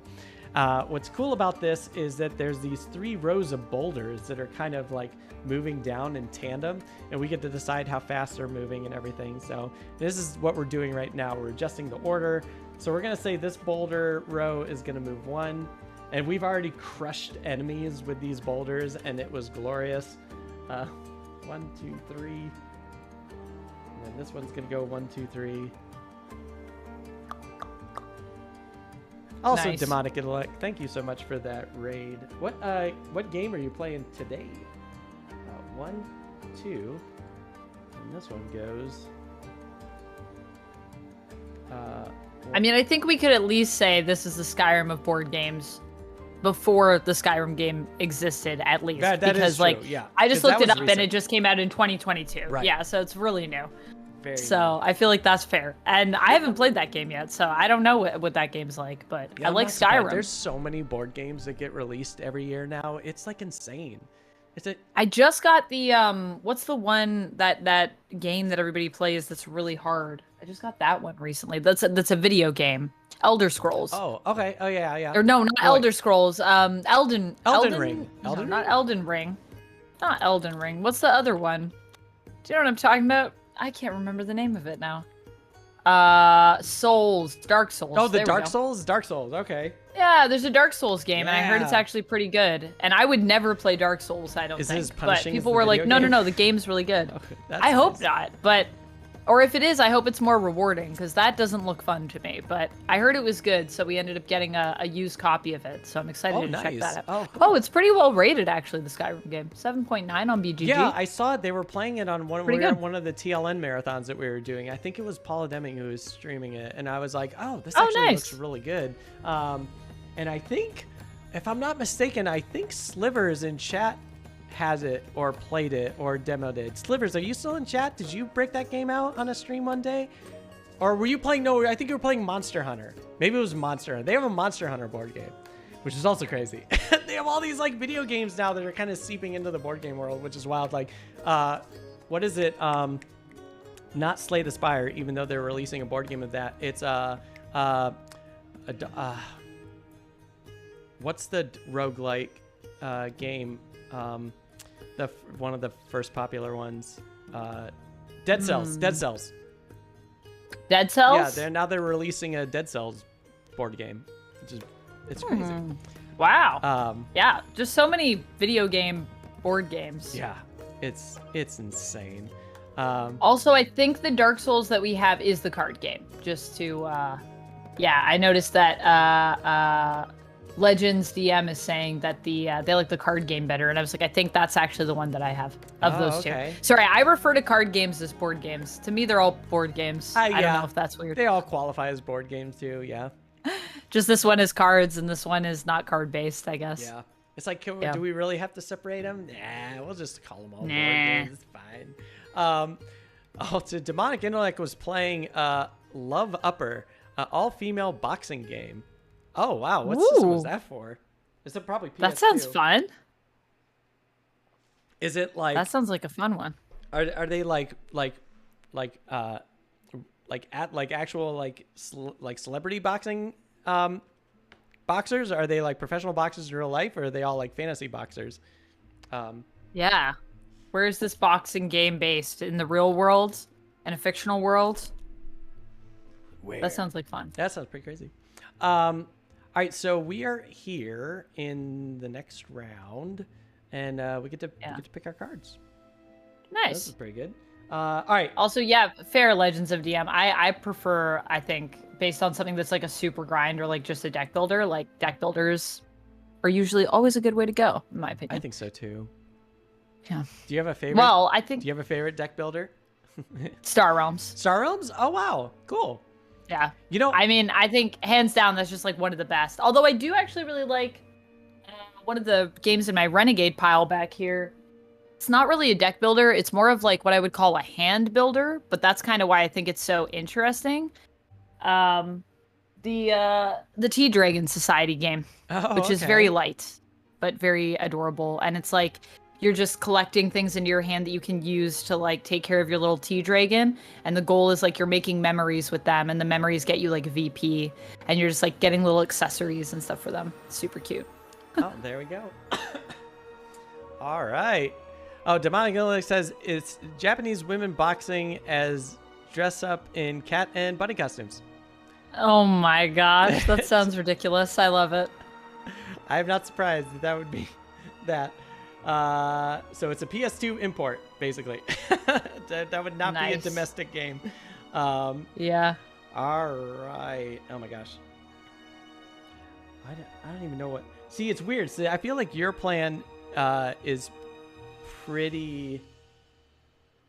I think we have a pretty good idea what you're gonna do for your turn. I'm just trying to figure out what I'm gonna do. It's like, man, I could run in here and I could prevent this from happening. Like, I could probably shut this one down if you're going to go after number 3. I can try and shut down number 2 for like a round. All right.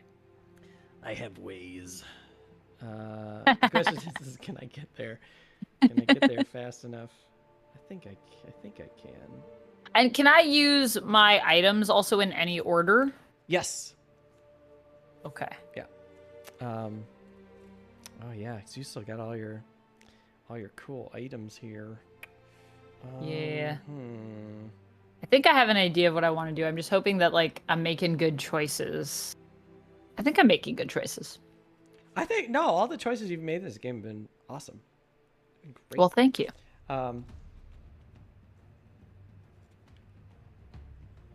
Let's see. So if I were, in theory, to move the cannon into the trap, would it be then, if I'm up in the corner, is that a range, that trap that's closest on the side of the board I want to be on, is that within 3 of me?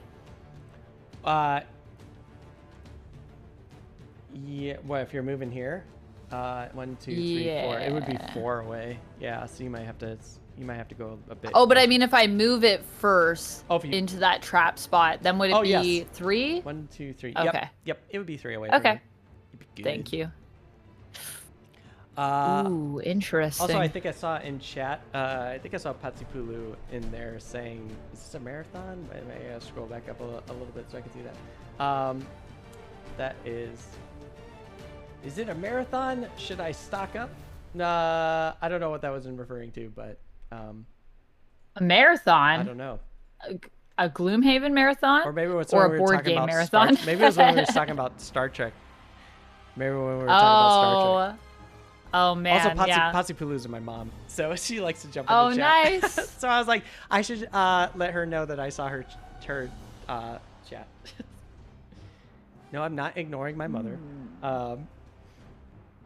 Okay. Yeah, we don't want to do that. That wouldn't be good. No, definitely don't want to do that. All right, I think I got... Do I want to go super fast? That's the thing. You know what? Yeah, let's go. Ugh. Crap. Oh, here we go. I hope this works. I know, right? Is this like this the works. worst when like this stuff happens? You're just like, oh, is this gonna work or not? I hope it works. Yeah. I think what I'm doing is making sense. I thought what I was doing. I'm gonna trust that I understand what I'm doing because that I'm sure I do. I have been playing now for a few turns. I think I'm getting it. All right. I think I just don't see this card being useful in this game, so I'm gonna play it right now and see what happens. All right. So I'm gonna play this. Let's see what happens. All right. I'm gonna play this, and I'm gonna play. Sorry, I'm just like eating up so much time. I don't know why. And I'm gonna play this. Okay. Great. All right. Okay. Cool. What you got? All right. So, I got 2 things. Okay. I got Nightmarish Affliction, which is a 43, which is also going to be my initiative, and my lead card, and Wretched Swarm, which is an 84. Beautiful. As I drop these cards on the floor. There we go. All right. Good. Nightmarish Affliction. Oh, God. I love that card so much. It's so great. I just wish it was stronger. And I'm going to press the attack, so I'm going to go at a 10, so I'll go pretty fast. And then you're playing that Wretched Swarm. Nice. That Wretched Swarm. Wretched Swarm. Cool. And what are our artillery cannons doing? All right, so the archers are pretty much out, so we just have to draw for these things. So they're moving at 46, so we're gonna out. Ooh, they were so close to. So close. Beaten yet at that initiative. So they get 1 extra. Oh, they get 1 less attack, but they're gonna do a mobilize. Okay, so this might be okay for this round because I think we're gonna stun both of them. Because you're gonna stun them. I think we're gonna mess them up. Oh yeah, it's gonna be pretty cool. All right, so I'm gonna go first. Let's see. So I have a move of 5. Okay. So how am I going to do this? We're going to go 1, 2, 3, 4, 5, I think. Can I reach 1, 2, 3, 4? Shoot. Did I totally screw this up? I might have 1. Wait. 1, 2, 3, 4, 5. 1, 2, 3, 4. I am short on my movement. I did not plan this well. All right, wait. Can I hold on 1 second. help you? Don't think there's a way. I think I just kind of made. Why did I play the wrong? Did I? Yep. The card I was gonna play. Do you have an item you can use? No, I was gonna use it, but I ended up I can't use it. That's okay. You know what? I'm just gonna try and move and just try and eat some damage from this guy so he doesn't attack you. So I'm just gonna go 1, 2, 3, 4, 5. 1, 2, 3, 4, 5. Oh God! Why I was so far away? Why did I screw that up? How did I screw this up? I wasn't paying attention. When you said you were gonna run across, and maybe I should have brought that up, I was like, "That's so far. That's really impressive." Well, you're gonna do that. it's the rock. This rock, I can't move through that rock, and that's what kind of screwed messed me. you up. But that's okay because Dang.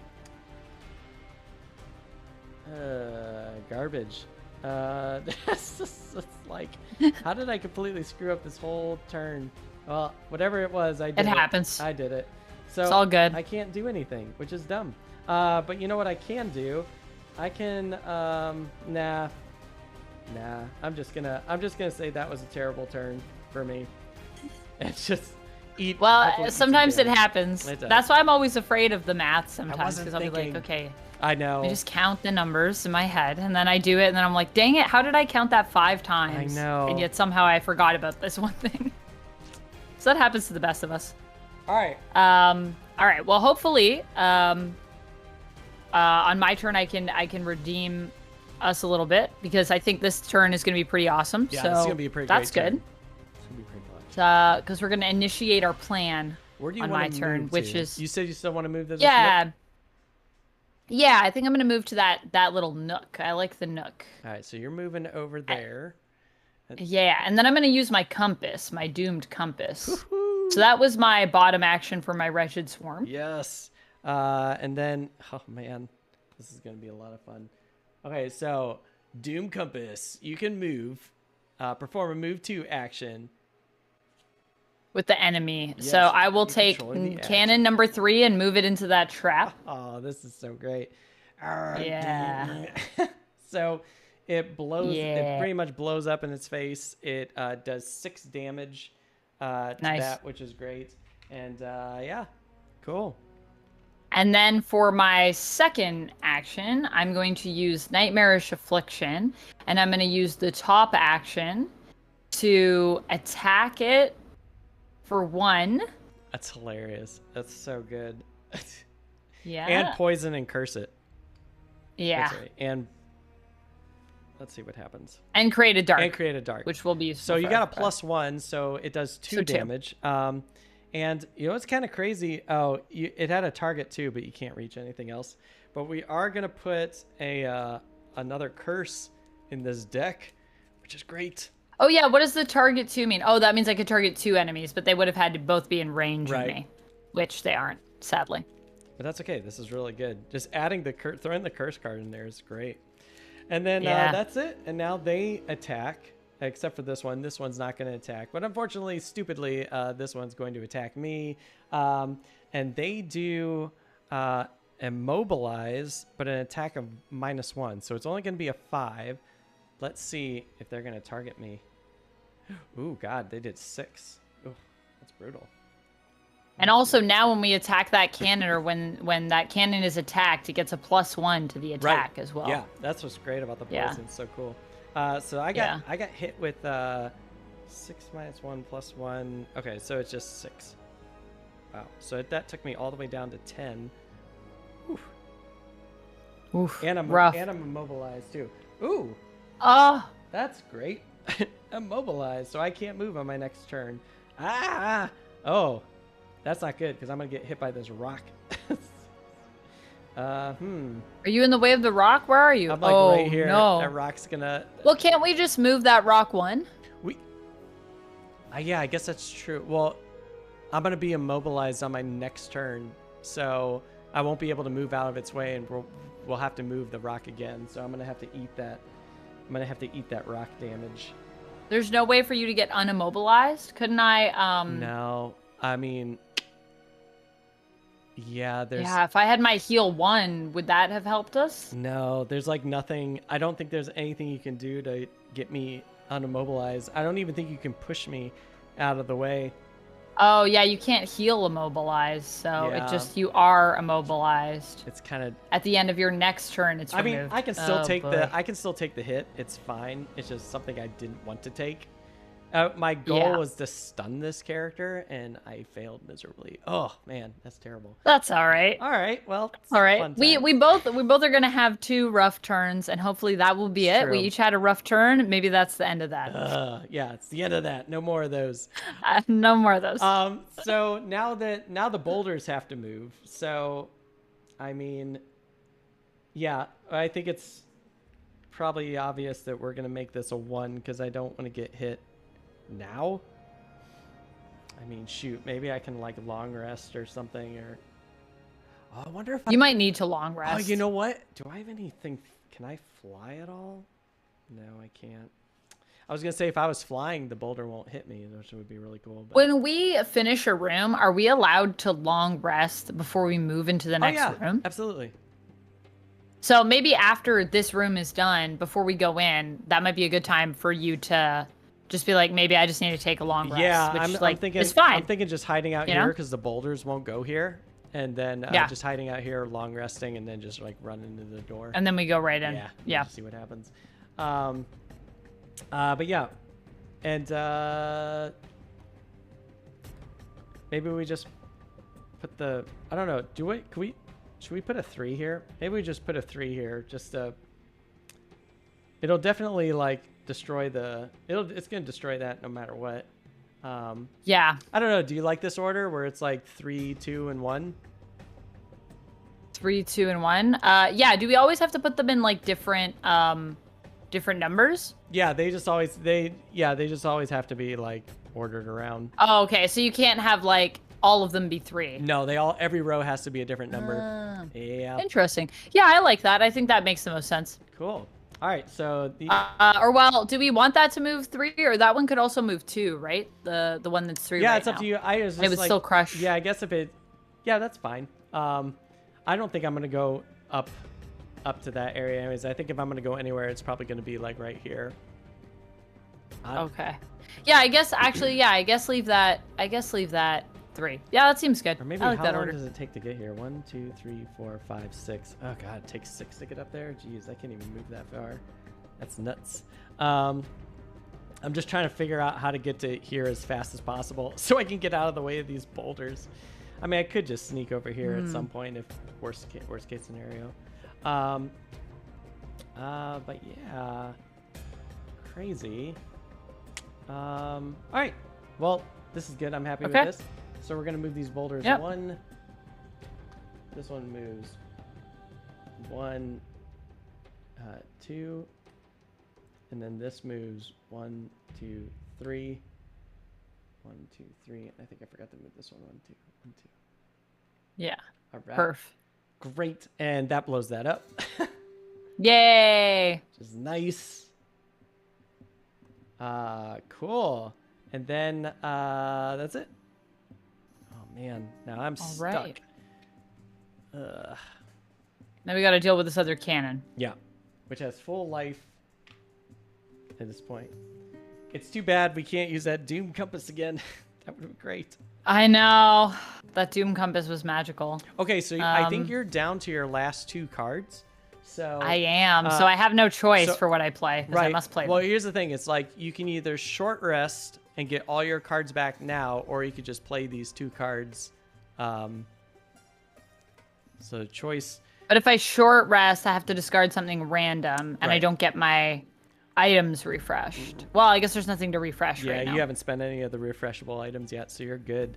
I could spend them all on my next turn, though, and then we could refresh them with the long rest. I could do that, too. If we want. Yeah. Yeah, I guess it makes more sense for you to long rest, because you'll get all your cards back, and you can decide which card you don't want. And do I heal more if I long rest? You always heal 2. Do I heal? Yep, you heal 2. Oh. In your long rest. Oh, you always only heal 2? Yeah. Unless there's like another character that heals better on a long rest. That's different. That's very different than like a D&D. Usually you long rest, you get more health back, or I think you get all health back usually in a long rest. they're It's very- probably at the discretion of your DM. They're but very stingy however with long health. you rest for, you get more or less. They're very stingy with healing in this game. They really just want us to feel the crunch, which Yeah. I appreciate. I'm feeling it. Okay. I wonder if there's anything to hide. Okay, cool. Yeah. So, I mean, like, I think these cards could still be good, is what I will say. I could do some stuff where I can confuse the cannon if we feel like that could be a good idea. Um, if I can get over there. I have an idea. I think I can kill. I think I can kill this cannon. I think I can kill this cannon on my turn. Yeah. Yeah. I have a. I have Okay. a. I have a plan. Okay. I have a plan. It might work. I really wish it was. Unless you think you can. Yeah. So I don't know if you just want to like get into position or if you think your cards are going to help. Just kind of make things bad for the. So right now, this cannon is how far away from me? It's 1, 2, 3, 4, 5. It's 6. Okay. It's 6 away from you. Because I think what I'm gonna, I can't move anywhere, so my turn's gonna be pretty easy. Okay. Because I can't play any movements. Right. Oh. So I could try to move in a little closer and then attack it. Yes. You know what? I need to look up that rule, that sheet that I sent you about turning invisible, because I'm wondering if I'm invisible, if the boulder will just move past me. I'm really curious about that. Hold on. I want to see. Oh, yeah. That's a good question. Because that would be... For a boulder, yeah. The figure is invisible, and it cannot be focused or targeted by an enemy. Invisible does not affect the figure's interactions with his or her allies. Monsters treat invisible characters exactly as they were obstacles. Oh, yeah. So I guess I could still get crushed. It's not an enemy and it's not a monster, right? So that's the only thing. That would have been cool. I was thinking about turning invisible. That would have been and just really been cool. like, oh yeah, I'm invisible. Dodge it. Yeah. Right. Too bad. Yeah, because like I could get over there and then try to attack it, but the question is like, how close do I want to get? Because I also don't want to die. So it might be better if I just try to get like only a little closer and then attack it, like so I can still keep my distance. Yeah, why don't you attack? Yeah, let's see. Can we like destroy this thing? Let's see. Because I could do more damage, but I have to be closer, or I could do less damage, but then I'm farther away. Yeah, you know what? Why don't you do that? And I'll help you. I'll help you with the attack since I can't really do anything else. Oh, okay. I got this. All right, great. I think I got... Should I try to focus on more damage or keep the distance and do a little less? I say try and get as close to that door as you can. That way... Okay. And then do whatever you want to do for attacking if you want. Okay. But I think like getting close to the door would be good. That way you're kind of like in position and nothing can really affect you because you're flying. So... Right. Okay, I'm good. I think I know what I'm playing. And then you got the last 2 cards. Which one do you want to? Yeah, Biting Gnats and Gathering Doom. I think I'm going to use Biting Gnats as my lead. Yes. All right, so I'm going with the 9 Race. Wow. So we're going to go very fast. Very fast. This is like really racing. Double espresso with a Mountain Dew. Yeah. And a 5-hour energy drink. All in like one. Wow. It's just zooming. Yeah. It's like I should be like Race to the Grave with all that damage I'm probably doing to my heart with all those drinks. Exactly. So Race to the Grave, and what are they doing? They're doing 37, so they're gonna go before you, but that's okay. Might be all right. Oh no, that's actually better because then I won't be in range. Oh, so. Nice. I think, or maybe I will be. I'm 6. 5-hour energy is like one Gloomhaven scenario. Smith also is nice. True. Okay, so I'm gonna run first here. Can't run, but I am going to race to the grave. This monster, so we'll put that there, and then that's doomed, so it's going to take 2 damage on its turn. Then I'm going to attack it for 3 with a range of 5, but I'm not going to turn invisible because we just found out that that doesn't really matter. And well, actually, you're going to move close to it, right? So you're probably no, you know what, I am going to turn invisible for next round. And I'm going to stun this thing just to make sure it doesn't attack you. So no matter where you move, it's not going to attack you. Nice. So let's do this attack 3. I'm going to put this, let's see, if I do the attack 3 and I bump it for 5, so that'll do 5 damage, possibly 6. And then if you're going to attack it, it'll only have 4 health left. Yeah, okay. We're going to take this major power potion, so it'll add 2 to this. Ooh, nice. Okay, so we did 6 damage to this character. Great. Nice. That's what we like. That's what we like. That's what we like. And then oh, but it does have it has 13. Shoot. Have anything else that I can do? No, I don't think I can. Okay, so I'm good, and then let's just hope that you can survive whatever this thing's gonna do. All right, I'm done. That's all for me. And then this thing's all right. This thing's gonna go because it goes before you, but it does take 2 damage, so it's at 8. I think I'm closest. 1, 2, 3, 4, 5. 1, 2, 3, 4, 5, 6. Yeah. So it's gonna attack me. So it's good. It attacks at a range of -1. So it's 5. 1, 2, 3, 4, 5. Oh, I'm invisible. It can't attack anybody. Okay. We're good. I'm invisible and it can't reach you. So it does nothing. Yes. We're good. Success. We're good. Success. All right. And then now it's your turn. All right. Oh my gosh, that was a lot. I was worried, but I'm glad that worked out. Okay, well then in that case, I could use my biting gnats and use the bottom to move 4 if I wanted. Then that allows me to get a little bit closer, so I could attack it for more and I could curse it. Yeah. Potentially. But the other option that I have is I could use my Gathering Doom bottom just for the movement. And I could do the top action of biting gnats, and then I can muddle it. So it'll be a little less damage, but it'll be muddled. I think if you did attack 3, you would kill. You would possibly. I'll kill it. Okay, yeah. Then I'll get closer. Oh no, you won't it. kill it. It'll still have 1 left, but I think the curse is stronger than the. The curse might be stronger than the muddle, but I guess muddle is pretty amazing too. Muddle's pretty good because it'll just like help us if we're being targeted. Yeah, I think that's good.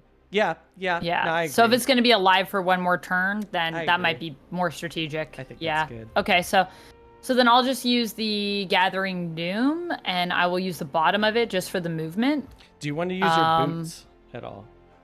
I'm thinking about that because I just gonna refresh them anyways. Oh, and I could use my helmet, right, to get like extra range. Yeah. Can you not reach it? 1, 2, 3, 4. I mean, I can. Oh, you will if you did the move. I'm just wondering if I want to keep like further away and then use my helmet to if you're gonna long rest, give me more range. If you're gonna long rest, you might as well use it. May as well use everything. Might as well.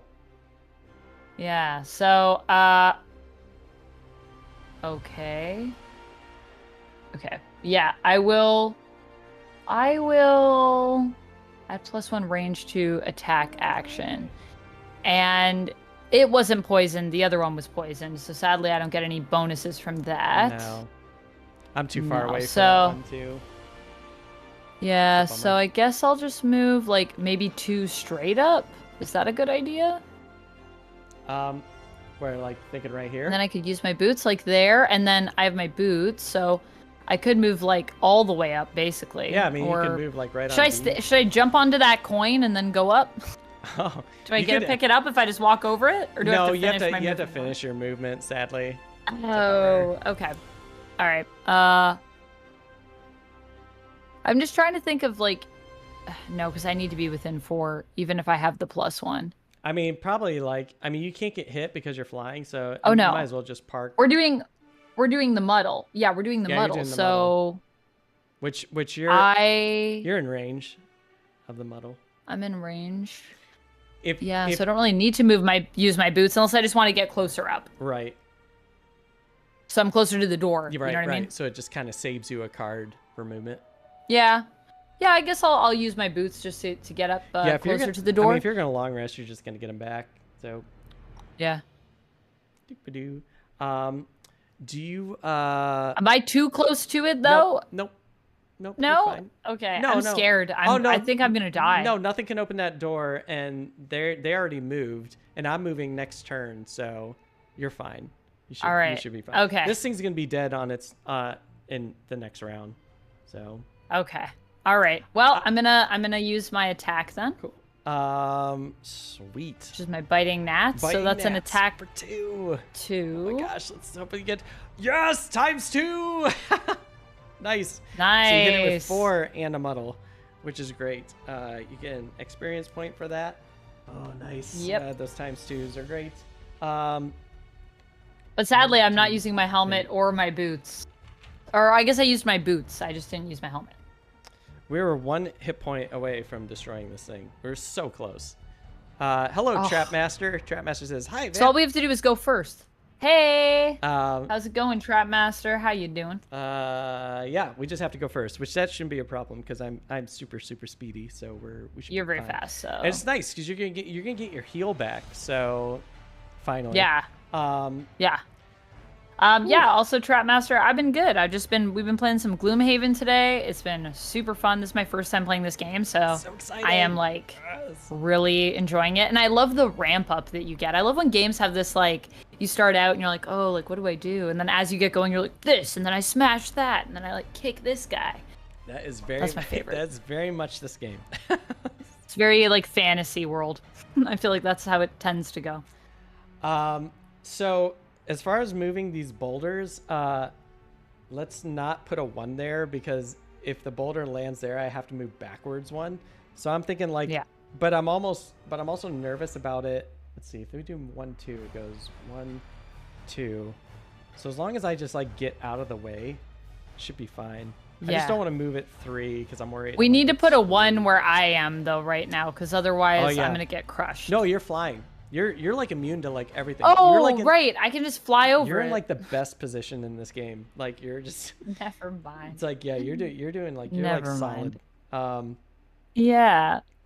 All right, so I think 1, 3, 2 seems like a good thing. So this is going 1. This goes 1, and then these go 3. 1, 2, 3.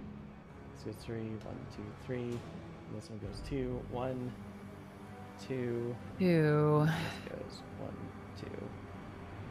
It's a bummer because now that took me down to 4 health. Ugh. It's not great. Okay. Yeah, no matter what, even if this thing does go first, it's gonna die because I doomed it. It's gonna take 2 damage as soon as it starts its turn. So even if it does go first, it's dead. So I'm not too concerned about it. Okay. The next round. Okay, so are you doing a long rest or are you gonna do a short rest? I think I may as well do a long rest just because then it gives me the choice to decide which card I want to get rid of. Okay. Cool. And obviously the 2 that I can't get rid of would be the ones that are ongoing, right? Right. I mean, yeah. You can just leave those there if you want. Because if you get rid of these cards, they get lost. So you might as well just leave them up. But I mean, normally, if you had those, would you also put those into the deck and then... Nope. This is your play area, and because it's constantly active, so I may as well just mark those ones as lost, just in the sense that I can never play those cards. Yeah, you could if you want. Just so I don't. Well, I guess I could just leave them permanently discarded. Yeah, because I guess that's true too. Because they'll be up on the screen, so it's you won't get lost. Yeah, I won't get confused, and I remember that I have the. I just don't want you to see you can't read it if you can't read it because I think I'll just leave them perma discarded so that way I can see that they're there but they're not usable. Yeah, that's cool. that works. Okay. What card do you want to get rid of? Oh wait, I guess you're you're long resting, so I'll let you decide when it actually gets to your turn. So Okay, yeah. So yeah, you're long resting. I'm gonna try and move. I wonder if I can move. I'm gonna move. What's the best way to move? All right, so that thing's gonna go. All right, so I'm gonna go 1, 2, 3, 4, and then I attack. Well, this thing I don't have to attack because it's just gonna die. Okay, I think. Oh, I want to get in a position where I can long rest. No, I like this. All right, so I'm just gonna kind of move right here. Let's see. I don't know why, but this is I don't know why, but this game is like reminding me, or not reminding me, it's just making me really want chicken fingers. I don't know why. That's hilarious. What is in this game that's making you want chicken fingers? That's great. I don't know. I don't know what it is. I feel like fantasy games though sometimes have like this effect on me where they just make me want to eat like just cheese and like a heel of bread and like just meat. Yeah, it's just so like I don't know if that maybe was that's like why. the food. I haven't back eaten then, yet, right? so maybe I'm just hungry. It was just like it's just like they were eating a lot of just chicken legs and just drumsticks. Just like medieval times fare. Yeah, is what I want. It's very comforty foodish stuff. Yeah. All right, so I'm leading with a 12. Let's see what they're gonna do. Hopefully they just go. Oh no, they're going with a 95, so they're like super slow. Great. They're super duper slow. As you are as a cannon. As a cannon, yeah. Can't go very fast. So there's probably some. Also, Trapmaster, thank you for the kind words. Yeah, I feel like I haven't actually posted that many photos of me at Comic-Con yet, but I did post. There are some in my vlogs that I put up, and I did post a couple on Instagram. I have so many photos though, like it's crazy. I took way too many photos. Nice, that's awesome. Yeah, I'll have to check out and see, because I remember you were talking about you were trying to transfer like you had an outfit that you were trying to move over, and you didn't know if you were going to ship it or if you were actually going to be it. Because it was like a plate. Yeah, when I was packing, and you didn't know if you could bring like the plate. Oh, yeah, I didn't end up bringing it because the thing was the day that the Red Sonja stuff was happening, which is the cosplay I was looking at bringing over, but it's like chainmail. And I did, my one friend that actually made that for me, Black Mist Clothing, who works on a lot of the cosplays that I wear. A lot of them are from Black Mist. And we kind of, I kind of come up with an idea for like what I want for the design, and then we kind of workshop that together, and then she builds it, and I pay her. And for that one, I was talking to her about it, and she was like, oh, just like pack it in your carry-on. Because she said when she travels with anything that's like a chainmail piece, she's like, they usually just take it out because they see there's like a big ball of metal in your bag, look at it, and then they're like, oh yeah, obviously that's like a costume piece. Like that's obviously clothing. Right. So that's fine. But I didn't end up bringing it because the same day that all the Red Sonja stuff was happening, the Invincible stuff was happening. Oh. And Prime Video reached out to me to ask if I would come to cosplay as Adam Eve. And I said yes. So I prioritized that cosplay because I was invited by Amazon Prime to cosplay for them. So I did. And then I got to sit in the front row for a lot of cool stuff. So that was really nice. Awesome. Did you go to any of the Star Trek stuff? Sadly, I didn't get to any of the Star Trek stuff. I got to the Paramount Plus Lodge, which was pretty cool. And I did take some pictures over at the Strange New Worlds. Actually, I have this little romper that's like, looks like sort of a TNG uniform, but it's like basically like instead if it were pants, like it's kind of like booty shorts. It's all one piece. And it's like a halter top. So I wore that to the event. And then I got to take a picture in the Strange New Worlds display that they had. And I also have a little video of me like spinning around like I'm the captain and I'm about to like give someone some orders. Nice. Except that I'm in a yellow shirt. So obviously not a captain, but I could pretend. Tobal says, so the Troy outfit. The Troy outfit? but probably not nearly as uncomfortable, because I hear those outfits that they wore in Next Generation were like the most uncomfortable jumpsuits ever. Yeah, that's all they complained about, is like how they were so was so bad for their back, because they had to stretch like a particular way to keep it so that they weren't, to keep it straight, always, like, going like this. And it's like, I guess I constant guess they were shirt adjust. It was so hard on their backs. They hated it. I guess they didn't want any wrinkles in the uniform when they were like walking around, so they had to hold their body in a certain way to prevent the wrinkles. Because I guess they didn't make the costumes to prevent the wrinkles. Yeah, or which it was something honestly like isn't easy to do. Or it was like something in like uniforms. the suits were like so tight, like they just like Oh, so sticky that they probably. probably just pulled them all back as fast as hard as they could. I don't know.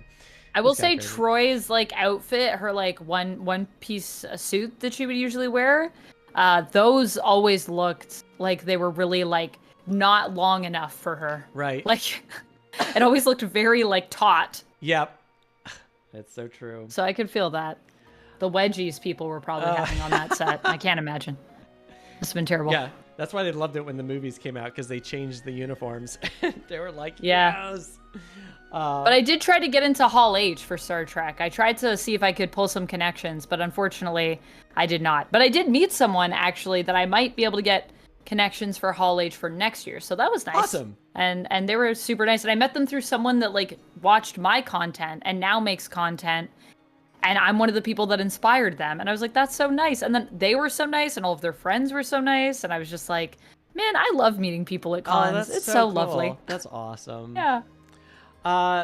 Sorry, let me, I totally, just did my move in the background. So I just kind of moved here, and I just called it a day. This character is going to go next, but it takes 2 hits on its turn, so it dies. It's blown up. Ah, sucker. Race to the grave. And yeah, Gotham Geek Girl is awesome. I got to meet her in person, Trapmaster, and yeah, she is such a lovely person. It was so nice to meet her, and like we didn't hang out like enough. I need to hang out more with her next time. Naja, she's so nice. So many cool people that I met in person that like I haven't. That's my favorite thing about conventions, though, is you have so many online friends in your community, or just like through like, you know, making content, and then you get to hang out with people in person, and it's usually like the best. Like everyone you meet on the internet, it's so weird how you just instantly, like, you've always been friends. Yeah, even though it's your first time meeting in person. That's how it was like at Dice Tower West when I went there. I got to meet so many people and so many streamers that I've been like gotten to know over the years of streaming, and like meeting people in chat. It's just so cool. And I have the only thing is, it's always weird to see how tall people are. That's the only thing that ever freaks me out. Well, it's always about funny because when I was at Dice Tower West, people were like, "Silver," and I was like, wait, who's calling me? What's happening? It's like, I don't know what you look like. I just know your screen. And couldn't you have your screen name above your head or something? Yeah, right. It's like, I don't know who's calling me. That was fun. Yeah, that's what Legend says. I met Matt at Dice Tower West at Legends. That was really fun. Nice. Yeah, Comic-Con would be fun. I haven't been there for years, so it's been a long, which is kind of sad because I live in LA, and it's like, yeah, you live in LA, you have no excuse. You should be going every year. It's so close. I know. People are always like, "Oh, it's nice that like you're able to like come to Comic-Con. Like, did you come far?" And I'm like, "I came from like Toronto," and they're like, "Oh, wow, that's really far." I'm like, "Yeah, it's a long flight." I came from LA. It took like 3 hours, 2 hours. So yeah, I'm so jealous of my friends from LA that are just like, "Oh, I just like drove here." I'm like, "Oh, it's nice." Took a bike ride. I wish. Yeah. All right, so you're at a long rest. So first thing you're gonna do is you're going to decide what card you want to junk. What card's burning? I wanted to do the I think I'm gonna do the Virulent Strain. Got it. All right. Yeah. Just because it's like poisoning, which is still cool, but I just feel like, yeah, we're definitely more into cursing, I think. We're more into cursing. It's funny, usually when I say this character curses, I have like a curse emote. Because I don't do like hardcore like swearing on my channel, and it's like that's why I have like one of those things. So every time I curse somebody when I'm playing Gloomhaven, like chat will throw up like little curses, and it's funny. It's just, you just see, like, these little curse meters go up. All right, so your stuff refreshes, and you get 2 health, which means you're back up to 5. It's crazy. You're at 5 health. I'm at 4 health. Even though like we're strong characters, we're still like barely hanging in there. It's we're just hanging on. Yeah. But all right. So here's my plan. We have to move these boulders. So Legends has a what the fork. There's also what the fork because I worked on the Good Place, so I always like have like Good Place swearing. I was like, I'll do Good Place swearing in stream. Fair. Yeah, I don't swear that much on my stream either. And it's like not even like it's not by choice necessarily. I don't swear that much as a person. Yeah.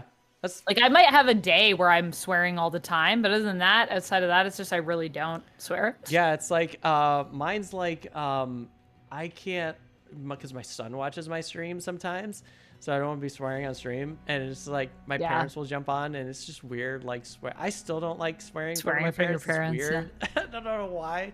It's like, but it just It's is. just kind of can feel kind of crass, and unless you want to be in a place where like that's where your mindset is, Yeah.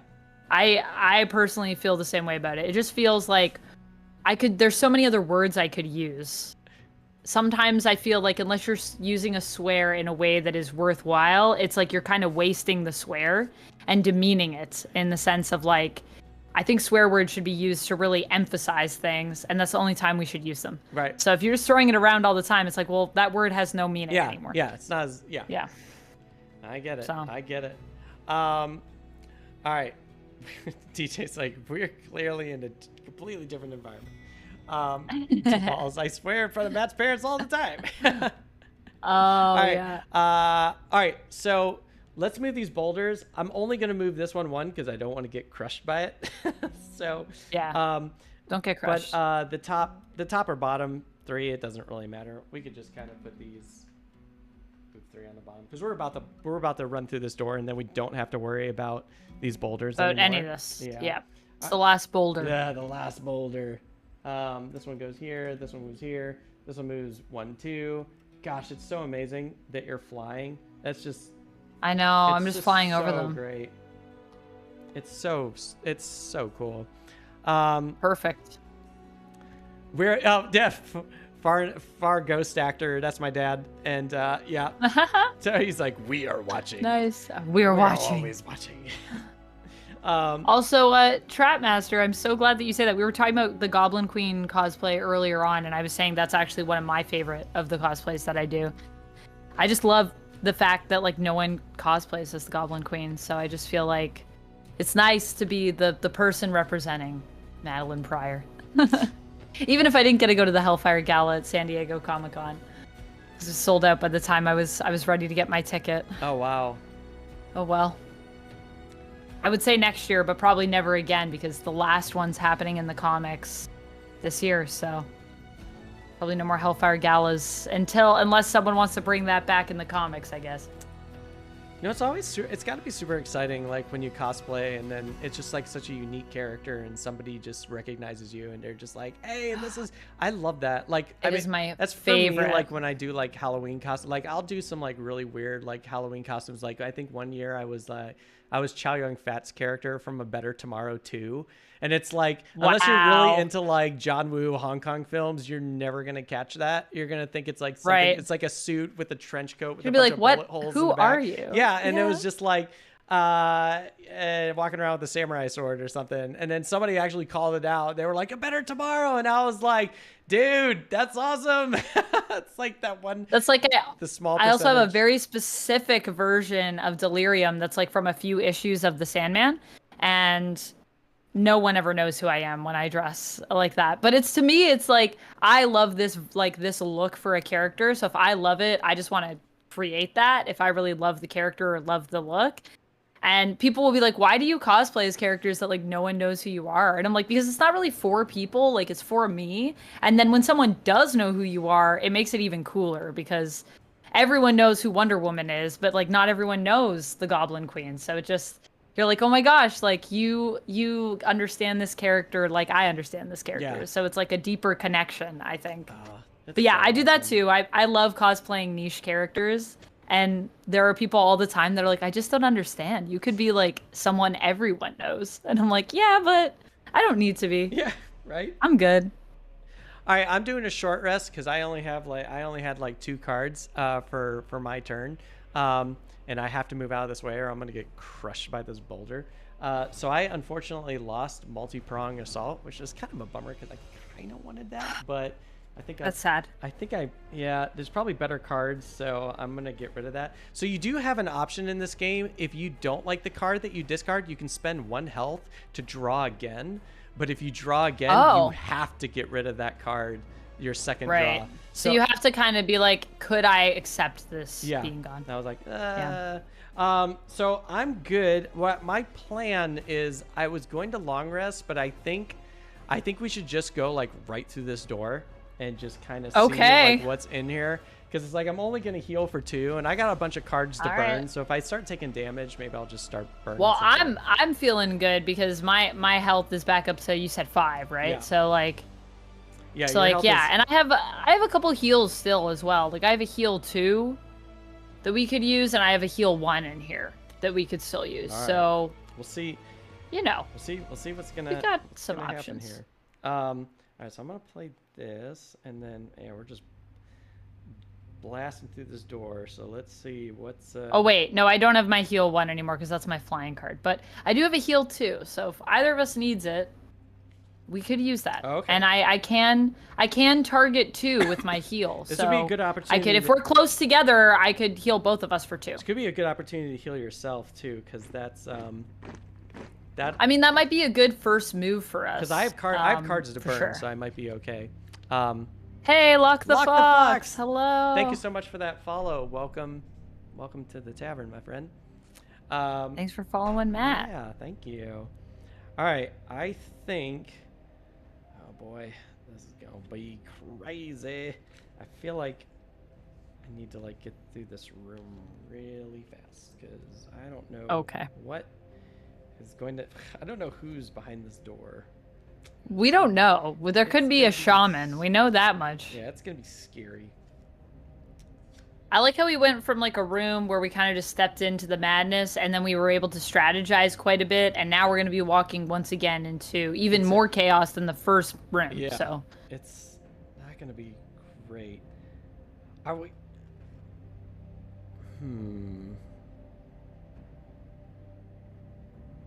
Okay, I got this idea. I don't know. No, okay, I'm not gonna do that. That sounds like a terrible idea. I just need something that makes me go like super fast, because that will be helpful. You know what? We'll just play this. So I have to move, and that's the thing that I hate. That's like I gotta move this character. Oh yeah, I had my cobra. I said I was gonna drop my cobra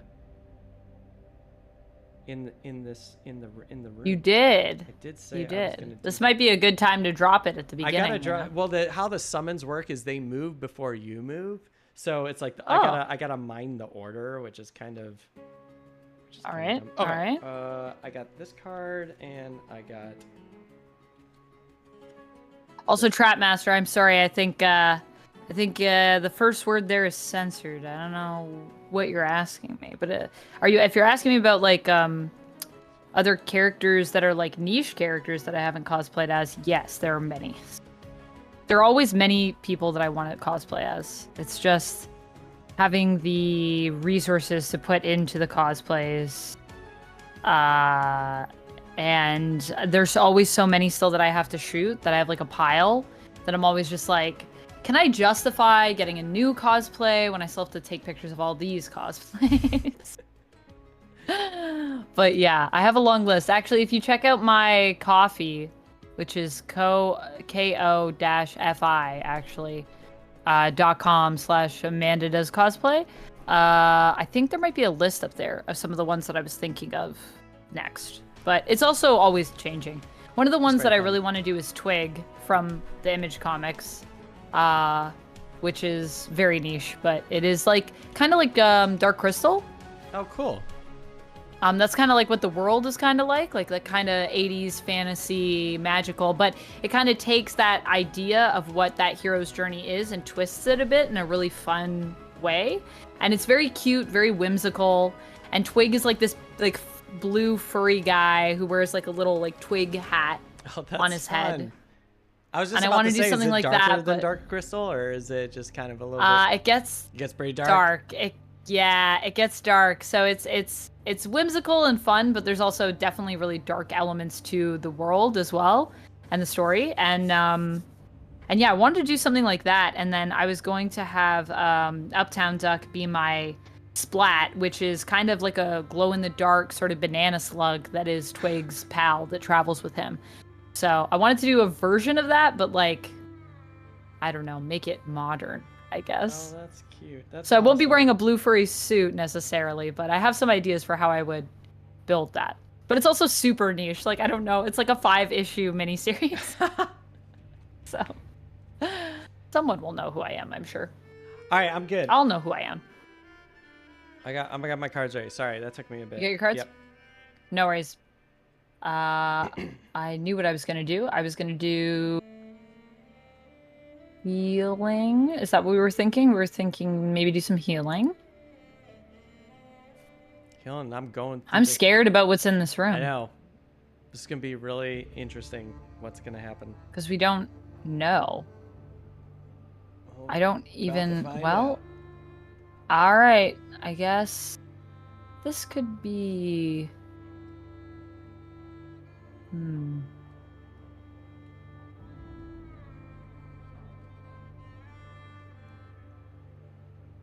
Watch this gonna be Maybe this. Okay. I feel like it's scary to pick your first ones because you don't really know I know. This is, what you're getting. it's gonna be Okay, something. let's just go for What it. do you got? Okay, I got rot maggots and wretched swarm. This is great. All right, rot maggots and wretched swarm. I'm imagining you're leading with rot maggots. Yeah, I'm gonna probably lead with the rot maggots. All right. But the one thing I'll say here is, yeah, I just don't really know. I don't really know. With my top action, if I use that card, I'll have to discard Yeah, it we're about to find out. on wretched swarm. This So would be kind of we'll crazy. see. All right, so exciting moment here. We're flying through this door and we're gonna see what is in here. So I'm gonna move. I start off moving. Yeah, I'm gonna move the 5 actually. So we're gonna go 1, 2, 3. All right, we don't have to worry about boulders anymore. Boulders are kind of out of the game now. All right, let's see what's in this room. All right, so it says here, we open the door. You enter the mouth of the cave and come face to face with an angry Inox shaman. Ah, Oh no. get back, There he is. city rats. This land is ours and will not be defiled. Run back down the mountain or feel our wrath. There we go. And Well, we can't. We have objectives. yeah, that's right. We Sorry. didn't come all this way just to turn back now. Yeah. You smile, Riley, at the Inox. Oh, that's hilarious. It says, you didn't climb all the way up here just to go home empty-handed. That's hilarious. True. That's, oh, just so you know, That is what we said. I never read, like, anything here. I try and keep this, like, as spoiler-free to myself as possible. All right. Nice. So the Inox cannot move past this door. That's the only rule. All right, so what's in here? All right, we have, we have a treasure chest. That's one of the treasure chests we need to loot. Here's another treasure chest that we need to loot. We also have a third one that's over here. Oh, this is a very helpful configuration. This is great. And So my question is, do we have to have loot actions to be able to loot, though? if you land on it, you loot it at the end of your turn. At the end of your movement, you automatically loot it.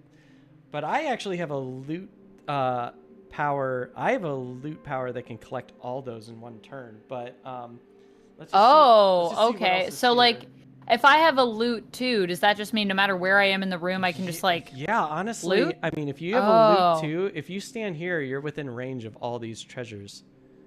So, but it's only on that because all these are 2 away. So 2 away. So the 2 is the range. the 2's the range. And then yeah, and then you just you can collect, loot one thing, or you loot everything You that's in loot range. Everything within range. It's bonkers. It's like so That's insane. wild. That's probably why it's a burn card, because it's like, because I have a loot. Well, I have a loot that's too crazy. I think like every loot 2 is like a burn, unless there's like other characters that utilize loot better.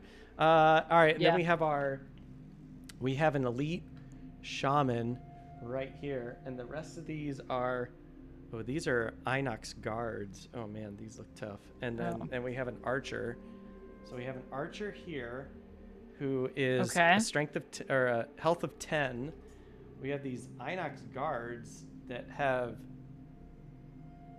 health of 12, and then we got this shaman. Oh my god, this room is just swimming with baddies. Which is a health of an elite shaman has a where is the elite shaman? Oh, he's not on the board. Well, good news is there's no hounds, so we can take these hounds away, and there's no more of these things, so we can take these things away.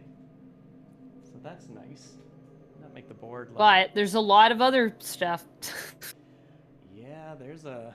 So that's not as nice. Do we have anything that we could? Just, at least like, they're all together. So so my if we have that was my strategy was my wretched swarm, which allows me an attack of 1, a range of 3, and stun.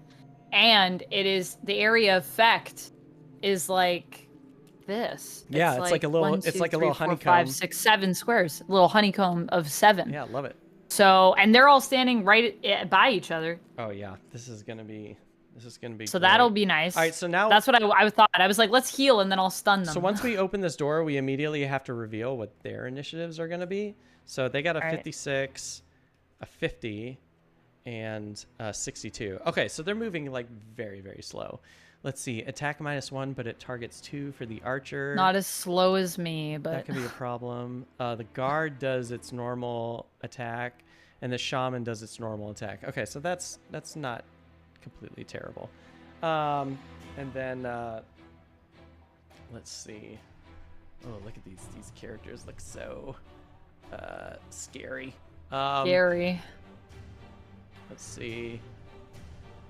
Where are we? What am I doing? Okay, so I moved. What did I move? I moved 1, 2, 3. I had a movement of 5. I might just block the. I might just like kind of block the door. I guess it doesn't really matter, but it keeps me away from all of them, so I don't have disadvantage. So I think my movement's good. And now I'm gonna attack, but I'm going to attack 3. Man, if only I wish I had that volatile bomb. That would have been great. That would have been good. I don't want to get attacked twice by this archer, so I think I might just like stun. Who's gonna hit the hardest? The shaman's gonna hit for 4. The archers are gonna hit for 3, and the guards are gonna hit for. Oh, and the shaman has range. Okay, I'm gonna use stun powder on the archer or on the shaman. Nice. And we'll just hit the shaman with an attack. Attack of 3. Oh, nice. Make that attack of 4. 4 on the shaman with a wound. Blink. And then, oh, and he's stunned. So he's not going to attack on his turn. And then that is it. I think it's time to play the Ring of Haste, because I got to get something out there.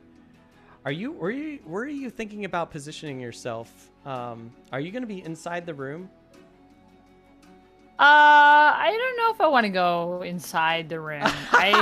You're just gonna like leave me in here? I might do my best work from outside the room. You know, I'm just thinking that's a little close for me. I was gonna stay kind of where I am actually, because I don't really have like move if I do my stun, because with my wretched swarm, my options are for the top action. I can do the attack 1, which is a range of 3. And then I can stun, and I do that in the area of effect. So I could just stun everyone in this room. All right, here, check this out. Or I can move All right, 4. I got an idea. Check this out. All right, so I'm gonna play the Ring of Haste. Okay. I'm gonna just play this just to turn invisible. Yeah. So what's gonna happen is I see. So because I'm not coming in the room, your way of getting back at me is like, well, I'll be invisible. So good luck. Well, no, I'm invisible. So. Other than the range characters, the Inox guards can't move through me, or they can't attack through me. So as long as you're behind me, the only person that actually has line of sight on you is this archer. But you're protected from these guys can't move past, and the shaman's stunned. So if anything, the only person that's going to attack you is the archer. So yeah. Okay. So and I think, I don't know. So that's my I think that's a good idea. That's crazy. But so I'm thinking I could try to stun everyone, and then I could heal, because you're right next to me. I could heal us both for 2, was what I was thinking of doing. Oh, that would be cool. Yeah. Yeah, that would be awesome. Like do it like a healing. Yeah, because The other option is that we could do an attack with a range of 2, and I could move up to 4, and I could poison, and I poison all adjacent to my target, so I could like also poison everyone. That poison is going to be pretty great. I think that poison. So I don't know if you want me to poison, but then we don't get to heal. I'm okay with not healing. Yeah, you think I should prioritize the poison then? Yeah, because if you can and then poison, just move. Yeah, because if you can poison all allies. Yeah, because I can't be poisoned, so that's fine. And you. Oh, never mind. It's just all allies adjacent to the target. Yeah, but you got your volatile bomb, so you can. Yeah. You can probably. I mean, it's not the. But wouldn't my volatile. It's not the bomb. Oh yeah, I guess that's an attack of 4. But I could also use my volatile bomb on something like I have a curse that is an attack 4. Oh, but I guess it doesn't. Like the volatile bomb will at least get like 2. It's not the perfect configuration. You're missing 1, but you could use the volatile bomb to like poison. But with the stun, I could get everybody, but it's not as strong. So I kind of see what you're saying. Because I could also use the bomb later on something where I can like curse people, right? Where I have a high attack, like a 4 attack, and I can also curse. So there's options. But if you like the poison, I can do that. I just thought the stun would be useful because then everyone will be unable to attack us. It just kind of buys us like a round. Yeah. It cannot perform any abilities or use items on its turn except to perform a long rest. At the end of its next turn, the stun token is removed. So, yeah. So basically, yeah, they're just going to be stunned just for this round. The next round, they'll be up and running again. At the end of the next round. Yeah. But they still have to play... Oh, well, they don't have cards to play. Yeah. So that part doesn't hurt them as much. Yeah, I mean, okay, it's your character. I don't want to. I don't want to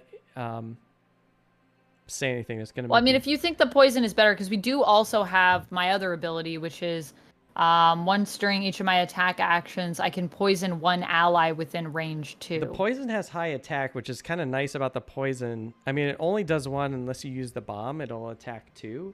I think like the biggest threats are. Oof. I mean, the biggest... Because, like, if they're poisoned, we'll get to add +1 to the attack, and it just means we're going to kill them faster. For all of them. Yeah. Yeah, that's true. Okay. Well, then maybe I'll do that. The shaman is going to be the most problematic, because the shaman's going to heal monsters. So if you're going to use that bomb, like, definitely the archer and the shaman, and they're also both range characters too. So it's like, don't I get to target all the people that are next to whoever my target is? For the volatile bomb? No, for the rot maggots, because it says attack 4, range 2. Yeah. And then it says poison, and then it says poison all adjacent to target. Allies. Did I not write that in the? Did I not write that? No, I didn't see allies. Oh. All good. So allies only means you then. Yeah. So it's not their allies. It's my allies. Yeah. I see. Yeah. I see. Because then if it would have been their allies, it just would have said poison all monsters adjacent, or all enemies adjacent to target. All enemies adjacent to target. So I could use the volatile bomb to get just like 3 of them. It would just be these 2. It would just be the shaman and the archer. But the archer has a health of 10, and the shaman also has a health of 10. Yeah. So we'd probably be able to take them out even faster if they're like super damaged already. Right. So, and if I poison them, what do like? So then, just when we attack them, it's just a +1. Yeah. Or they take it's damage. A +1. It's a +1 damage. All like, so whatever damage you +1. do, it does a +1 to it. So it gets crazy. Right. So if a figure is poisoned, all enemies add +1 attack to all of their attacks. So we both get +1s every time we attack them. And then what about my spread the plague ability? Does that even add another +1? Yes, because you're right next to me, so you can poison me, and then I just cancel out the poison. You get the +1 attack. So actually, you're doing 5 damage. You would be doing 5 damage. Okay, well, you've convinced me. That just makes sense. Yeah. All right. I wasn't expecting it to roll like that, but it's hard until we see the room. That wretched strategize. Yeah, absolutely, right? absolutely. Yeah. That wretched swarm is really awesome though, and like if there's a moment where we just need to use it as an emergency, you could do a short rest and then just try and get that card back and lose a card, another discard, which is fine. To just to stun that whole room. But yeah, that's okay. Cool. Well, let's do that. Right. Also, Trapmaster. Yes, I've already done a Spider-Gwen cosplay, so that exists, and a Miss Fortune cosplay, so that exists already. That's awesome. But Peacemaker is coming up next. I wanted to do a gender bend of Peacemaker after I saw the show. I loved it so much. So that one will be coming up, and I also have someone that will possibly be my vigilante. So we'll have a Peacemaker vigilante combo cosplay going on. Fun. Ideally. That'll be next.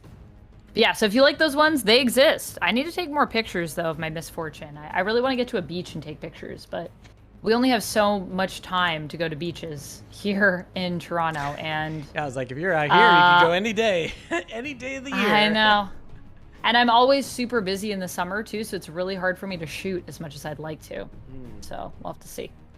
All right, well, I guess... Where do you want to move? I will start off by moving. Yeah. I guess you're just going to... So I want to be by you. Yeah, just be right behind me. It'll be great. Right behind you. Yeah, there you go. And then that way I can use my ability on you. And then do I still have range to... Yes, I still have range because it's 2. Yep, you're good. For my poison. Yeah, and then... All right, so that was my move for my Wretched Swarm, which at least I get to keep that, so I don't think we'll go through our deck again in this room. Right. But if we do... I didn't burn that card, which is nice. Yeah. So you're doing 5. Who do you want to attack first? Do you want to attack the shaman or do you want to attack the archer first? Do I have to attack them separately? Yeah. Yeah, you gotta do a roll. You gotta do a roll for each individual monster. Oh, okay. Well, I'm also going to during my attack action, I don't know when that falls in terms of the turn order, but because I'm about to attack, I'm also going to make sure that I poison you. So that gives us a +1 attack to this attack. Oh, it's right? the entire attack round. So once you poison me once, it's good for this whole round. Oh, okay, yeah. So I just wanted to make sure that you were poisoned so that we triggered that. And I'm immune to poison, so we did that, and I'm immune, and we're good. And now you got your bonus. All right. So the only thing is I can never do the deal 3 damage if the ally is already poisoned, because the poison will never stick to you. Right. Because it can't. It's not an effect that can be applied. So I poison you, nothing happens. Correct. Okay. And then, yeah, I guess I'll go with the... Who's the guy in the middle? That's the What's archer. His role? That's the archer. Yeah, let's go with this archer. Yeah. All right. Let's see what happens. All right, first roll. +1. You did 6 damage. Nice. So that only just takes one more attack should destroy that archer, which is great. All right. And then they're also poison, which is even better. And then the shaman. Yeah, shaman. Ooh, nice. +2. Using my bomb. Oh. Nice. So that's gonna do big 7. Oh yeah, that thing. Yeah. That guy's pretty much dead. Wait, is he dead already? Oh, he's dead. He's dead. What? Because I already damaged him. Oh, because I guess he's squishy. I damaged him with the earlier. So yeah, the shaman's out. What? Wow. Oh wait, is he? No wait, maybe he's not dead. Sorry, he's an elite. Sorry, I was looking at the wrong. Oh, numbers. okay. So what? How bad is he though? He's not feeling good, probably. He's at 10, so he has 6 left. All right. So all right, and I get +1 XP for that as well. Yeah, that was nice. That was great. But sadly, we have no heal, so we just got to go with the health we got. We got this. We're good. So yeah. Or wait, you said there was another way we could heal though. Oh, we can avoid taking damage by discarding cards. So we still have that. Yeah, at you least. could always throw away a card instead of taking damage. Unfortunately, the archer. It's the archer's turn. Who's next in order? It's the guards actually. The guards can't really go anywhere, so 5 is going to move here to try and go through the door, but he can't. And then this one's just going to kind of go here. They also can't go through the door or do anything. You can do it! Yeah! And now the shaman is not going next. It's the archer. The archer's going to take a shot at you. Man, where are all these curse cards at that we just put in our deck? So the archer is going to do 3 damage to you, which will take you down to 2 health. Okay. Still good. We're still in it. Still good. And he's the only one that can target me anyway, so. that's right. And then it's the shaman who's stunned but has to take a damage. So right. Great. So I'm definitely gonna kill. I'm definitely gonna kill this shaman on my next turn, or anybody can kill him, so we're good. So they're no longer stunned. The archer basically has 4 damage to the archer. Yeah. We should definitely get rid of these 2 because these 2 are gonna be like our biggest threats on the board. Yeah. I am no longer invisible. No. All right, so be careful with these Inox guards. Even though we're ranged characters, so we're not going to be near them anyways, but they have what's called retaliate. So if you're adjacent to them and you attack them, they will automatically do 1 damage to you, which is kind of sucks. Okay. But if you're close to them. Yeah, but we're ranged characters, so it doesn't really matter. Yeah, because we usually have range. Right. I'm probably going to yeah, I gotta get. Which character do you think you're going to attack on your... I feel like I should pick on this archer because he's picking on me. That's what I was thinking. But I could also do... I mean, I'm really cool with teaming up, like getting anyone. Like if you're focusing on the shaman and you think you could take him out, then I can leave you with the shaman and I could focus on some other stuff. Like I have quite a bit of range. Like my range, do you have any other like area of attack stuff that, I mean, I guess I don't know if I could say that, but I burned that because the Wretched Swarm was the one I was going to use. Right. But we used that as a move instead because we decided to do the poison. So I could target 2. I have a couple target 2s. I'm just wondering if you'll be able to... Yeah, why don't I do maybe something like this? It's not... The only thing is, like, I can target multiple people, but it's not as strong, right? But I think I have a thing I could do that would be crazy. Maybe I should focus on the people at the front. How many people here are poisoned? Only the archer. Just the 2 at the back. Yeah. Well, yeah, it's just the Inox I could have archer. it so that everyone is poisoned. Oh, right, because we poisoned the shaman, didn't we? It should be. We did. That should be poisoned, yeah. He's poisoned, and the archer's poisoned. Man. And I could make it so that everyone is poisoned if we want. Do I have any multi? No, I lost my multi-attack. Crap. Yeah, these Inox. I don't want to be near these Inox because they're kind of annoying. It's kind of. And I could also probably curse people. Like I could curse someone. Oh yeah. As well. I think. Yes. I would need to move, but I could curse if I wanted. I might have to. Let's see. These Inoxes, they move. They have a movement of 3. I might have to move out of the way because they're gonna hit me pretty hard. But they have to be melee to attack me, so I might just. What I might do is I might like try and find a way to like skip to the opposite end of the room somewhere here and just start attacking these guys. That way, these like slow Inox characters like take a little bit to kind of work their way over. I think I'm missing the play button. By the way, I don't know where it went. Oh, which one? On the dock. Oh. I see what's going on.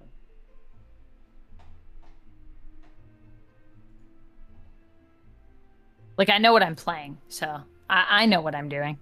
But just so you could see that I selected it, so it makes it easier for you. Yeah, I'll just see this. On your end.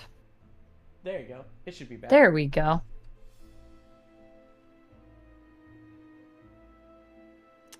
Oh my gosh, there's so many choices. And I also have to make sure I'm going fast too. That's the kind of crazy part. And I have to move. There's just so many things to do.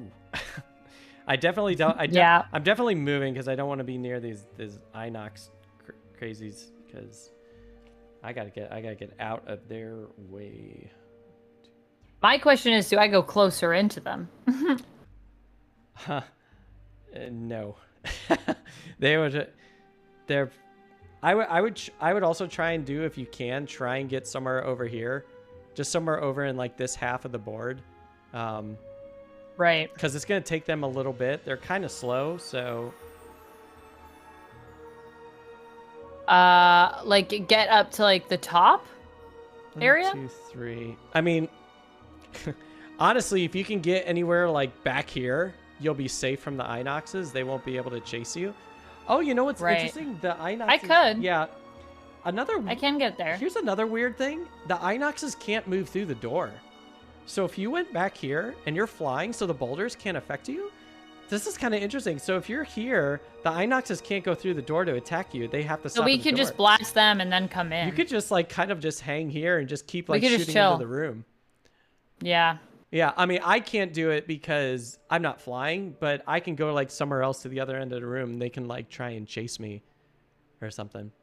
That'll protect you. So like like I said, as long as you're like here, if you're here, they can't hurt you.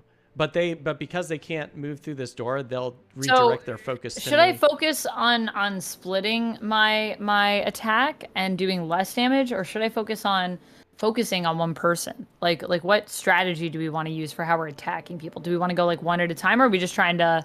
Well, I'm gonna move. Like that's the question. Well, I'm gonna move. So if I move, then they'll attack you because you're standing there. So I think what I'm gonna do is I'm gonna move here, and I might try and take out. Can I take out 2? I don't know if I can take out 2, but I can at least take out 1, which would be the shaman. So I think what I'm gonna do is I'm just gonna kind of move to somewhere on the other side of the board and try and take out the shaman.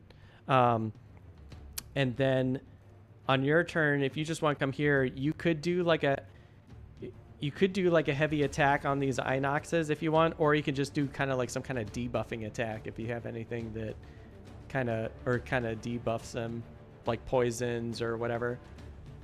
I just think like so you think I should focus near the front then? Yeah, for safety's sake, you should at least be on one of these 3 tiles. For safety's sake. Because I could move back and still hurt people at the back. Yeah. That's what I'm saying. Yeah. So I could do that as well. But if you feel like you want to focus on the people at the back, and we'll split the focus. So like I'll focus on the Inoxes, you'll focus on the shaman and the archer. Then we could also do it that way. Yeah, that could be good. But it'll just change what I choose in terms of my range. Yeah, as long as you don't as long as you don't enter this room, you'll be fine. I won't. Yeah. I'll move back. Yeah, that's fine. Yeah, as long as then you'll be safe. Because I'm just worried about your life because you're only at 2. Yes. And you have a short amount of cards too, so I want to make sure your cards are so good. Yeah. So I'll go in the back, and you can just do whatever attack you want to lay into the room. And okay. Because once the shaman and the archer are out, this should be a lot easier with just the 2 Inoxes, the guards, and then we should be okay. I hope. So we'll see. Yeah, I guess we'll see. We'll see what happens. So yeah, if I'm gonna do that, I gotta play that, and I got to play that. Okay, so yeah. Well, then I think.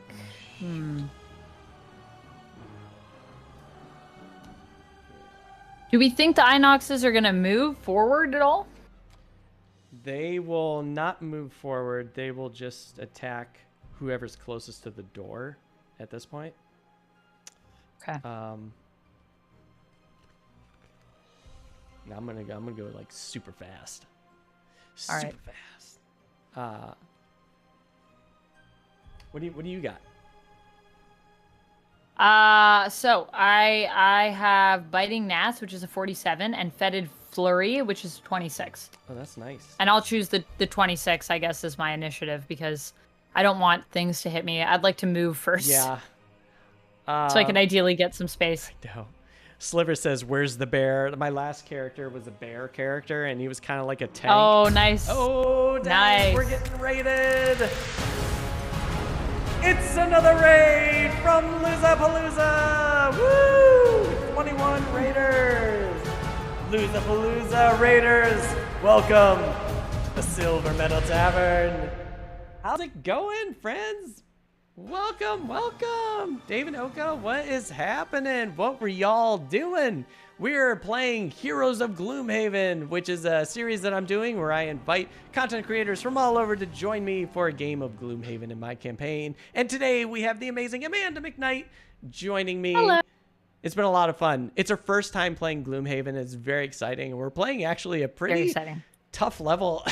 it's a lot. It's going well. It's going pretty well. We had a really terrible round one. Like round one, we just got ambushed like crazy. It wasn't anybody's fault. It was just the timing. The initiative was very much against us. Tom Posh says, "I'm not gonna lie, I do feel like a superhero with that entrance music." Oh, hilarious! Yeah, Amanda, you can't hear the raid music, but the raid music's pretty. No, it's pretty wild. It's very epic. Nice. So it's fun stuff. Raiders, welcome. We're in the final room, and we're about to lay waste to this room in here. It's pretty exciting, so we're very excited for everything that's happening. All right, so it looks like, oh yeah, we have to see what our friends are doing here. Okay, so this could change everything. A 44, a 70, and a 23. Okay, so the shaman's gonna move before you with the heal, but I think that's okay because I think I'm gonna kill the shaman by then. The shaman will be done. Let's see. All right, so I'm moving 4 with the jump. So I'm gonna go 1, 2, 3. Oh wait, crap. 1, 2, 3, 4. All right, so I'm hopping up here. And then that was my move. And now I'm going to do this burn card of an attack 5, range 5. Because I just don't want to mess around. We're aiming after the shaman for 5. 6. Make that a 6. And that shaman is dead. And 7 with the poison. So, bye, shaman. Ow. All right. There he goes. Shaman's out. Oh.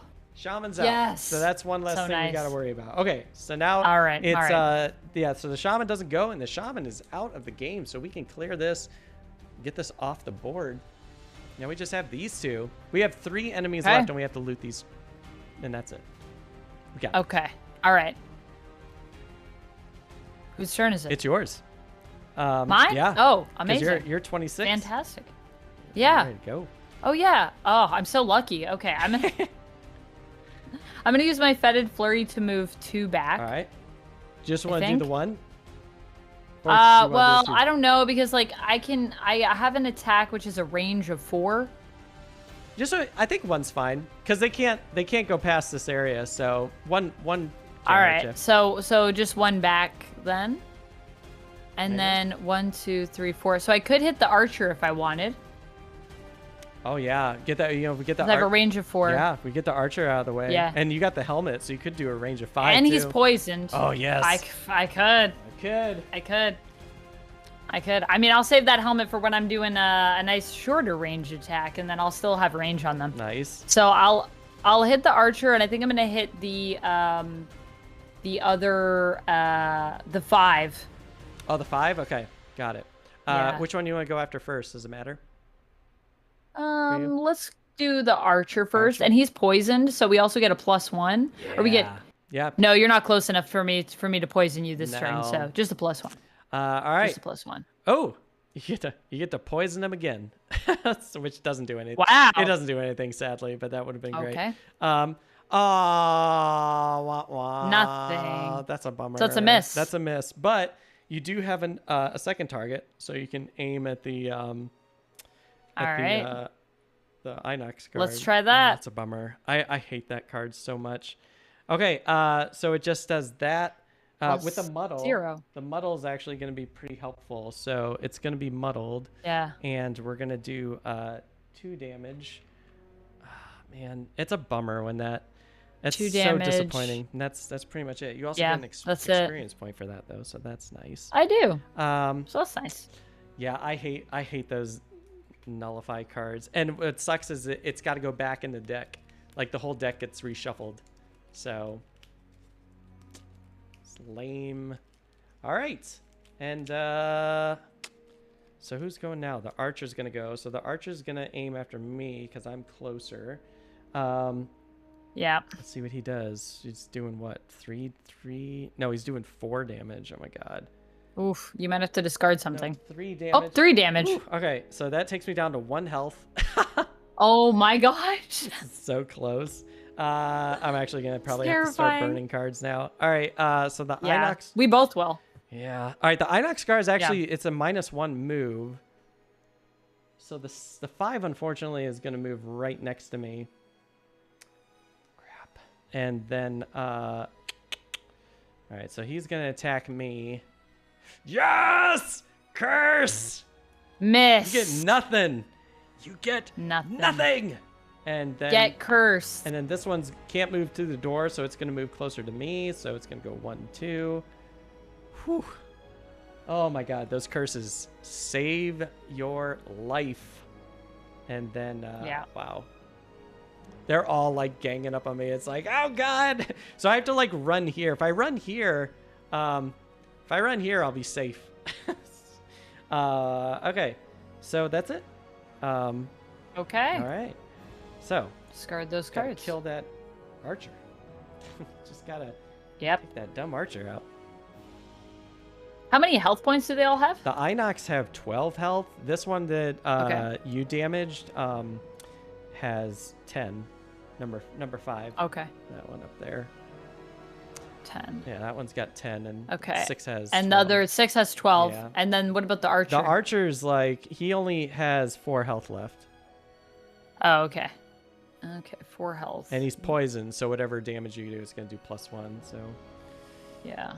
I gotta move. I don't. Crap. All right, I'm gonna do a short rest because I have no movement other than my default, and I'm like, I gotta go, gang. Okay, I'm all right with losing that. Okay, yeah, because I gotta. Yeah. 1, 2, 3. You know, I think I'm gonna turn invisible. I think I'm gonna turn invisible. So as long as you stay outside still, you'll be fine because they won't have any targets to attack. They won't be able to attack anybody. And I think if you wanna, do you want to go after the archer? Because if you want to go after an archer, That's what I was thinking. I can go after the Inox then. And I was thinking I might move a little closer, but not go in the room, and then go after the archer. yeah, I can go after the Inox for sure.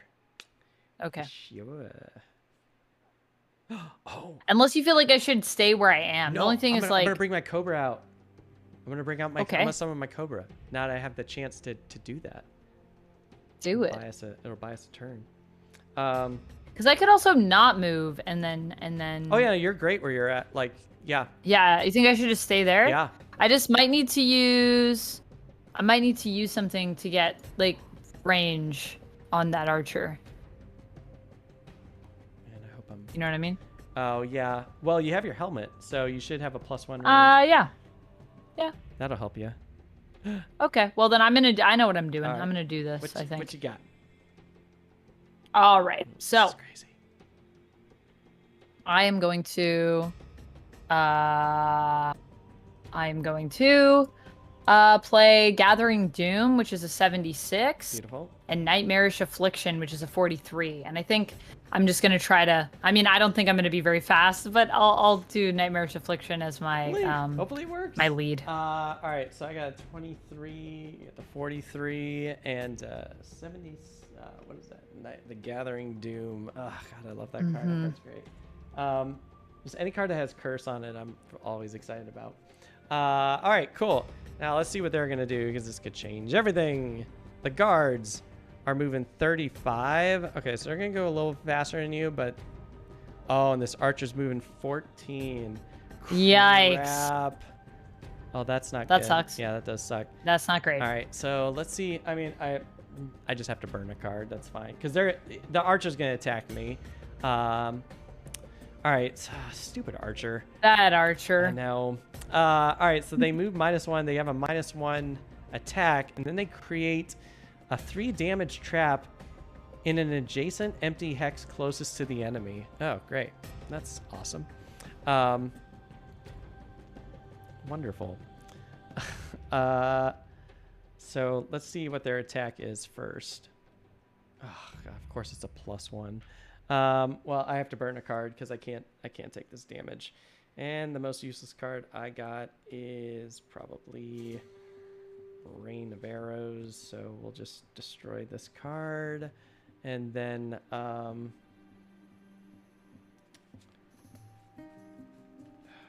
okay. And then, let's see. Oh, yeah. And then they're going to put a trap, a 3 damage trap, like right in front of me or somewhere, which will be right here. So that's fine. As long as I don't go in front of that space, I'll be safe. All right. So now it's my turn because they're done. I'm going to go 1, 2, 3 because I just want to be as far away from these things as possible. And we're going to turn invisible. I'm turning invisible.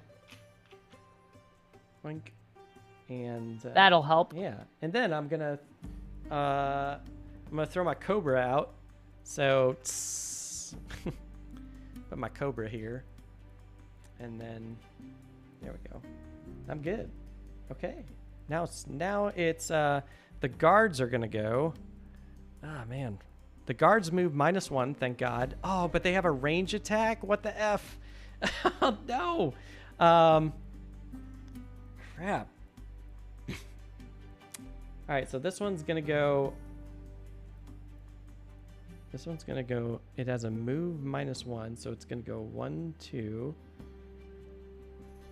And then it has a range attack of 2. That's the thing that's going to do the worst. That's the 5, so that's the one that's muddled. So it's a -1. And a curse. So that'll help us at least. Yep, it's okay. Got the curse. Thank you for the muddle. That was super helpful.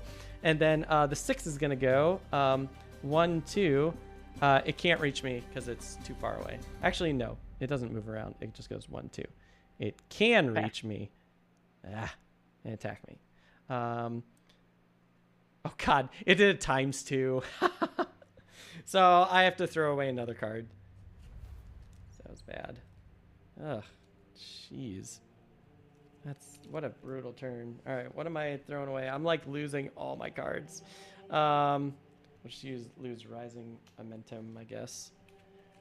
All right. Now it's your turn. Somebody kill that archer. Oh my God, that thing is so annoying. Ugh. Okay. Well, things moved because I'm going so late. So sadly, I'm not going to be as efficient as I wanted to be, but that's okay. That's okay. Yeah, I think I still got to do it this way. So my plan was for Gathering Doom, I was going to use the top of that card to do an attack 3 with a range of 3, but then I'll use my helmet to bump that range up to 4. Got it. And do I get that range for the entire turn? Yes. Okay. Great. So then my plan was with Nightmarish Affliction, which is a really good one for the top action because it has the Poison Curse, but it's not as good because it's only an attack of 1. I decided I was going to do the bottom action, which it gives me Immobilize, and that's a range of 3, and I can target up to 2, but sadly I can probably only target 1 within range. Oh, yeah. Yeah. Yeah. So that's the only unfortunate thing, is like I was kind of hoping there'd be 2 people within range of me, but no, because one of the little foot soldier guys moved up a little closer. So to you. So, but I could immobilize the archer. I don't know if that helps. Gosh, you know what's kind of interesting is you can immobilize, like if you ran into the room at this point, you can immobilize the 2 Inox guards. And then they can't move on their turn because they only do melee attack unless they have that stupid range. That's the thing. It's like I didn't memorize like their cards. But it's only until the end of its next turn, so they'll only be immobilized for 1 turn. Yeah. Well, Well, that one turn will be helpful because it'll prevent them from not attacking both of us because they're more so like melee characters. So, which I gotta get rid of this muddle, by the way. That's an option. I could do that. That's an option too if you wanted to utilize. Well, actually, your no, I don't have any move. That's the only thing. Oh yeah, that's right, because you can't move in there and. Because it's the bottom action, Yeah, so that's right. my move action. I think you're. So if I do that, I think whatever your original plan is fine. Okay, so I was gonna attack the archer using my helmet, so that would have an attack of 3, and then they also get cursed. Nice. Well, you did attack the archer for 3, which I believe. Plus. You did the poison. 1, because the archer's poisoned. So it's dead. So 4. You killed it. Okay, great. Yes. So it's one less thing to worry about. Yeah. Which unfortunately does mean that my immobilize is completely useless because I have nothing within range. That's okay. But I could use that bottom action to move now if I want to move a little closer into the room. Yeah, it's up to you. If you want to.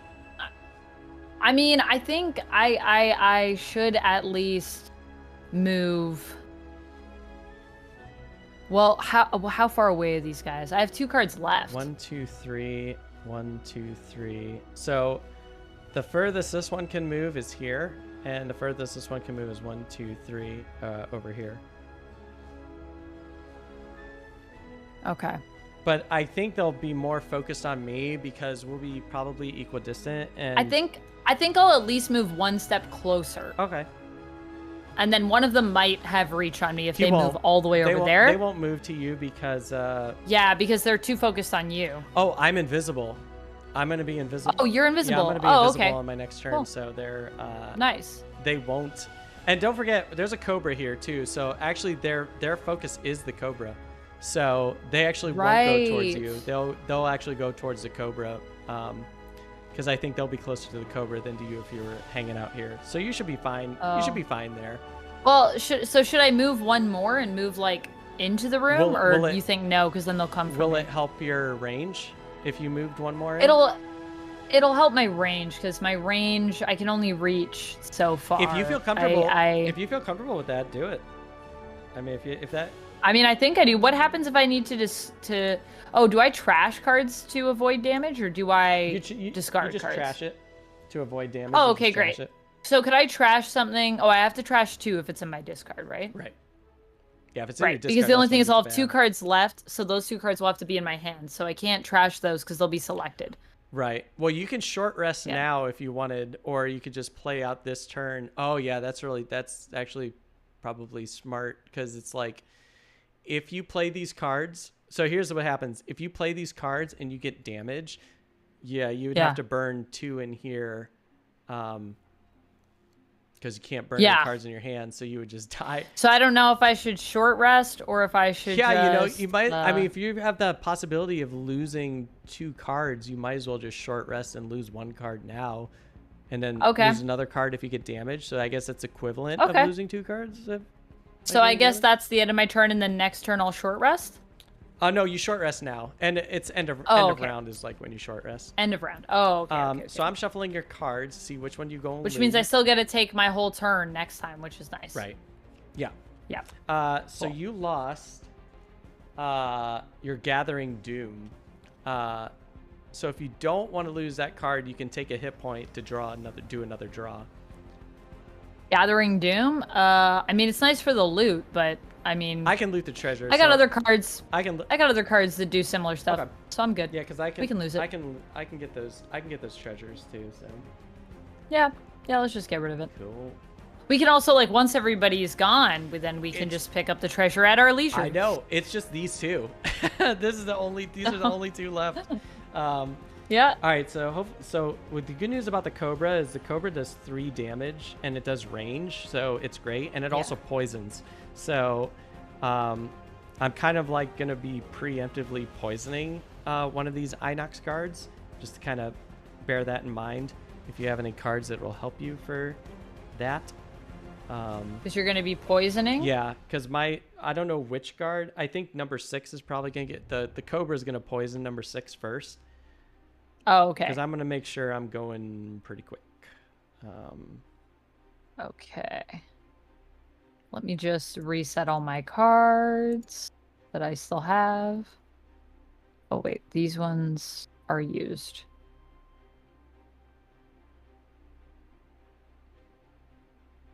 Man, I have so few cards. 1, 2, 3, 4, 5, 6, 7. I know. It's like scary.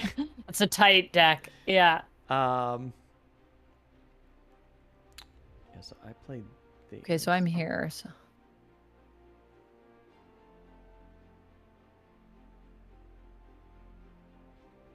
Man, these Inox, these guards. Oh, are and so tough. but I don't get my items back, right?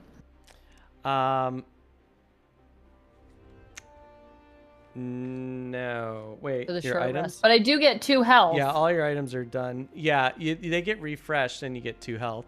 Yeah, I think at this point, like, long resting is like kind of. But will I get do I get the helmet back, or that's only if you long rest? That's only if you long rest. Got it. Yeah. Okay, cool. That's fine. That's fine. 1, 2, 3. Okay. Just looking at what my range is. God, it's so great that so to- great that you're flying and you're just kind of like dodging all those bolters just falling down. Yeah. That's so amazing that you got Wing Congregation out. It's just incredible how much Yeah. it's helping. So useful. I think I may have to move into the room. Gotcha. Potentially. Maybe. It's so scary. I think this. Do I have a range of 4 on anyone right now? I think I do. I think on this guy. Which one? Number 6 or number 5? Number 6. Number 6. 1, 2, 3, 4, 5. Oh no. 1, 2, 3, 4. Yeah. 4, that's 4 okay. away. So crazy. Okay, I think this works for me.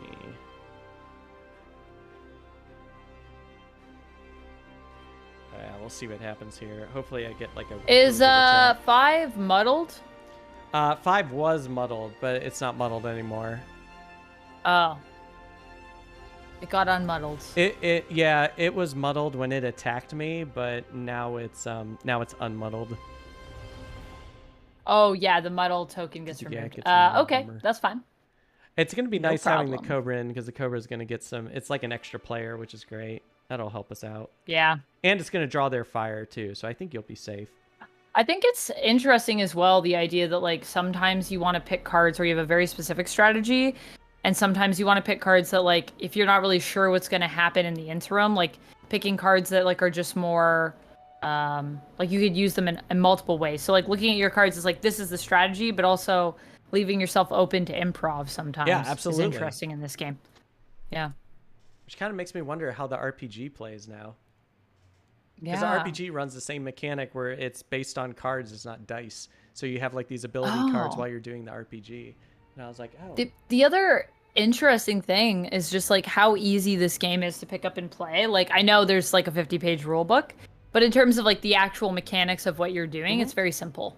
Yeah, It's very like intuitive. Absolutely. It's a very very simple game, but the strategy of it is you can see it's like very challenging, and it's like every move, it's like there's a lot of optimal plays that you have to have like in the background, just thinking, all right, I need to make sure I do this perfect play or else this whole thing could just kind of fall apart.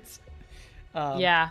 Well, and also when you're thinking like about so many different like statuses and things that can come into play and the way characters move, it's like that level of it is very complex. But the actual like choose 2 cards and then do the top and do the bottom, then like that's so easy. It's super I simple. love that. Yeah, it's great. Yeah, it's really great when you have somebody who's like experienced like running the game. You're just like, oh, this game's easy. It's funny like when you start playing this game solo, you're like, oh my gosh, there's so much happening. It's like it is a little heavy, but yeah, when you're just along for the ride, it's a fantastic game. Like when you don't have the responsibility of running stuff, it's great. Which I'm wondering if that's kind of like how an RPG works too, a little bit. Is the RPG kind of like that too? Like when you're the DM, you're like kind in terms of running everything, and when you're the player, you're just kind of rolling dice and making decisions on what to do. I mean, you're definitely still strategizing between like what are all the options that I have at my disposal. I mean, I would say this is a very similar feel to playing like a fantasy RPG in the sense of like you're gonna make plays. There's gonna be stuff that might change that you weren't expecting, and then you have to kind of figure out how do you want to react to that. Can you react to that? How much wiggle room did you set up for yourself? In terms of like what it's like for a GM, though, I couldn't really speak to that. I've only ever GM'd one RPG game ever, and it was a game of Bluebeard's Bride, which is a horror RPG. So it's a little bit different in terms of how it plays. It's less dice rolling in that game, more just spooky things happening and us deciding what sort of needs a qualifier and what doesn't. Like, it's very much like story focused more than combat focused. Oh, interesting. Yeah, I've never played an RPG, but I'm always curious about figuring out what it's like, seeing what it's like. This feels very similar, Oh, that's cool. I will say. Other than, like, obviously the storytelling elements. Like, neither of us are pretending to embody a character, per se. These are just people moving around. It's like the combat element of like, D&D. Definitely feels like Gloomhaven. Oh, cool. Yeah. Oh, crap. Where are we? Oh, yeah. I picked my cards. My cards are right here. Cool. I'm all good. I got my cards. Oh, yeah. What you got? I'm locked and loaded. All right, so I got Fetid Flurry, which is a 26, and Biting Gnats, which is a 47. And I'm going to choose my 26 as my lead card. All right. So hopefully I can get to these guys before they move is my goal. I think my Cobra's going to move before they go. That's a 10's pretty high, or pretty low, so yeah. It should be... Pretty high should as in good. pretty low. Yeah. In the initiative sense. All right, let's see what they got. Hopefully they don't do any more dumb Okay. range, because that was crazy. Okay, I know. so they're strengthening themselves, which means they'll get advantage, but they're very slow, so hopefully nothing crazy happens. We'll find out. All right, so I go first with the 10, which means my Cobra goes first. My Cobra's just going to attack this 6, and the Cobra... Oh, Cobra. -2. What is Cobra. wrong with you? Well, This Cobra doesn't know what's up. It still did 3 damage to number 6. That's something. That's something. It did poison it, so that's helpful. Nice. And then, so the Cobra's done. Now it's my turn. All right, so I'm gonna doom this character. Which one should I doom? Which one should I doom? All right, we're gonna doom number 6 because I guess I'm closer to it. So Sure. number 6 is getting doomed, and the doom is all allies. You and all allies gain advantage on this target. So we get advantage. So I'm gonna shoot that guy, and let's see, he's 2 attack +3 because this character is doomed. This character is doomed. So 5, 6 because it's poisoned, and we get advantage. Nice. All right, so they were both +1, so it's going to do 7. Man, still only took it to 10. So it still has 2 health left. That's like insane how much health these things have. It's so crazy. Yeah, I know. They're very strong. I was hoping that I could like take that thing out. If my Cobra didn't mess up its attack, it would have killed it. And then I'm done. That's all I got. Cobra. All right. got this. Well, I have some ideas, and I'm glad that everyone is where they were, because now it allows me to use my. Oh, wait, what was I gonna do with this? Oh yeah. I was going to. Oh well, I could do either of these actually. I could curse. It gives me an attack. Oh no, I don't have range on that. I'm gonna use my biting gnats as my top action. Okay.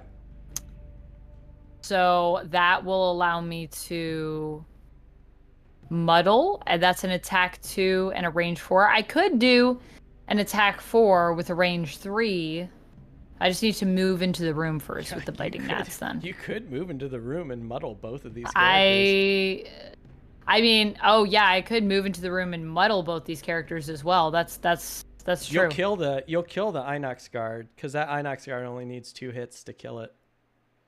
Oh yeah. Once Well, yeah. Well, and plus the Inox guard has poison, so that's like +1 as well, yeah, right? yeah. So it just needs 1 hit. It's just like crazy.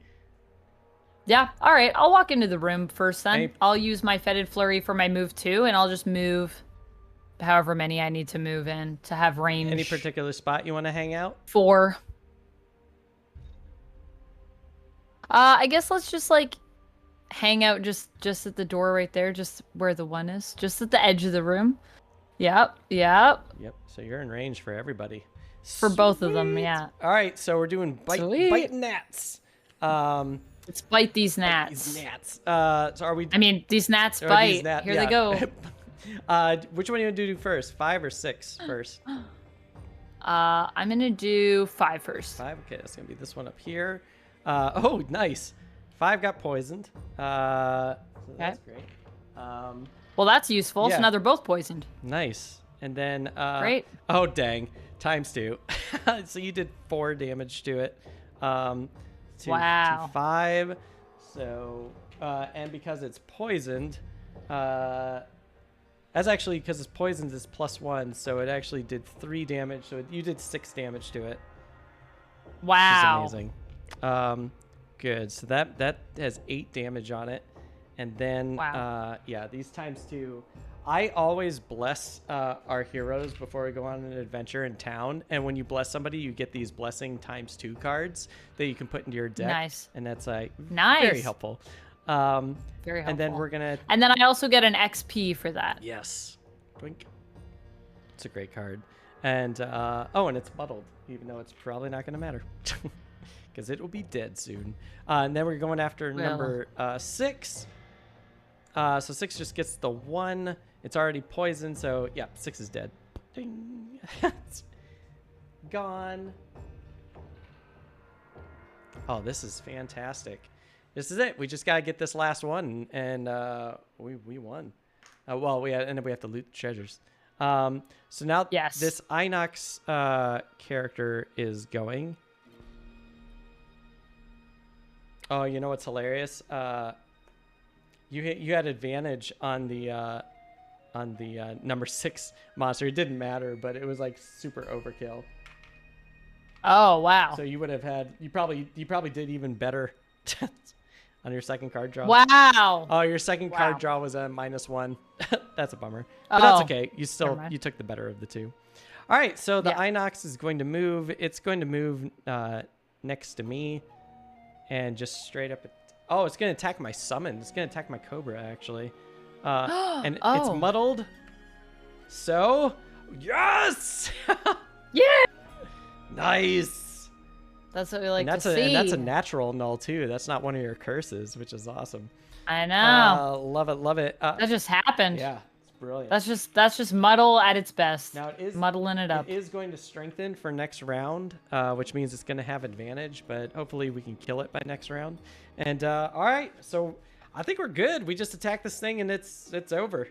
It's game over. Nice. I think I already know like which cards I'm going to play for this guy too, just to get this thing out of here. If the Cobra doesn't kill it, I'm definitely killing it. So I don't know if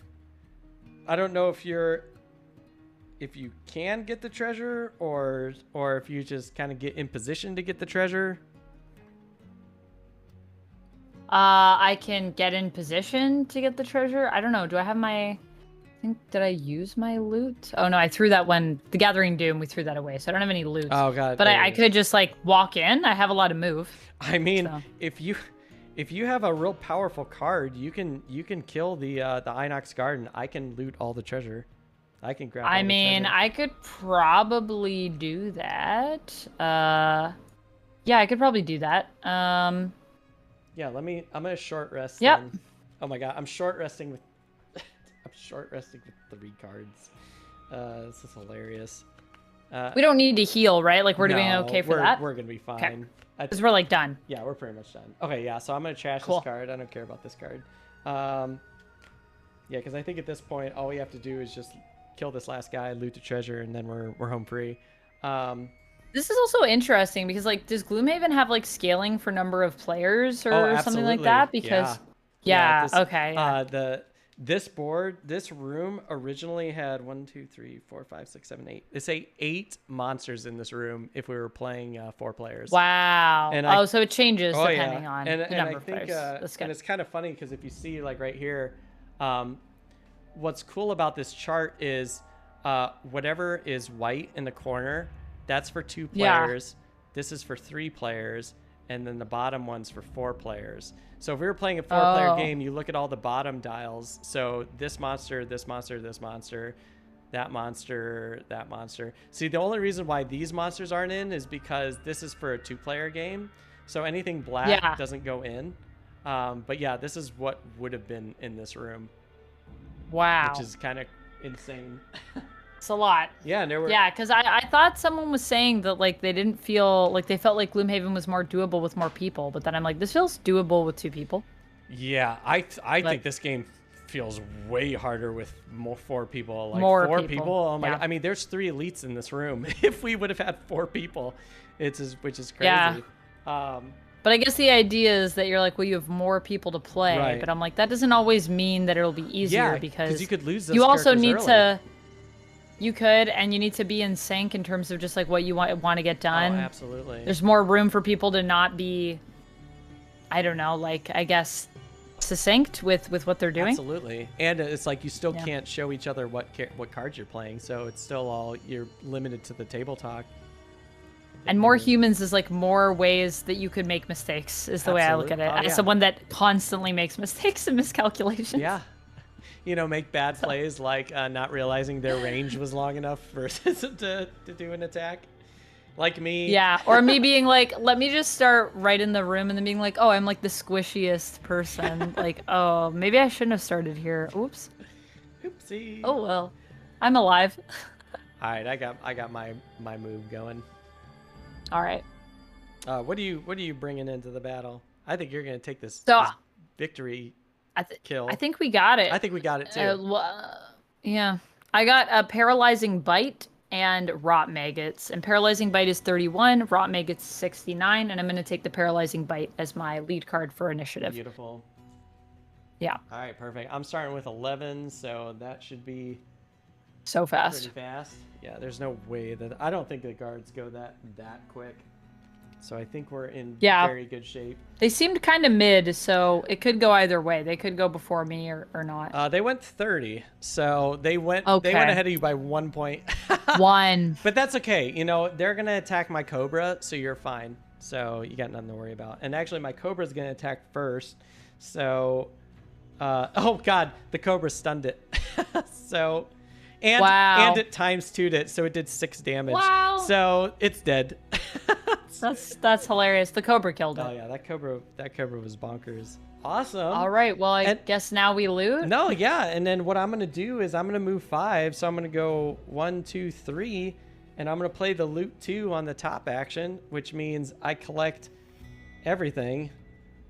Nice. Even these coins here. And nice. And then that's it. And then that's it. And then we get a conclusion. Little story. Nice. With the Inox dead, you can take stock of what you found in the cave. It is mostly earthen pots full of ash and bits of bone, but among their belongings you find a large tome. It is hacked up and falling apart, but most of the pages are still readable. You carefully stow it in your backpack and head towards Gloomhaven. "You are my heroes," Dominic says when you return with the codex. "This is everything I could have ever hoped for. I mean, sure, it could have been better shape, but no matter. I will begin studying it immediately." And that's it. We won. Nice. Congratulations. We got the codex. Yay. So good. Wow, that was really fun. Yeah. And that's it. That's Gloomhaven. That's nice. So, and there's a couple things that kind of happens at the end. We both get whatever our gold was There's a conversion for the gold. Every gold. Oh, how much XP did I get in the adventure, by the way, in the scenario? Let me grab. I can't believe I don't have a pencil. There's a pencil. All right. Okay. So let's look back. Let's see what we got. Okay. So for your character, you were playing Zariatin. So yeah. For the end of the scenario, so we had 5 for our road, and then we had 12 for completing the scenario that we got. So that 12. Oh, but I mean, how much experience did I gain during the scenario? Oh, and then you had 8 on top of that. Only 8. Well, then I guess I didn't achieve my objective, but I tried. Oh yeah, let's see what you got. Yours was gain 13. Mine was that's hard. Gain 13. Yeah, gain 13 points. Yeah. Mine was, what was mine? Oh yeah, mine definitely wasn't. Oh. This. Actually, wait, No. maybe it was. Well, wait. I only had. What do I need? I need. Oh, have 3 or few total in cards your in hand and and discard. I had 5. Wow. God, that's hard. Wow. That's a tough one. Yeah, I was like. That is really hard. I was just like, I'm 3 or fewer. I'm like cutting it close. I'm not gonna waste my time with this. It's like I would be lucky enough if we survive this thing. So actually, this is really cool. So let's see. We got 10, 22 for your experience points is 22, 3.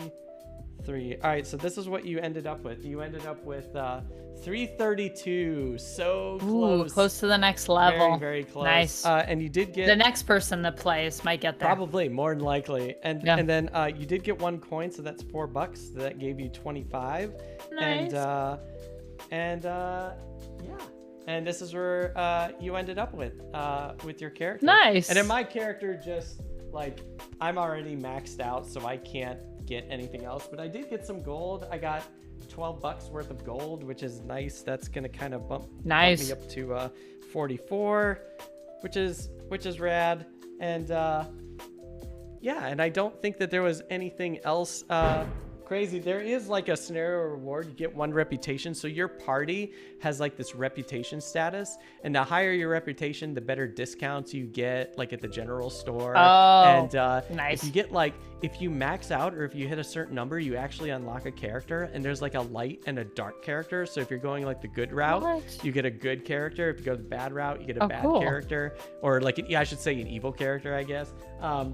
Yeah. And then also, if you max out in either direction of your reputation, something else unlocks in the game. So there's all these things in the game that's just kind of like unlocking and opening up. I mean, the game is just huge. I mean, I could see why people sink like hundreds of hours into this game, because and the fact that you can just kind of replay the campaign is pretty great. So yeah, this game is well worth I don't know, what it used to be like average $110 or whatever, and if you got them on a good deal, I think I got this game for like $85, I think, and it was on like a Christmas Black Friday thing, and I was like, oh yeah, I absolutely got like every penny worth of this game so far.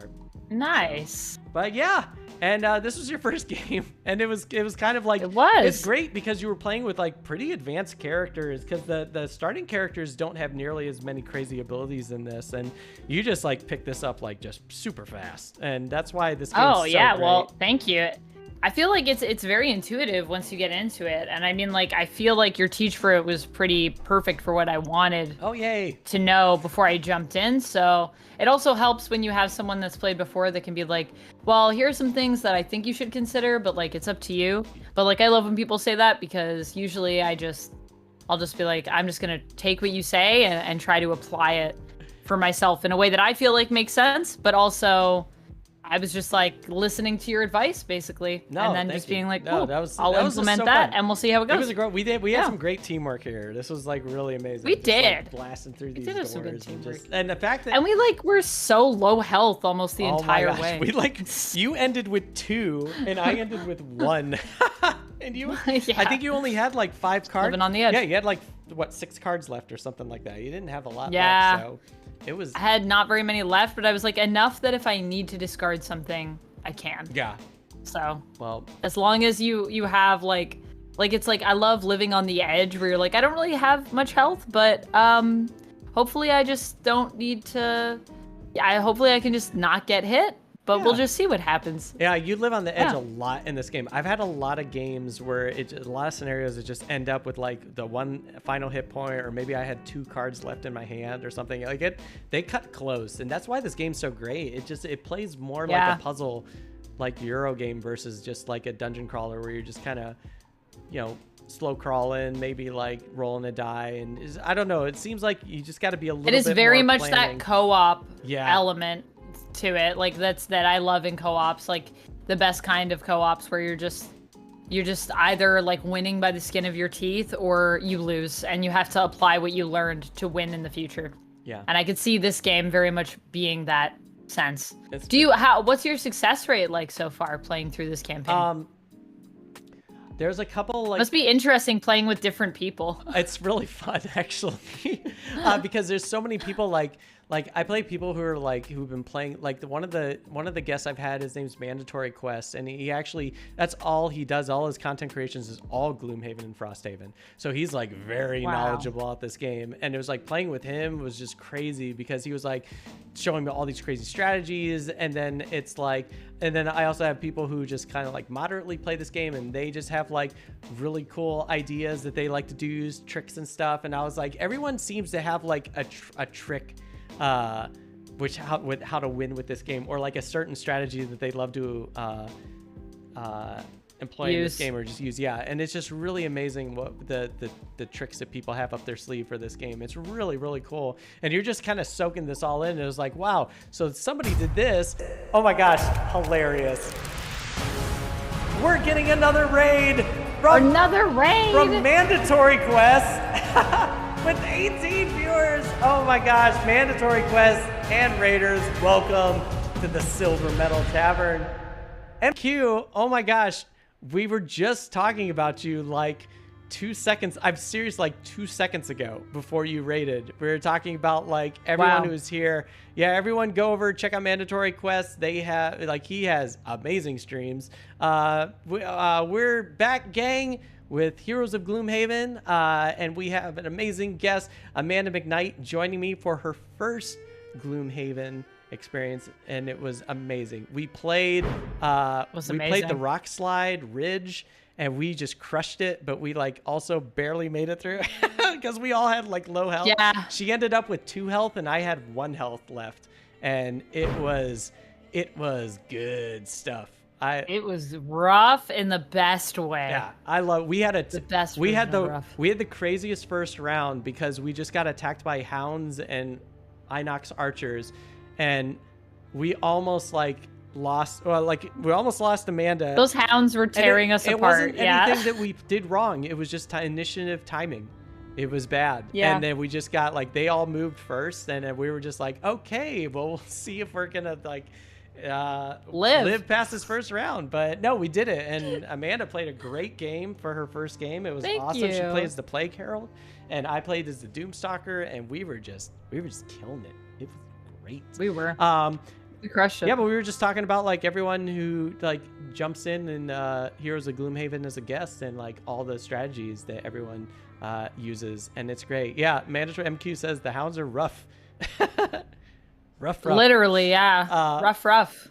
But it's really good stuff. So, and I'm glad you got to play this, and I'm glad you got to play some of the more advanced characters, because I think these advanced characters are really, really fun. Especially with the Plague Herald, with the curses and the, So are these new characters that were added in? These are characters that are part of the original game, but you unlock them as you play. Oh. And like you said when you were talking about playing with other guests, it's this spread the plague mechanic that you were using. I learned this from MQ. We were playing a game, and MQ was like, I can poison you you can't be poisoned, but I still get the advantage. And I was like, oh my gosh, I never thought of it that way. So it's just amazing, like all the little tricks that everyone comes up with. And yeah, that's so cool. It's great. So it is really fun just playing with like a whole, I mean, you're the 14th guest I've had on here. And I feel like after playing like with like 14 different people, you just kind of like get this like, it's almost like plugging into the Matrix. You just like learn all this stuff like super fast, and you're just like, wow, this is really great. Because it's like, or you could play like with your normal gamer group, but they always play like the same, style. You don't get to experience all these different styles, and I think that's what's so great about this series is you get to experience it like. You get to just ingest, like you're just like a sponge, like ingesting all these ideas. And it doesn't even have to be like people who are very experienced in the game. It could be people who, it's like you play this for the first time, but you play other games that you can add these strategies. And it's like, oh yeah, this makes absolute sense to do it this way. And it's like, you learn no matter what. It's like, that's why I love about this. So it's fun. So I'm really glad that you're here and that you're able to play this game. This was a lot of fun gaming with you. Yes, thank you so much for having me. This was so much fun. Absolutely. And like would play again, like 10 out of 10. Like I like how there's just like, it's very much just stuff you can read on the cards, and as long as you kind of understand the idea of like what a dungeon crawl is, feels like a very accessible game for people, which for something that's also so complex that's like my favorite thing, when you can really have both the best of both worlds. That idea of something that's very accessible but also has a lot of layers to it, and you can kind of mesh both of those worlds together. Yeah, absolutely. It's really cool. And if you ever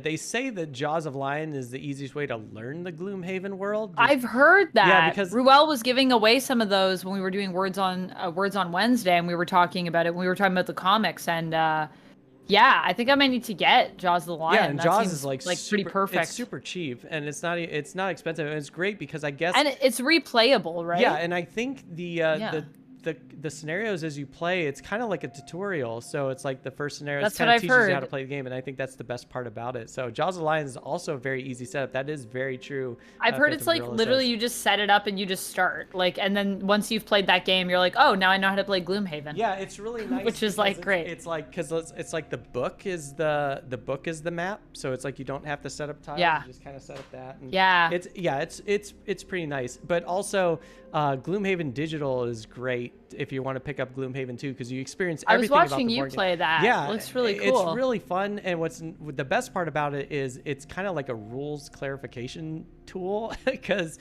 if you ever are unsure about the rules, because that's the biggest thing. There's a lot of like ambiguity in the rules of Gloomhaven that people kind of just are all over the place with, and a lot of times it gets corrected, it gets clarified and stuff like that. But it's like the digital version is like, it's absolute. Pretty much this is what's happening. So it's like it's very little ambiguity in that game. So that's my favorite thing about like digital board games, is the idea that like I'm just presented with choices, I make choices, and there's no way that I could mess it up because the rules are baked into the program. So it's like it's but you know what's hard? It's like when you only play games that way. Like I've never played Wingspan physically.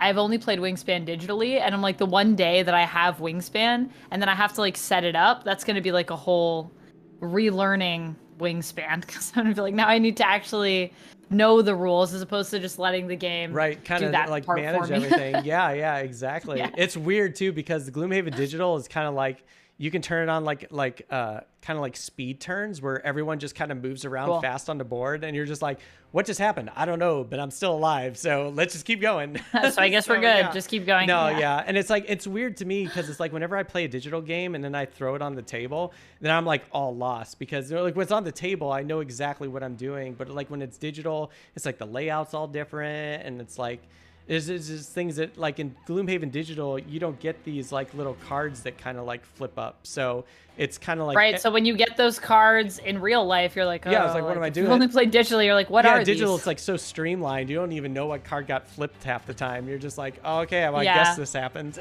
So Eva Little's in chat. Eva, welcome. Hello, how are you? And MQ says Jaws is the best to start for sure.